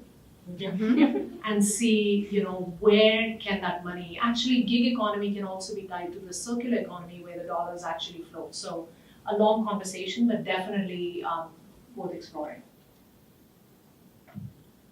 Okay, so we're on the, and how are we for time? We're good? We have 10 minutes. Oh, good, okay. I think we're gonna have lots of questions too, So lastly, for everyone on the panel, 2 questions, and I'll start with Shalu, or actually we'll start with Luca, and then we'll go back. So, as a woman leading the entrepreneurial landscape, how would your vision for a #EqualFuture be? And then, as an ad, and if you could leave our audience with one action or inspiring word related to today's discussion, what would it be and why? So first and foremost, how would your vision for an equal future be? I think my vision is probably, right away, is technology education for all young women and girls across the world. We've been saying for a long time that education is the key, and for the last 100 years, the countries that are poor are still poor. I think that the difference here with technology education is that, girls like Leo. So I have one of my students is Leo, and she is 16 years old, and she lives in a village. But she is also our best coder in our entire school and has won a bunch of robotics competition. Now, before we say education is the key, well, you go to school, you go to college, you get trained in systems that are not updated, and then you kind of get a job and maybe are able to give education and just live well with your family. But the difference here is that Leo, being super ambitious, she wants to be a game developer. So she will not only go to college and do very well, she might become very, very wealthy. So for me, that's it. And then the second part of your question around Action or a word? an action is, I think that, finding organizations around the world that are helping women learn technology is key. So if you could do that, you'd be wonderful. So Milka and I are kindred spirits. Her vision for equal future is identical to mine. That's why I'm in venture capital, because it's my way of backing women who are building products that are at the edge. So much of what she talked about is educating girls in what are the paths that are likely to be lucrative and transformational from a 10, 20, 30-year perspective. My mom was an educator, and in our household, I would say, she was an electrical engineering professor, and that made a big difference on me. I didn't understand what electrical engineering was, but I understood that my mom worked in a male-dominated field, and for some reason, there was more prestige and money in it. That's all I could surmise at the time. But it made a difference because I was interested in things that were at the edge, and that helped me get into the career path that I eventually ended up heading. And so I think it is absolutely education, but it has to be the type of education that's going to empower them to have transformative careers, transformative wealth creation, because we know, research shows that women are quite generous. So if you empower a woman, the household flourishes, they tend to fund different types of organizations, so it has a trickle-down effect that makes a really big difference on the communities that they live in. So exactly the same vision for the future. And I would say my request would be to encourage a girl to think about being her own boss. That is not something that girls get sort of pointed to as a possible option. And I think it's really important to hear that from somebody they trust. So my vision for equal future is stop creating or stop looking at entrepreneurship as a male entrepreneurship and a female entrepreneurship. Entrepreneurship is basically an idea that is conceived by somebody and then it kind of develops. And if I bring that idea to you, nobody should ask me if there's a female founder behind it or if there's a male founder. And that's the true essence of entrepreneurship. So if we talk about equal future, no bias, let's start from there. It's not very hard, trust me. You look at resumes, the first thing you do is look at the name. Let's not do that. Let's just look at the talent, let's look at the ideas that are out there. The second question was just closing thoughts. Yeah, inspired a word or an action Yeah, that you want so, to. you know, we often tend to, the word entrepreneurship is synonymous with startups, right? That's how innovation. We are all entrepreneurs. I'm not a founder. That's on my wish list, hopefully in the next 5 years. But we can be leaders in our organizations and still be entrepreneurs because we gave birth to an idea and we saw it through execution. My advice is do not, please, please, please do not take no sitting down. Do not. If someone says your idea sucks, the next question you're going to ask them is, tell me why. And just don't say, okay, it's fine, it is bad, I'm sorry, I'll come back. No, please, please. I have seen so many women, especially young girls, who come just graduating from college and they join big companies. They are like, oh my God, there's free food, this is branding, blah, blah, blah. That's fine. Please do not. And encourage talent, young talent who comes forward, just take them along, right? Amazing. You're all incredibly gifted and inspiring, and it's been a pleasure moderating today. I think we're going to try and do a few questions before we're finished. Does anybody have a question for any of the panelists? Yes. I love everything that you've shared, and this kind of goes into some of the things that you shared before, but it sounds like to navigate a more male-dominated industry, you've had to utilize skill sets that are not necessarily the ones that are being highlighted now as the best skills for the future. So for example, the things that I'm hearing in research is compassion, humility, being able to have create a sense of belongingness, empathy. Those are the types of skills that are needed for leaders, whether you're male or female. And those are the types of things that are going to be able to help you maintain a career moving forward. And so I wonder, how can we, as women, not only help bring people up in terms of these skill sets, but help to create a new standard while we're trying to also navigate just being seen and heard in a room. Sure. So I'll be frank here. So you take what you want from it. But I certainly feel like in my career, I've had to be a chameleon of sorts. I don't think that, this is not to say that you're inauthentic. I am who I am. So part of the frankness that you're hearing, that's always there.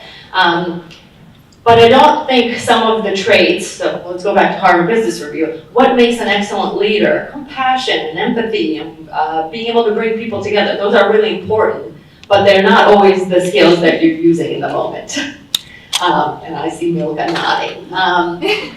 That's just reality. I think empathy is incredibly important. Empathy makes you a whole lot smarter. Empathy, if you unbox it, is actually quite strategic. Being able to understand what motivates people, how you can get them to do what you feel needs to be done. It's a very strategic skill. So I would say, the kind of current leadership research is absolutely right, but the deployment of those skills very much depends on moment in time and what you're trying to do.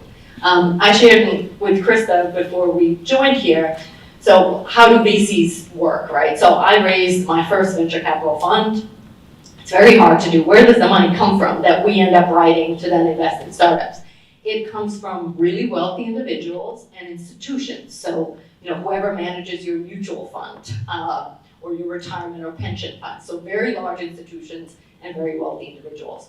None of them are women, right? They're all run by men, and they're run by men who've been in their jobs for a really long time. So would I ask them to write me a check as a first-time venture capitalist by leading with compassion and empathy? You bet not. And that's just reality, and it's okay. It's whatever it takes to get to a more equitable future, and that doesn't mean you're not authentic, but it just means there's a time and place for everything. Unfortunately, we're out of time, but could we go a little over? Are we? One more question? Yeah, one last question. Okay. Hi, this has been a very inspiring panel. Hi, I'm Sue from MediaCom in London. You have all overcome any self-doubt to achieve the amazing careers, all four of you, that you've got. When I speak to young women, I hear again and again self-doubt comes up, and it does seem to be gendered, that you find more boys that go, yeah, I can do this, and fewer women that say that. How have you overcome that self-doubt in your lives? I'll answer that because I'll be fast. For me, is passion. Like, of course, I doubt myself, but when I see the amazing change that I am creating, then it's just everything turns around, and I'm able to just say, this is not about me, my life, the reason that I was born is not about me, it's about creating, spreading my mission in life. So that's what I would say. I would say I've overcome self-doubt through many failures. And failures as in my performance review going back 15 years, the feedback to me was, you're not good in doing PowerPoints. Everything is great about you, but your PowerPoint skills are really bad. And I was like, seriously? Now challenge me on PowerPoint. Oh my God. Like, no. So self-doubt is overcome by failures. I would highly recommend anyone who's been successful forever, there's something off about you. You have to fail to just taste the sweetness of success. And I keep getting better at it. Now I'm at a point where if someone punches me, I just say, bring it on, let's have a conversation and let's get through it. But to your point, you come across young women doing this. I see myself there as well, self-doubt. In fact, my first role was at Oracle in mergers and acquisitions. And we were acquiring one of the biggest acquisitions in the software industry. And I was one of the co-leads. And I kept asking myself, well, they must be crazy. Like, why have they hired me, right? And I failed. The acquisition was actually, we had a lawsuit. It went to Department of Justice. So you can imagine. But that failure made me who I am today. And that's the best lesson, is go out there, fail, learn, stand up, and go fail back again and learn the lessons.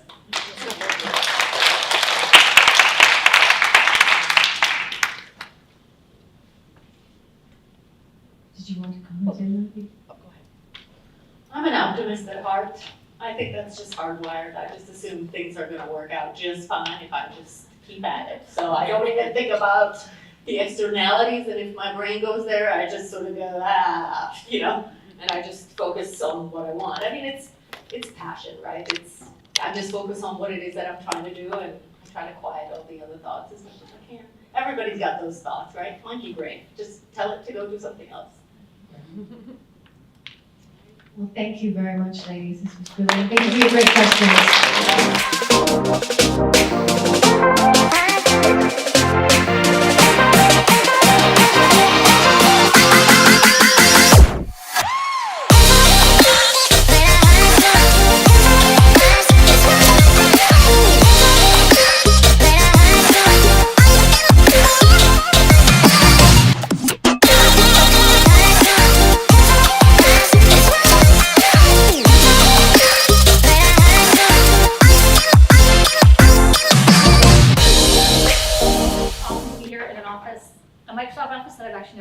So welcome to everybody.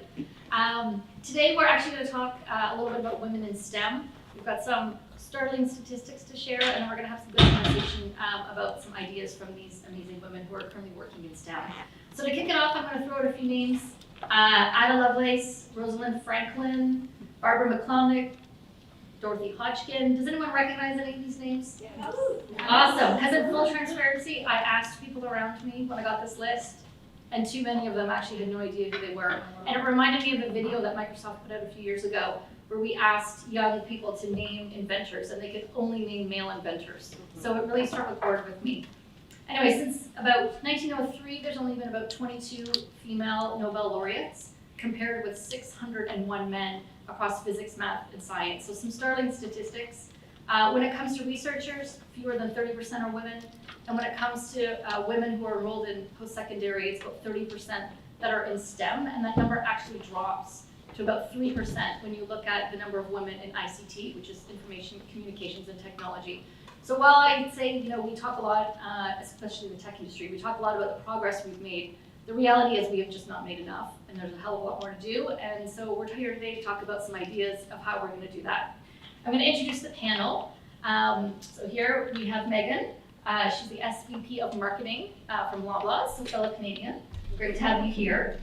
The next person is Angie. She's the Dean of NYU.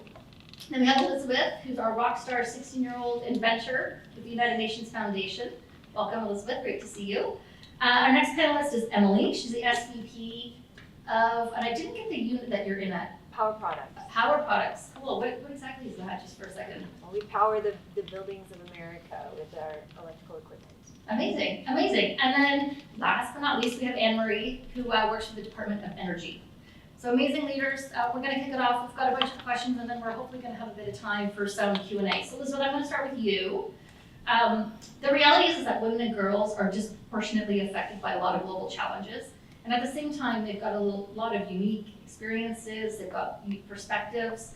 And so in order to realize a more socially just and economically inclusive and sustainable future, we really have to make sure that they have equal progress towards their career goals and that we're actually investing in them in STEM. And so I'm curious from your perspective as a young woman, what do you think we need to do to actually drive more women and encourage them more and drive a little bit more equity? Yes, so of course I'm 16, so I'm a senior in high school, so I speak from a youth kind of perspective and what exactly can we do to have more women in STEM, and exactly why that's important to begin with. And for me, what I've always found has been kind of the biggest driving factor is seeing all of these different areas of STEM and technology applied to ways that I think would be interesting to use and interesting kind of to make change with the world. So I started a computer science class my very first year in high school. One, I didn't love it very much, but I later found out that was because perhaps there was a learning curve that I just wasn't getting over, and I didn't really feel like supported in that space. But the same kind of exact second that I felt like I was applying it to things that I liked, so let's say sociology, something to do with gender, I loved that class so much more, and I found so many different areas in which I could use it to kind of make the change that, let's say, I wanted to see. So I think that kind of the biggest part and the biggest way that we can get young girls and young people into STEM and into technology is by helping them see that technology is so much more than kind of what exactly we're seeing. Like in school, they're telling you, you can become a software engineer, you can run a company. There's nothing applicable to, let's say, the change that these young girls are facing in their communities and the intersectional experiences that they have and want to work with. So I think that kind of the biggest point to make is telling them that we have these unique experiences, and by utilizing STEM and technology, you can change in that way. So I'm curious, so how many people, when you say you were in computer science, how many other women, young girls were in your class with you? Yes, so the very first class, everyone was required to take this kind of introduction class. It was one semester, and then you get on to the electives. And by the last elective, which I guess is the hardest computer science class, I was one girl and there were 40 people in the class. And then aside from that, there was absolutely no one who had the same skin tone as me. So that was kind of, it's a pretty difficult class, and that's what everyone knows. Then maybe that might have been the reason, but at the end of the day, there just were not anywhere close to enough women in that class. Yeah, that's sad. Okay, so I'm going to turn this one over to you, Anne-Marie. There you go, Elizabeth. Can you share ideas or things you've seen, innovations, inspirations, any kind of examples of why it actually really is critical for women to be in STEM? No, thanks so much. So since this is a UN General Assembly side event, wanted to just mention that fifth Sustainable Development Goal is for gender equity, and I think that's really a linchpin for all other 16 goals, because when you have women who are involved at every level, we get things done. So I think that that's really important to set the tone here for the whole conversation. And thank you to the Global Women's Foundation for having us all over. So one of the big things for the Department of Energy is our goals for reaching net zero emissions by 2050, a fully electric power sector by 2035. And these are like big, hairy, audacious goals that we need women at the leadership levels and all the way down, right? So you look at the Department of Energy, where I work, We have the Secretary of Energy, Jennifer Granholm. She is a true powerhouse. If you have not seen her in action, just follow her on LinkedIn or Twitter or whatever, because she is an absolute. If she was not born in Canada, I'd say watch out for her to be a future president of the United States. Like, she's just Like such a prime minister. Right. Psyched to be seen. I like that. And so underneath that we have the national. Well, actually, it's like in parallel, we have the National Nuclear Security Administration, also led by a woman. Jill Ruby, she was with one of our former national weapons labs. The Department of Energy is like a really complex space where you have our national nuclear whole non-proliferation, powering the nuclear navy, making sure there's not nuclear proliferation of materials around the globe. Huge important mission. To give you a sense of that budget, it's about $21.4 billion. And so I think it's really telling that we have a woman in charge over there. And then we have program offices, which a lot of the Department of Energy's program offices are led by women. We have 2 national labs led by women, but there's 17, right? So we just have a lot more space to see more gender equity in the energy sector. But these women who are leading these offices, they are in charge of this huge energy transition that we're underway right now. And we're going to see a lot of change. We have the people at the top who want to get it done. We have the budget, thanks to a lot of different acts of Congress recently, the Infrastructure Investment Act, and the Science and Chips Act, and a whole host of other measures. So I'm just really excited to see that. And then on our partnership side, I wanted to give a shout out to our clean energy program. It's called C3Es, done in partnership with MIT, Stanford, and Texas A&M. And it's really dynamic work where you can see they have a host of awardees, ambassadors, and a national symposium every year. And the awardees are people to watch. If you ever need people to come out to your events who are like, powerhouses in clean energy, check out their list of awardees, because those are absolutely incredible people. You see people like Milo Werner, who was at Tesla for 7 years and now is a venture capitalist. And you can just pull from that for any future events you may have. But so those are people who I'm inspired by. I would encourage you to look at their website and check them out. Thanks. Oh, thank you. Okay, so you're all leading women in STEM, but I'm going to bug 2 of you. I'm curious, Angie and then Megan. 2-part question. What do you envision for #EqualFuture for women? And then secondly, what do you, or your organization, or both, what do you do to unlock the potential of women in STEM? Sure, I'll take a swing at that. So thanks again to the foundation for hosting us. So this is a really sticky problem, right? So multivariable problems require very multi-layered solutions, right? And so I come from a family of engineers, and so what we do, probably what you've done, Elizabeth, is you figure out your end goal and then you reverse back into what you want. And so I think when I think about all the variables that we want to change, and the last panel was fantastic, I think we have to push on a lot of levers. And so I think everything from ESG, where we want to think about governance and make sure that 50% of every board includes women, I think we have to push hard on that. I think by 2025, we have to push hard on wage equity and wage parity. I think we have to push really hard on the pipeline issues. Women go, and so I work at New York University, women are much more represented. 60% of women are going to post-secondary, yet we're not represented in STEM fields. And so we really have to address that part. So I look a lot at the data that we want to really push on. We have to think about what's happening in our middle schools and our high schools as well.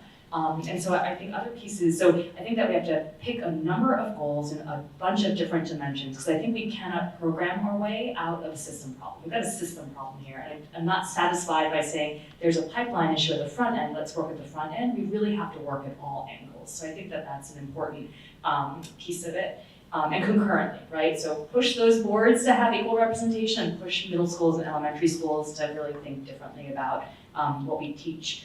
Real quick, as I think about kind of what we can do as educators, it's not just making classes more accessible, we have to make classes more accessible. It's not just about kind of taking the high stakes out and kind of offering internships early and often, but it is about those things. I think one of the biggest pieces that we have to do is understand that in STEM, we actually have a teacher shortage. One of the biggest constraints is if we want to really push and kind of go from 3% or 6%, depending on the area of women are in computer science, we actually there's a real constraint in terms of faculty to teach in these areas. And so again, I think that we have to deconstruct the problems to understand, but I'd say making sure that we've got applied learning, making sure we've got the technical skills, making sure that we've got social capital building, mentoring programs, making sure that we have access to work experience is really important, but also look at some of the root causes. And if we don't actually get more instructors in these areas, it's going to be really hard if we can energize more students like Elizabeth to come.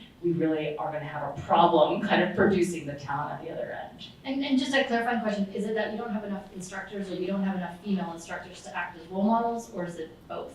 Both. Oh, interesting. Yeah, so again, if we're going to do a lot of work to energize young adults in terms of careers in STEM, and I always think about it's really much more STEAM in terms of creation, we really have to make sure that we've got those role models, and role models in classrooms are really important. So I'm going to take a guess, what was the gender of your teacher? And so that's I think an incredibly important point and not to be underestimated. Thanks. That's such a good answer. I might just talk a little bit about the same thing, actually, because I do believe the problem exists at all levels. And so in a corporation, and certainly where I work at Loblaws, we are tackling it at the recruiting. So how do we make sure we have diverse slates, bringing people in, getting to 50-50 representation at entry level. But I think what we all know is that one of the most critical issues is actually the move between entry level and manager. And actually about 50 women are promoted for every 100 men. It's significant, it's a significant broken rung. And so we have to also think about what are we doing in terms of advancing women to that next level and the more senior level. Making sure that in succession planning, in talent mapping, that people are equally represented and that they're getting development opportunities that are equal, so that the projects, the experiences are equal as they move across. So that's something that we've been doing. We're making progress. We have about 38 to 40% representation in digital technology and analytics. It's not still enough. We still have to go further, but that's some of the work that we're doing. And a lot of it is inclusion training, bias training, making sure people understand and are aware of where they might be discounting someone's experiences or style to make a difference. And I think that's something we have to do to address the problem at every level inside a corporation. But I agree with you as a parent, we also, and as an advertiser, we also have to think about what are the role models and the images that we're putting in front of children, and at a really early stage. So I have girls, they're exposed to no end to imagery that has nothing to do with being successful in STEM, that has nothing to do with dreaming about what's possible, about who they could be, about what they could achieve. They don't have those kinds of examples. And when we're in a media or a marketing or a commercial function, we have to start thinking about what examples are we putting into the world? What examples are we putting in front of our children that allow them to see a future where that's possible? And as someone who, I was an only girl in a drafting class in grade 9, I can hear you around being the only inside a girl, like only girl inside a class full of all boys is not actually great. It's tough. And so good for you for sticking it out, but we have to kind of change that dynamic. Are you cool if I put you on the spot for a second? Yeah. Because your stat around the number of women that get promoted stuck with me a little bit. So really quickly, how did you get promoted? I mean, obviously you're SVP, so you're up there. So what was it? Did you have mentors, sponsors? What helped you get to where you are? I took a lot of risk, actually, and I had sponsors and I had mentors. But I would say the number one thing is I took a lot of risk. I changed companies when things weren't working at one company and I looked for a better job. I changed functions. I moved from marketing into analytics and data science and then back into marketing. And I moved into retail versus banking versus packaged goods. And I would say all of those risks were big at the time. I knew only 40% of what I think I should have probably known to get those jobs, and I had to really push myself and rely on some transferable skills. And I think that's the other thing corporations can do when we think about putting women in leadership roles. There's a lot of transferable skills. You know, to be a leader in technology, you have to be creative. You have to be able to lead large teams, see projects forward. Many functions get to do this. And so why not sort of expand our aperture around who can lead technology functions? Great, thanks. So Emily, this is over to you. And the thing I love about this panel is that everyone is from a different industry, has a different background, so there's all unique perspectives no matter where you work. So Emily, how do you think equal participation in STEM and equal opportunity is really going to impact the global reset?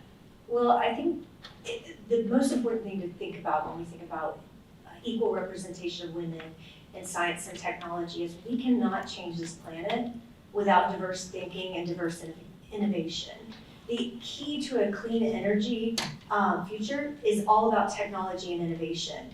Decarbonization is not happening fast enough, and we have to accelerate the speed and the rate of change. So when it comes to the gaps in the technology that exist to get us to those decarbonization goals, the 2030 and the 2050 being our big landmarks, and you think about the fact that it took us almost over 70 years to electrify emerging economies in this world, and we have less than 8 years to reach our next milestone in decarbonization, and 20 years after that to a net zero goal. Innovation and technology are super important. And my company, Schneider Electric, is one of many corporations that are racing to get to innovate and develop the technology to be able to meet those goals. You know, we can have targets out there, but if we're missing gaps in technology to achieve that, we're never going to get there. So what are some of the key areas of innovation that we've got to fill? When I think about decarbonization, there's 3 major categories. In my space, in our space as an energy, technology provider, and it's around decentralization, digitization, and electrification. So decentralization, are we developing the green energy generation sources? Yes, we are currently, seeing the solar, the wind, the other distributed energy sources, but we still have a lot of technology needed around advanced energy battery storage and hydrogen fuel cells. When we think about this digitization, we need to be energy efficient in how we do use our energy. So smart grids, smart cities, smart buildings. We need more computer science and digital acumen coming into the workforce, coming out of schools, with diversity of thought to be able to innovate the digital technology that we need to have energy efficiency. Schneider Electric, we just invented the first ever the EV charger that connects to a home energy system. We call it it's a home energy management system. We have to have smart homes, and we have to make those, keep speeding up the technology that addresses that. And then finally, when it comes to EV charging, we have to have technology around mass EV charging capabilities across the globe. If we're going to, I don't know about you, but I sat in the BMW panel. It was really exciting. By 2030, they want their entire fleet EV. Oh, we're not prepared, right? So innovation comes from diversity of thought. We don't have 70 years this time to catch up to the goals that we have. And as an engineer, I like to reverse engineer. How do we solve this? We have to have more diversity of thought. More women in engineering, women in STEM brings a diversity of thought when it comes into innovation. I can think of so many times that I've sat in a room with a bunch of engineers, you put them in different groups. The one group that's all looks the same, I've watched them get sort of circling around the same topic and just stuck on that. You get to another group with diversity of gender, diversity of creed. You have background, thought processes. You have all the different ideas that are coming in from different places and very, very different ideas that come forth. So if we're going to change the planet, we have to have equal representation of women in science and technology. Cool, thanks. Emery, I don't know if you have anything it's you looking like you wanted to add. Yeah, no, when you say the word energy, I'm cute. So at the Department of Energy and throughout the Biden-Harris administration, they've talked a lot about energy justice, right? And how we so badly need this energy transition. We have to rewire our whole society, and then literally and metaphorically. And a lot of this, it cannot be done with the same way that it's been done before, because we've made the communities that have contributed the least to the climate crisis are the ones who are bearing the brunt of its impacts. And so we have to rewire our brains too on how we're going to do this. So we have the Energy Justice 40 initiative, which is baked into how we do our programming, where 40% of the benefits or more, that should be the floor, right? The benefits of redoing our energy programming need to go to the communities that have had the biggest impacts from it, and to have them at the table. So they have decision-making authority, they have more community experience. We've brought in regional community liaisons to the Department of Energy, and just retooled our whole way of doing business. And we have this Secretary Advisor on Equity, which is a position that had never existed in the past. Shalana Baker, she's wonderful, and it just is beefing up our staff, beefing up the budget, putting action and money in people where we have these issues, and doing analysis on our own workforce, right? Because what percentage of the Department of Energy is female? Like 36%. So it's not all STEM jobs at my agency, at this federal agency, but a ton of them are. And so we got to start at home too, and diversifying our workforce and being accurate about who we're portraying and who we're bringing in and walking the talk, right? So that's a big part of it. And then lastly, on the international front, because we're in this forum, as I'll mention, our Equity and Energy Transitions Initiative, which is through partnership with the International Energy Agency and the Clean Energy Ministerial. And those are just massive international organizations. And so knowing that those two are pairing up should just give you an idea of the heft of this effort, and trying to bring in more women into the clean energy space and leadership. And they're also hosting events. It's kind of like the C3E one I just talked about before, but internationally. And I helped write the paperwork that stood up that whole thing. And so it's another initiative that's really taking off. Cool, thanks. So just your words around action, yeah. And not just speaking is great. So we're gonna do a little bit of a rapid fire. I don't know if most of you know, but the World Women Foundation has invested in 5,000 women in STEM so that they can get in-demand skills in cloud, data, and AI, which is fantastic, so congratulations.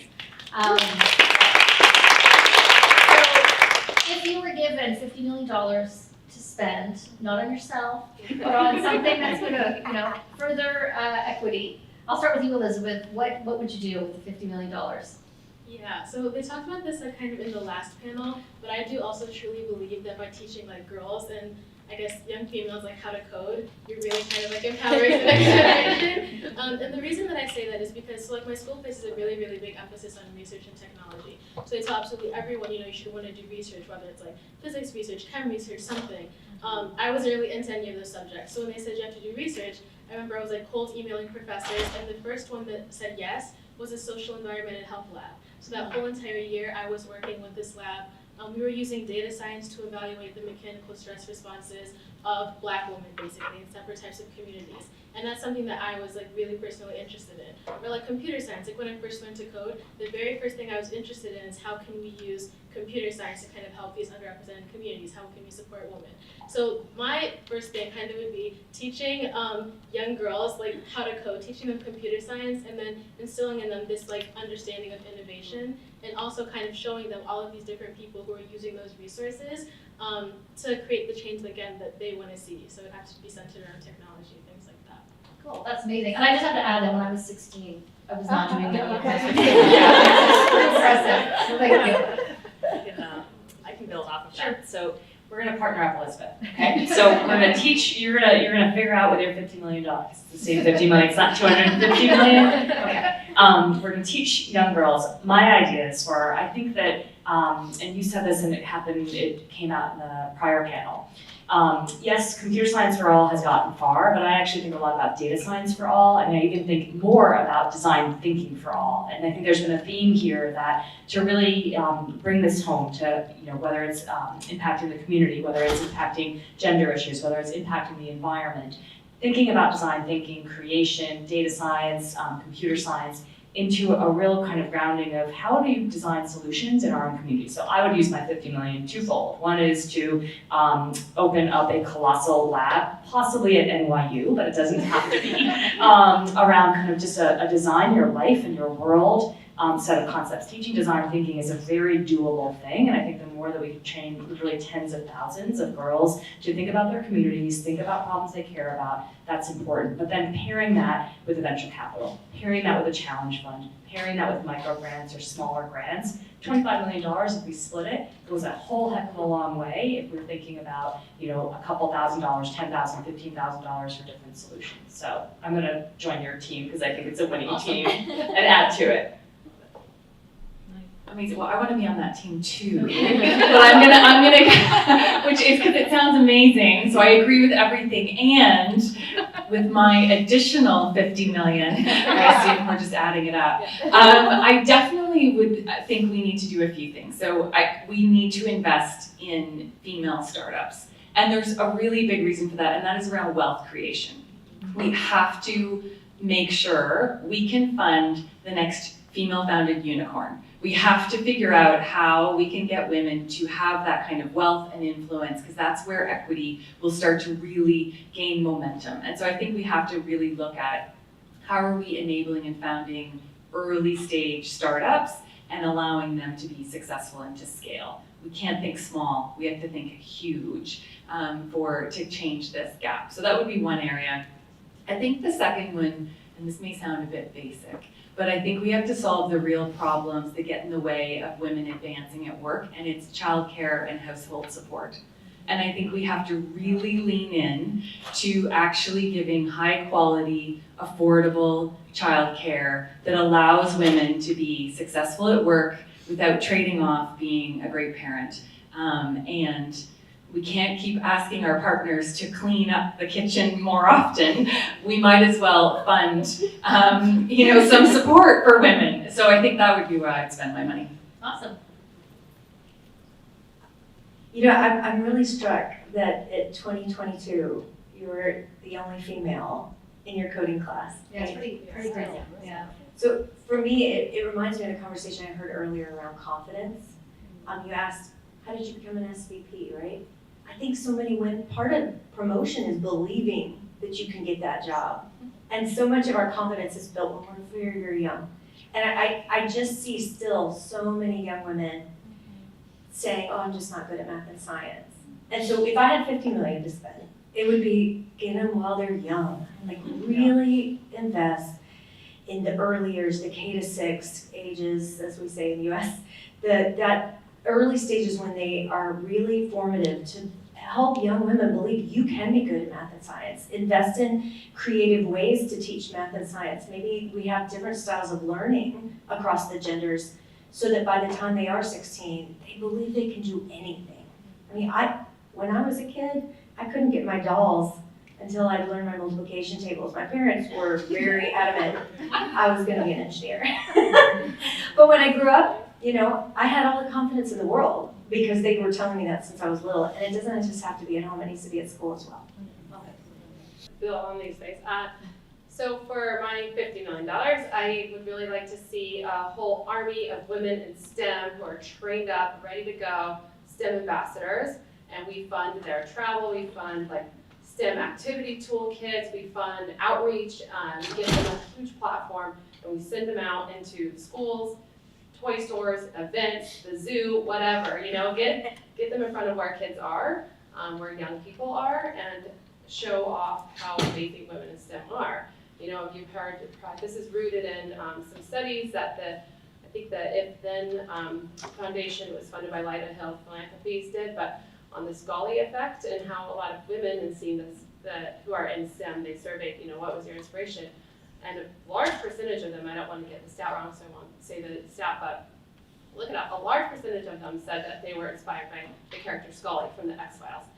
And so there's a big need for just to see more of yourselves out there. And when you get the opportunity to talk to a woman in STEM and to see their passion, their excitement, why they're choosing these fields, then that could change someone's life right there. So I want to fund a network of whole STEM ambassadors and get us traveling outside of, our comfort zones and trained up and go change the world. I love it. Sign me up.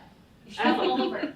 Okay, we're going to actually do the same question as the last panel, which is if you could give everybody one action to do after leaving. So we're going to make this really rapid fire. I actually am gonna jump in and say something because someone told me this once, and it was really good advice for me, which is ask for what you want. And I think a lot of women don't. And so when we talk about promotion and so on, I would just say you need to ask for what you want. If you need flexible hours to do daycare, ask for it. If you want to get a promotion or move to another role, you really need to ask for it because your manager may not be a mind reader, quite frankly. And so I think the more you can ask for it, the more you'll see results. And then we'll just go down the road. I'm just gonna go and pass it backwards. Perfect. Sure. So I would say for the call to action is tell somebody else about this conference, about this event, about a lesson learned here, because we need to expand who's in the room and get more people paying attention to things. We've all given up a lot of time and effort and funding and whatever, getting ourselves over to this event, and the people who organize it have done a phenomenal job putting everything together. And there's so many people who don't have the opportunity to come to these things who would be, of value to the conversation. And you don't need to be a women in STEM to be an advocate for more women and gender diverse people in STEM. So that's my call. Awesome. My call is embrace failure. I like that theme because nothing was invented without failure. So if we think about women in sciences, it's an iterative process. You fail until you succeed. That's how we have to look at life. So I guess mine would kind of be really supporting, young women, in the sense that, I know when I started coding, I used to I'd tell a few people about it, and there were so many girls who were really interested in it, just because they felt that it was kind of like a field that they couldn't touch. They said, I'm not good at science, I'm not good at math, I can't code, I obviously can't do it, which that's absolutely not true. And I think that what they need is to understand that kind of what we're seeing online isn't necessarily true. Everyone works in different ways, and being able to kind of jump over that learning curve and learn all of these different things is really helpful. So I guess if anything, just keep supporting young girls, especially. And I know I tell young, kind of girls that are younger than me, especially if they're women of color, even if you hate it, please stick with it, because there'll be a point where you'll start to like it. And then at that point, I feel like it's a really nice skill to have and something that you can really use to help others. That's awesome. It's a real privilege to be on a panel with you, Elizabeth. I'm going to cheat, and I'm sorry. I've got two. The first is we all have to insist that the leadership of our organization, whether it's at the board, our managers, our executive leadership, that there's equal representation. Why in God's name are we still talking about this in the year 2022? Sorry, that was the infomercial. My real idea for the call to action is someone mentioned the metaverse in the last conversation. I just think for folks in this room who have access to the 3D environment, thinking about metaverse and kind of the use of that tool to engage, I think it's incredibly important that we make sure that we start on this movement in an equitable fashion, that we start on this new movement in technology in a way that isn't going to be a catch-up in the same way that we're having this conversation, but that we're really engaging, teaching, training young women to be part of that community and to be leaders in that community. Sorry for cheating. That's good. It's great. These are all so good. I feel. I think my call to action would be to use your buying power. Use your buying power as a consumer. Use your buying power as a customer in a large organization. One of the things we've done that started to gain some traction is insisting that our partners show up with a diverse team. We work with big Microsoft, Adobe, Salesforce, TikTok, Meta. We work with all these companies. Why wouldn't we insist that they bring a diverse team to the table? That allows those women in those organizations to get experience working on large accounts and big problems. They will get the experiences to develop. So I would say use your buying power as a consumer, pick products and companies that do have balanced boards, and also insist on it as a corporation, that your teams that are working with you are diverse. Love that. That's great. We only have a couple more minutes left. I don't know if anyone has a question? I'm very passionate about this, and I'm trying in my head to condense it to as little questions as possible. So I'm a technical recruiter here in New York City. Our company's global, so we have offices in every city, really. I'm in tech adjacent because it's the business side, but still in the technical world. As a technical recruiter, I talk to a lot of people who are recent graduates or they've been in their career for a little bit of time. And the market right now is pretty crazy. As well as a lot of people have been, because of the pandemic and everything, they don't have the networking skills or the social skills needed to find the people they need to find, really, to get their career going. So I was a part of all those programs. I kind of left the coding and the technical world. So this first question would be, what can we do to kind of help young people continue the path after school? My second question, and this, I thought of it in the beginning, Elizabeth, if you can answer this question. There's a lot of social media influencers around STEM, around technology specifically, that talk about their experience with like applying to roles or interviewing and things like that. How do you think social media will help advance people's careers? Has happened for me has happened because of social media.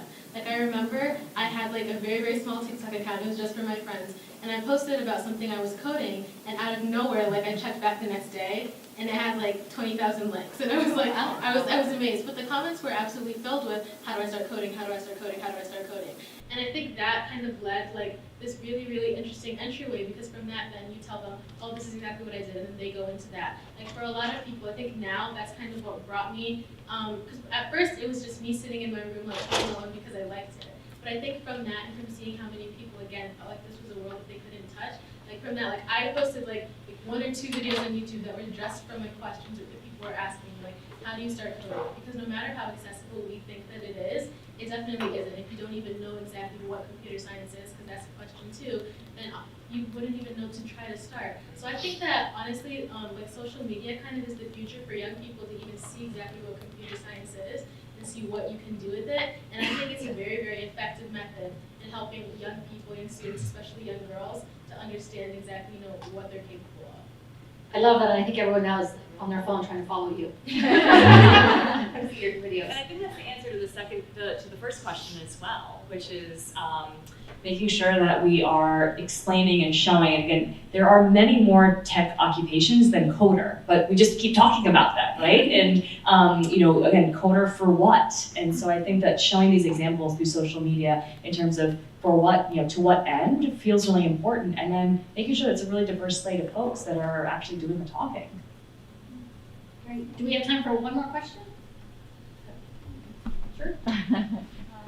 So I love this panel. I wish I could take each one of you home and have a conversation. Maybe next year we could have it just all around STEM, because it's just such a huge important topic.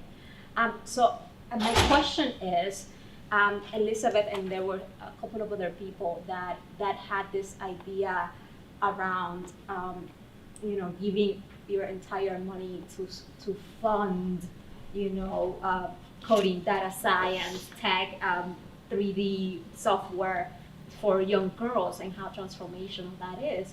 So why do you think that more companies like Microsoft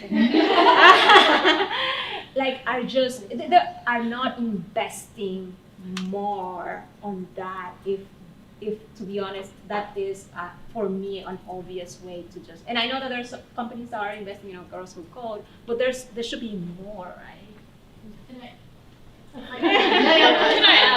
I would add, like, I think techie people are usually not good with social media. They're usually not good with speaking and being a public speaker. So I don't think we have to pressure them to that direction as well.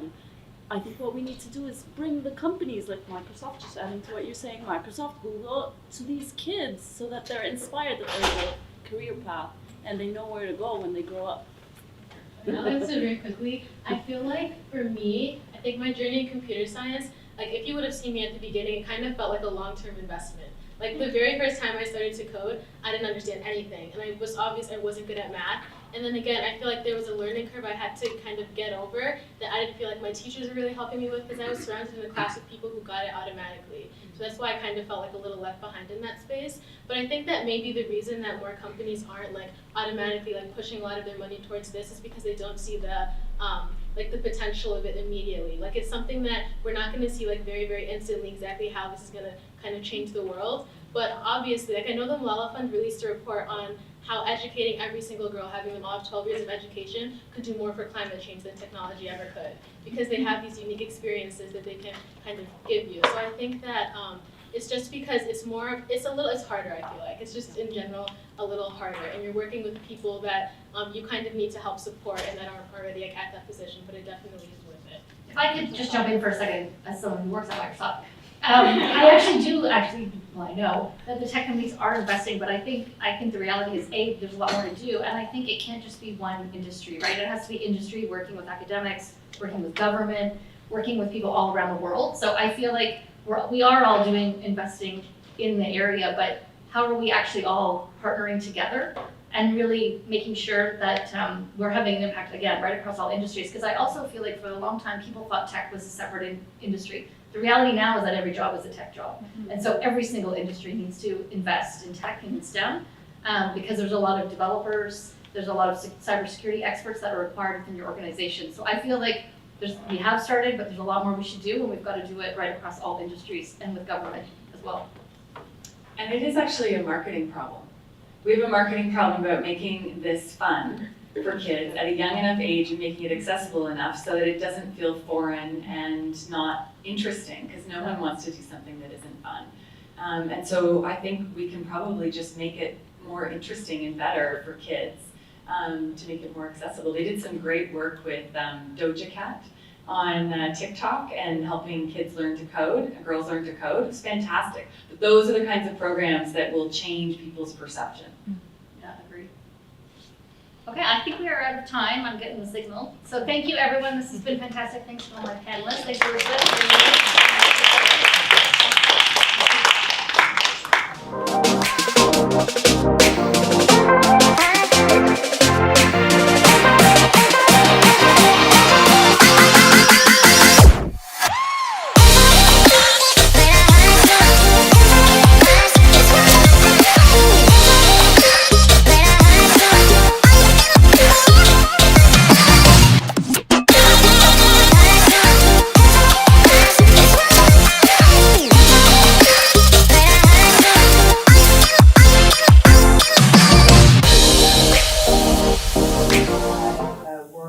Public Affairs and Communications, and it is my pleasure to moderate this next panel entitled Media, Activism, and Equal Future for Women and Girls. I think you will all agree that this title is apropos for anyone interested in taking a closer look at where we are, where we've been, and where we're going. We have some pretty #boss pioneers and leaders in their respective fields here with us today to share their insights and drop a lot of knowledge on us about what they've done from their respective experiences, and they're going to guide us through an important conversation. So it is my pleasure to introduce you to the panelists. As a collective, their accomplishments run wide and deep. With the help from them, and the questions that I know we'll get from the audience, we're going to help unpack their knowledge. I'm just going to do a quick intro of each of the panelists, as I know that the full bios are available on the WWF website, but I just want to make sure that we know who we're speaking with today. So I'm going to start with Sue Unerman, after all that practicing. So Sue is the Chief Transformation Officer at MediaCom, which is part of WPP Advertising Network. She's the author of Belonging, which is the key to transforming and maintaining diversity, equality, and inclusion at work, and The Glass Wall, which promotes success strategies for women at work and for businesses that mean business. Please give an applause for Sue. Seated next to Sue is Marjan Nishat, who is an Iranian-American award-winning actress working in theater, film, and television. Marjan recently won the Sam Norkin Off-Broadway Award for playing 3 overlapping leading roles about strong women living in the Middle East, and she is now about to embark on rehearsals for a one-woman show at the Vineyard Theater off-Broadway. Let's give Marjan. Seated next to Marjan is Adrienne C. Smith. She is the Senior Vice President and Senior Partner and Chief Diversity and Inclusion Officer at Fleischman Hillard. Adrienne is the founder and visionary of the Cons Can Diversity Collective. It provides access and exposure to young adults of color, underrepresented communities, to global thought leadership, conferences, and creative spaces. So advertising, marketing, innovation, technology. Her story, not history, but her story is she's a herstory maker. She creates She created the first standalone equality, diversity, and inclusion beach at Cannes, and it was called the Inkwell Beach, which is famously named after the Inkwell Beach in Martha's Vineyard. Let's please give Adrienne.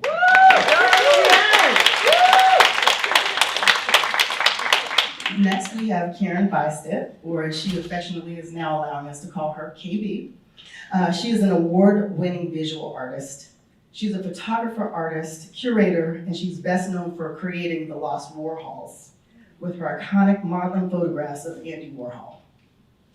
She's known as the collaboration queen. In the art world, KB's NFT queen's passion is to be a disruptive creator, and she inspires women and young girls and men to be bold. Through her art, as well as her bold style, she promotes queendom. Let's give an applause to the queen. And finally, and certainly not least, we have Cheryl Fox, who is everybody's award-winning, just be clear, is an award-winning artist and photographer who found her love for photography in the darkroom of her university, and she later refined her creative skills at the School of Visual Arts in New York City. Cheryl went on to shoot lifestyle images of her family and friends, but those family and friends are many of the most global, iconic names, entertainers, and voices in sports and music. And Cheryl captures all of their essence. So her career has been ignited solely by word of mouth, but she continues to grow, and she's doing this in the NFT space, which we heard a little bit about earlier today, so we'll embark upon that, where fine arts meets crypto. So this is our panel this afternoon, and so let's give them a round of applause and let's jump right in.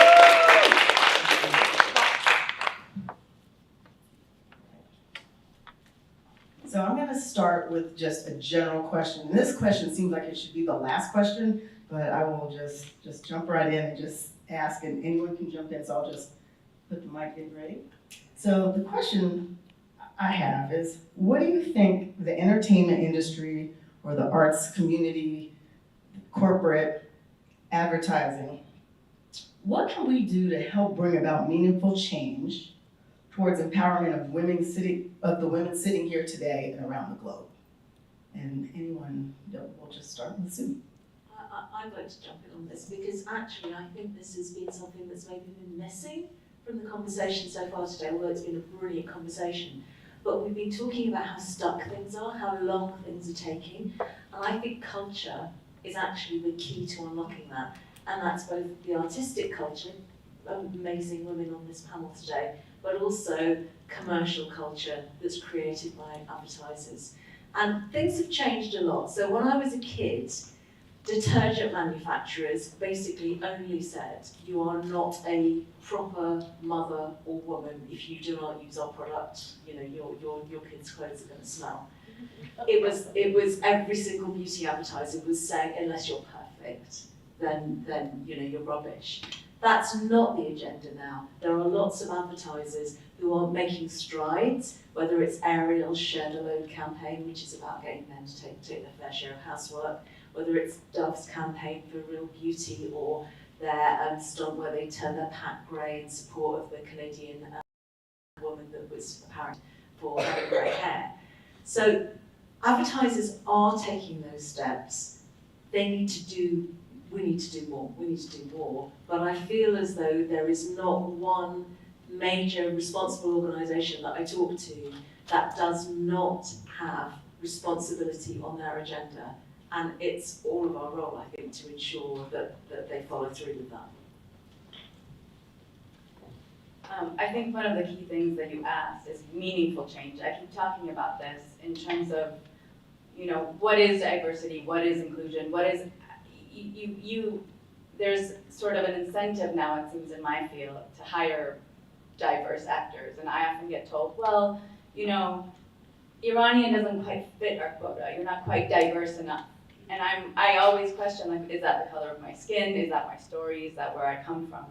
And so there's a huge disparity, I think, in terms of doing things for your numbers and for your pocketbook versus doing things because they actually will bring us all closer together. And I also think, you know, within that, if if you're hiring women because it's a diversity quota, I feel like when you do that and you don't let them do things their way, it doesn't really change the needle. It doesn't bring about meaningful change. It's just for numbers.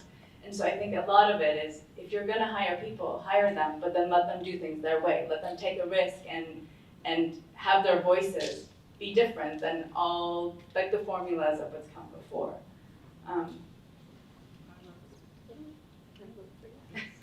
Since the mic is in my hand now. So I work for a communications company, a PR firm, Fleishman Hillard, and one of the things that we do is we story tell.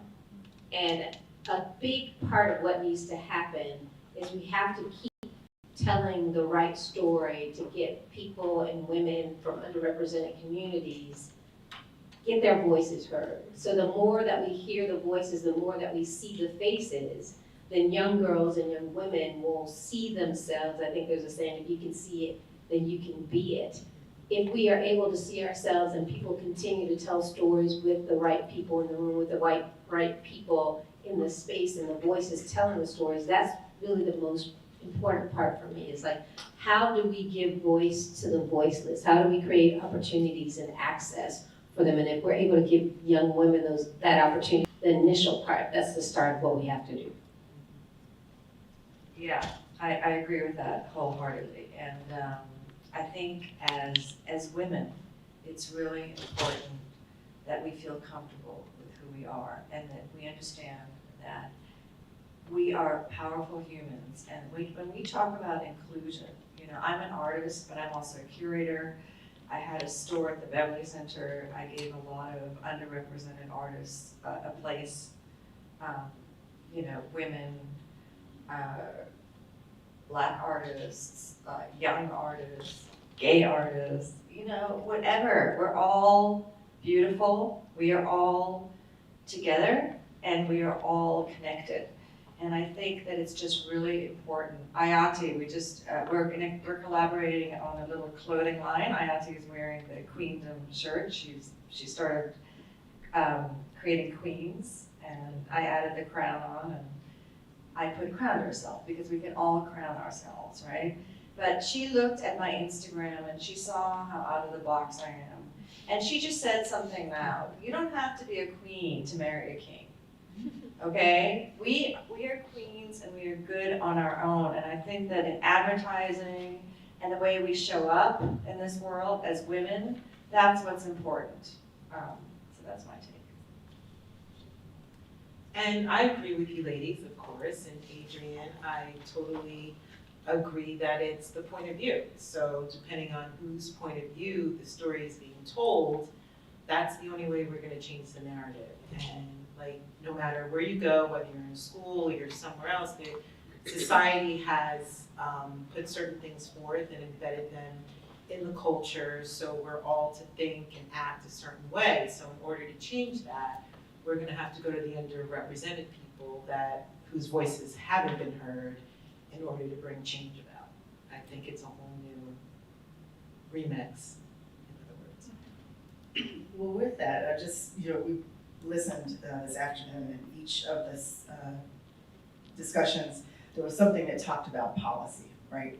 And then I think it was the last session, Megan talked about how her daughters see girls in a different way because of what we're seeing in social and in advertising. So the question is there, from each of your seats, be it entrepreneur, artist, corporate, what policy changes, like what can we be doing? And what can this group out here be doing? And what could the folks be doing that are watching this live stream or watching our hashtags?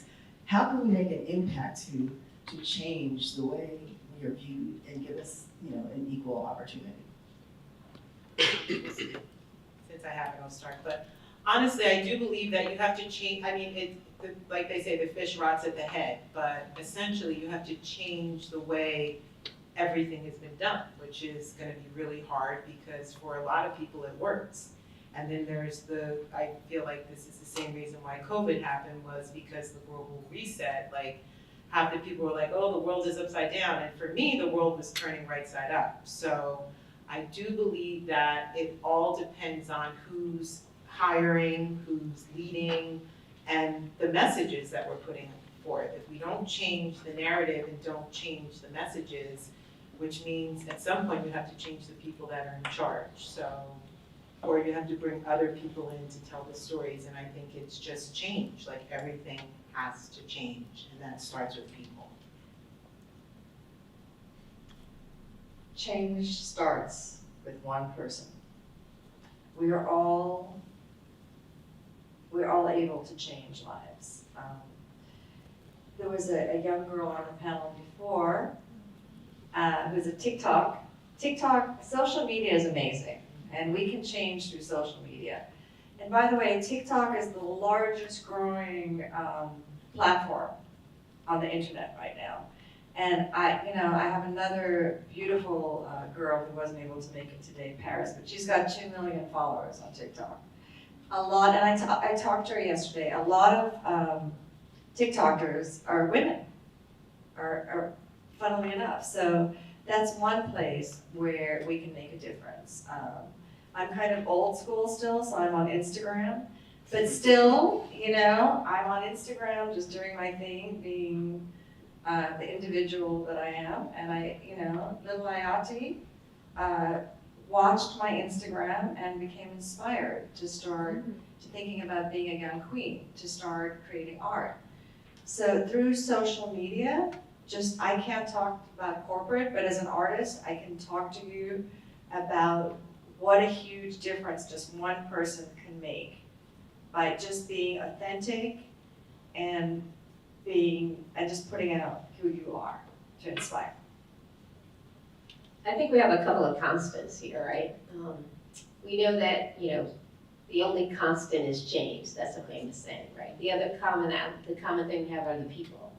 And the people will make the change if you make them accountable for the change that they're supposed to make. So most organizations, they have policies that are in place. Like if you think about it, after George Floyd died, everybody kind of went through the gamut of their policies and practices, especially as related to DE&I, to make sure that things were in place to protect people. But the reality is, if people aren't being held accountable for the policies that are put in place, then that change that's always inevitable is not going to have the effect that we want. So although we tout the policies that we put out, and we've got all the press for the policy, but if the people aren't held accountable for that work, then it's like, what's the point, right? So for me, the policies are definitely important, but the people and the leadership of all the organizations have to make sure that the accountability piece and people have to be held accountable for what they don't do when they don't adhere to the policy. So if you have a quota of hiring X amount of people of color and you don't reach that goal and you're managing people, you don't get a raise. You don't get promoted. You don't get the bonus that you said you were supposed to get. So it's about putting, I'm all for it, and it's always not always the popular thing to say. I'm like, yes, we have this great policy, but no one's adhering to the policy. So put accountability on it, and then I think we'll have the policy conversation will make more sense for me.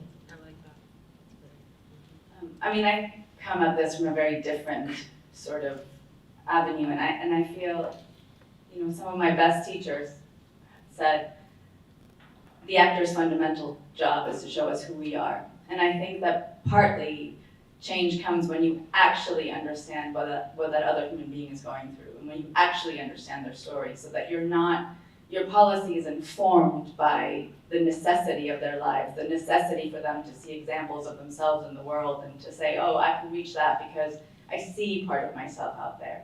And also in the previous panel, the realities of, let's say I did 3 plays last year and I have a 10-year-old son. When you're doing 6 shows a week, you're rehearsing 6 days a week and you're doing 8 shows, when you're not supported through childcare, a lot of people leave these professions because they can't do what they love and have a family. And so it's a broader understanding of actually how hard those people are working, what they get paid, and not just to do it for the love of it, but actually put things in place, especially for women, to support them to be able to go and do what they love and make those changes. I think childcare is a huge issue in this country. I just want to interject there just because before I became an entrepreneur, I used to work at this big company. And when they were having everyone come back to the office, the thought was, oh, we're going to have people come in the office and we're going to help you with childcare. So they gave us a week of money toward childcare. 1 week. So I hear you. Well, they helped you. Right. Well, That's I 1 quit. week left. No, I quit. I became boss of me.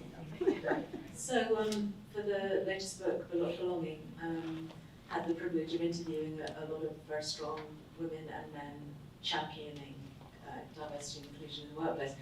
And you just reminded me of a quote from a woman called Hannah Rudimont, who's the woman who put in the gender equality pay gender gap reporting in the UK. So in the UK, it is compulsory for every large organisation to disclose the gender pay gap between how much men are paid in the organisation versus women. And she said to me, there used to be a saying that behind every great man there is a great woman. And she said, I like to think now that behind every great woman there is a man without a chip on his shoulder. And I think that could be a partner, that could be a boss, that could be a brother, a colleague. I think it's very true. It takes a whole village, maybe, to create an amazing woman's career. And I've been fortunate enough to benefit from that. But you ask about transformation and change, and my title is Chief Transformation Officer. The truth is that change and transformation is happening all the time. Everything is changing. It is also true that there is very little trust left in the world. But the Edelman Trust Survey that comes out every year, Trust Barometer, has actually pointed out that people trust businesses more than they trust governments.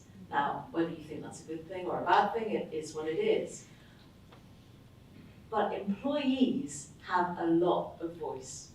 So I have faith in the fact that many employees now, particularly Gen Z, the younger generation, they come into the workplace and they are not prepared to put up with the cliches and the traditions that perhaps I did when I joined an organisation. I kind of joined and thought, some things here don't seem very fair. I've been in work for more than 30 years.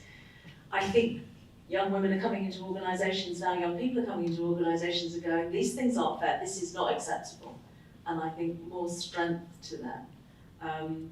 But in addition, all of us that are working need to challenge, we need to make demands. We have a process at MediaCom I'm very proud of, which is called inclusive planning. And what we do is we look at every single one of our clients' businesses and we say, not just how do we grow the number of products that we sell, but who's buying them? Who's being left out? What could we possibly do about that? Are there things that we could do that actually would make a difference? And certainly one of our clients, Tesco, did a campaign for Ramadan that featured Ramadan in big posters, public advertising, probably for one of the first times for a brand like that. And those things do make a difference. So I am optimistic. I'm optimistic that things will change. But I do want to also say, it's not just about advertising who's in front of the camera. It's not just about in plays who's on the front of the stage. It's also about who's directing, who's filming, who's working behind the scenes. And there is very little accountability there at the moment. So back to your point about accountability. Now I'm involved in an organisation called Answer for Change, which is working to bring accountability to those questions. But I think we all have to ask those questions. And I like that idea that, yes, it's 2022. It's time that we should be saying, where is the 50-50? Not, oh, well, do you know what? We've done really well because we've got the share of women on the board up to 25%. Well done that organisation, but it's been 50, we've been 50% of the population forever. So you're passing the mic to Marjan, so I'm going to ask Marjan a question. So we're going to go from the stage, and then we're going to go to the metaverse. So, question for you, Marjan. You talked about the play that you just did, where you roles, and how has your experience as an actress helped you be a voice for, those that are following behind your footsteps? And is there anything, about your childhood or your, where, from whence you started, that has shaped who you are today, and how can you impart that on Luca's daughter, and your son, and my daughter, and other daughters? Wow. I think I immigrated to America when I was 8. And it's crazy. I don't know who has been following, but in the last week, there was a young woman in Iran who was picked up, and because she wasn't wearing a hijab, and she was picked up by the morality police, brutally beaten, and is now dead. And the inciting incident for us leaving the country was that I was 7 going to a swim class that my sister, who's 6 years older, was taking us to, and a van pulled up and they're like, come here, your button's not, and I thought, we'd heard these stories about girls getting picked up, my parents weren't religious, and I fell to the floor and started screaming. And I think the only reason they let her go is because I had no chaperone. And I think I see this woman and I go, that could be us, that could be our daughter. And when I did 3 separate plays, but it's a very complicated thing, because I think your DNA, your life, your experiences inform everything you do. And I've tried really hard and I've been lucky that I've had such good writers. One is here, but we've had panels and people come. We did a play about Afghanistan, and they're like, "Well, it seems like the 2 women in this play are the strongest." And I'm like, "Well, isn't that usually the case?" That there's a thing of reporting the news, and what I try and shy away from, a kind of trauma porn of saying, let's show these women in their worst possible circumstances. I think it's absolutely necessary that we know. But within that, inside that woman who just passed away was, I'm sure, a very strong, very sassy, very vibrant, very colorful, very dynamic person. And I think that the more we understand that we are more alike and less different, the more we feel like the person I portrayed in Afghanistan is not so different than my neighbor, than my sister, than my daughter, the more we're inclined to help and pull them forward. So I think part of what I try in the work I do is to try and walk in those people's shoes and present them as 3-dimensional, dynamic human beings that you can't just write off, because you're like, well, doesn't this happen to everyone in your country? Isn't that just the case? Yes, they are victims of a terrible regime, but they are also very strong. There's so many things that make a human being. And I feel if we show all of those colors and we let people tell their stories in their way, we always talked about none of these women were accented, they weren't otherized. I feel like we tend to, in this country, put this part of the world as other. And then you just show their suffering, and then people just write it off. And I can maybe write a check towards some of that, and that's it. And I feel we have to start thinking much more deeply and 3-dimensionally about other human beings and treat them like you would the people next to you. Thank you for that. So Cheryl, you mentioned during the pandemic where people were outside of the horror of what the pandemic did to people, that it created an opportunity for you as an artist. And so I wanted to dig into that a little bit and talk about how the NFT space, and I'll have you tag team with our queen over here, who is the queen of the NFT space, but just talk a little bit about how that space. I don't understand that space, so I don't get it. So if you can. Maybe you guys do, but if you could give a little background on that, and then how that's helped you, and then the collaboration, and then how that could help, the next generation. Well, essentially, everybody's been talking about technology, and I agree 100 times 100% that our future is all digital. So the world is moving in a digital space, and so many people, and God bless everyone that had hardships in COVID, but I said, well, nobody cares about our health, right? So to me, COVID was not about our health. They didn't care about our health before. I know it all seems like they care about it now, but they don't. So, but you can't implement a new system when the existing system is in motion. So you have to stop the existing system so you can implement a new system. And I said, so the whole world stopped and went home and sat down. That's surely about money, because that's the only thing that, the whole world cares about. So I said, okay, something's going on. We don't know what it is, but surely it will show itself. So in the end, it's Web3. I'm sure Web3 has been around way before COVID, but in my mind, I was like, wow, this is a whole new situation going on here, and a lot of people don't know about it, but it's something that you have to want to learn, you have to want to explore it. There's a lot of people that are like, oh, I'm not into the internet, I'm not this, I'm not that. I'm analog, but digital has been coming slowly, and now it's becoming, I call it universal because I'm a spirit person, but it's global, it's everywhere. So the NFT space was introduced to me as fine art meets cryptocurrency.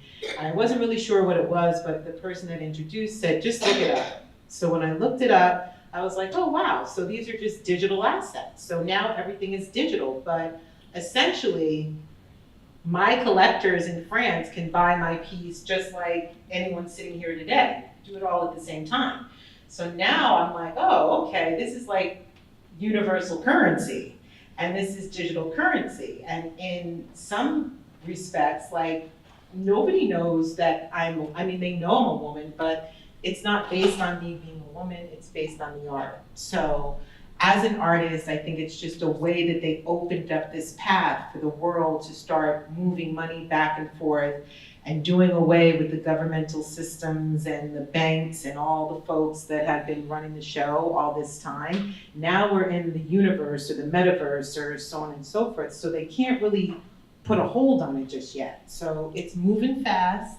But essentially, I do believe that the brands are slowly coming in, and they're gonna come in a much bigger way. And eventually, I think that COVID happened and all these things happened so we can have one currency around the world. And for me as an artist, I have been in the traditional art space for so many years. I've shot everyone from LeBron to Kobe to Madonna to Jay to Puff to Pharrell.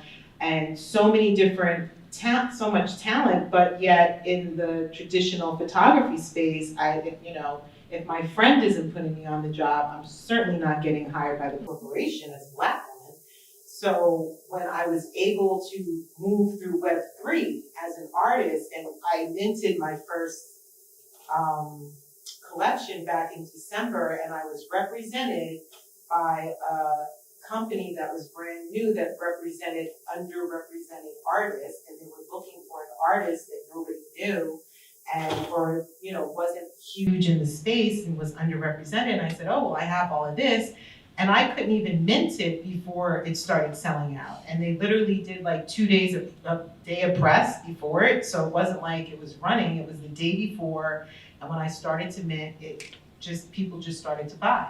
So I was represented in that moment, and I was represented in Web3, and I've been represented in a space in Web3 where I can represent myself as an artist and touch people all over the world in a way that I would never be able to. And it's like a community of like-minded people, of smart, brilliant, intelligent, and talented people that I can just go on my Twitter space and have a great conversation like, we are here, where I would never be able to do that in traditional photography. Or I could call the company all day long, but unless my agent called and got me the gig, I'm not getting the gig. I'm not, and my work is at a couple of fine art galleries, one in Beverly Hills, and it's also here in New York. But I used to look in that gallery window 26 years ago before my children were born and wish to be in that gallery.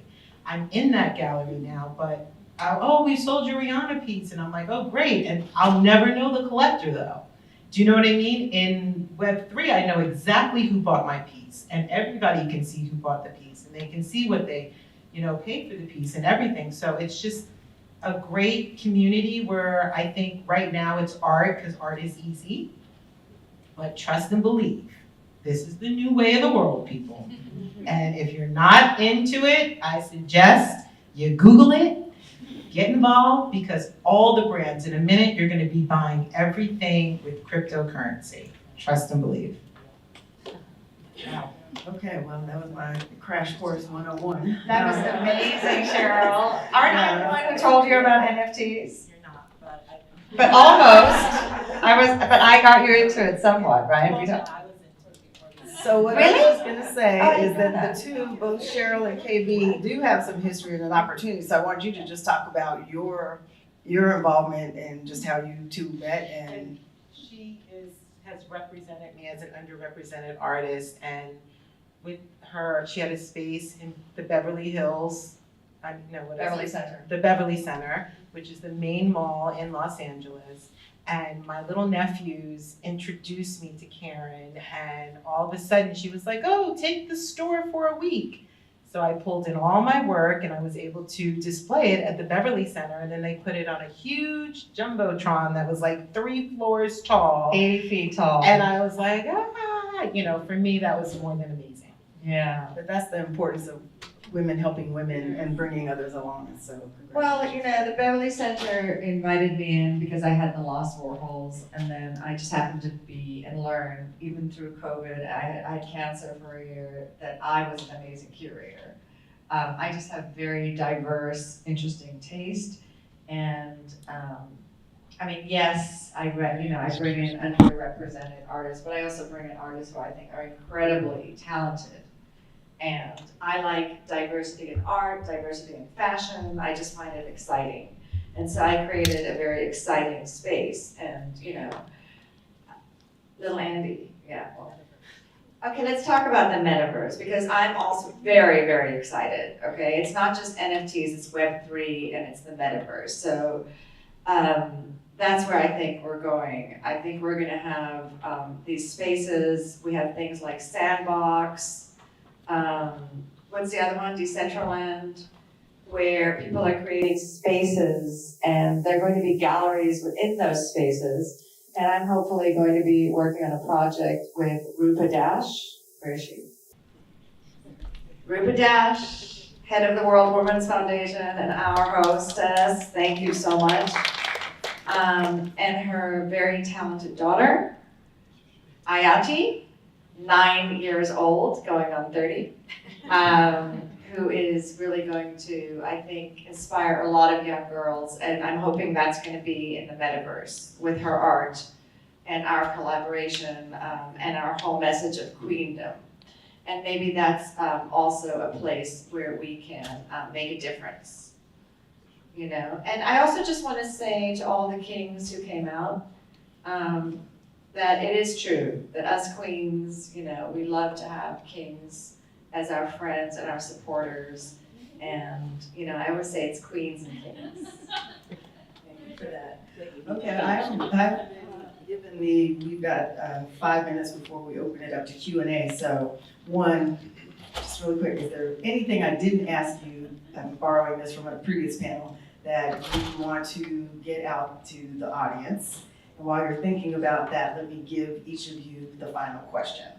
And so my question is, if the baton you pass to an inspiring young woman contained one bit of words or advice, what would that be?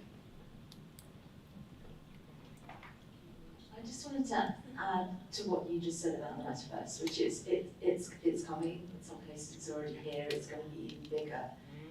We want a metaverse that serves women. Right? We do not want another creation that is just other people have got involved in it. Doesn't feel like it's a particularly safe space. Women need to get involved in it now, and I admire you both for doing that, because it should be a world that serves women and girls.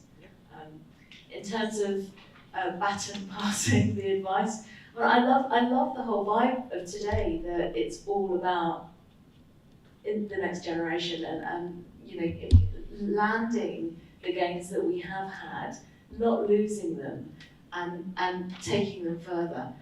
And I don't know, I remember a few years ago when feminism was very unpopular, and it was almost like I can remember younger women saying to me, "Oh, would you call yourself a feminist?" I'm like, "Yeah." They go, "No, you don't need feminism anymore because enough has not changed, and both men and women need to be feminists for the world to get to be a better place." And so that's what I'd ask, is proudly call yourself someone who's about equal rights for everybody, whoever they are, however they self-assign, but I think don't shy away from being active in that cause.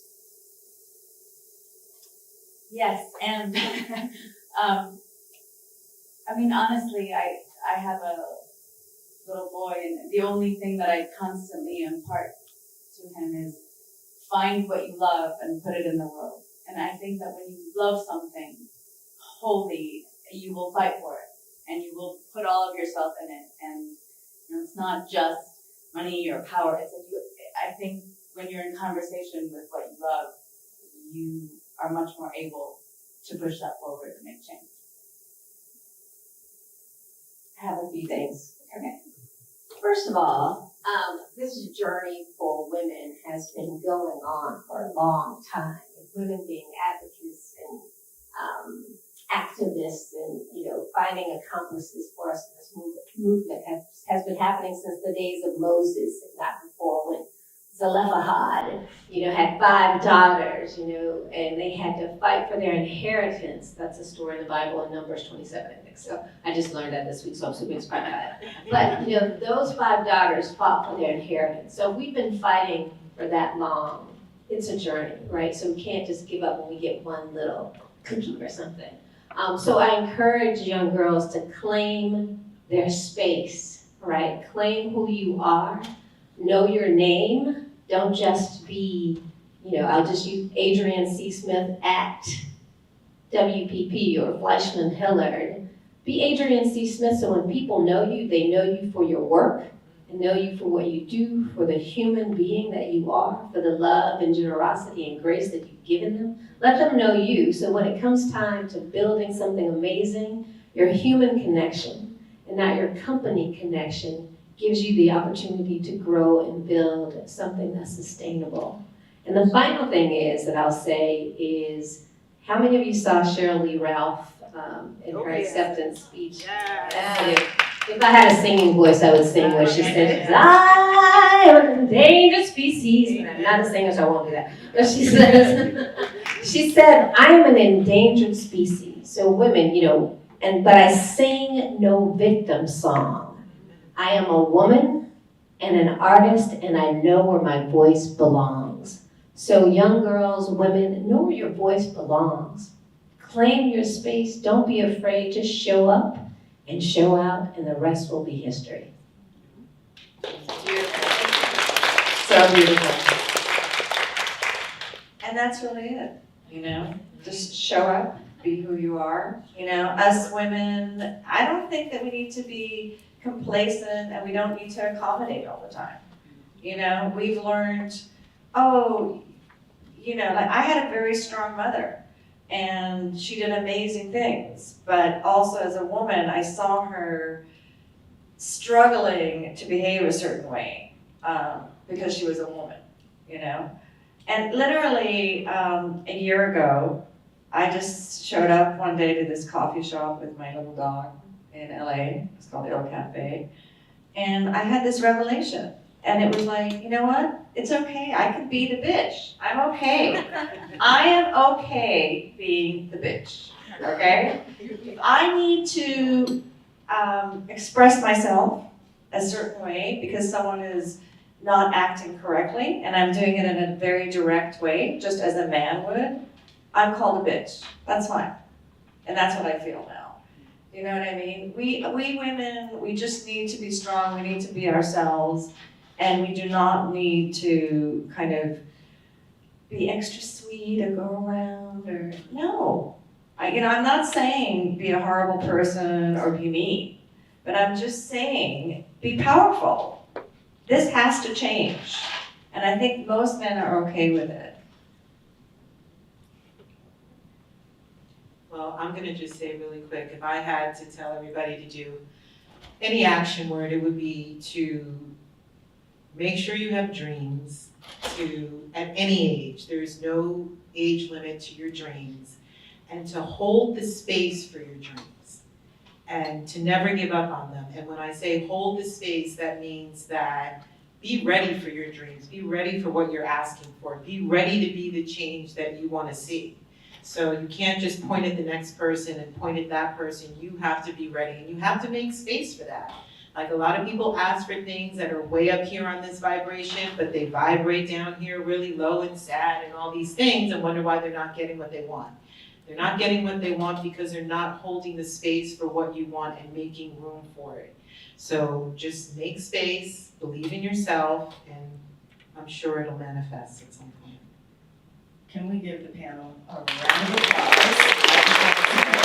They gave us some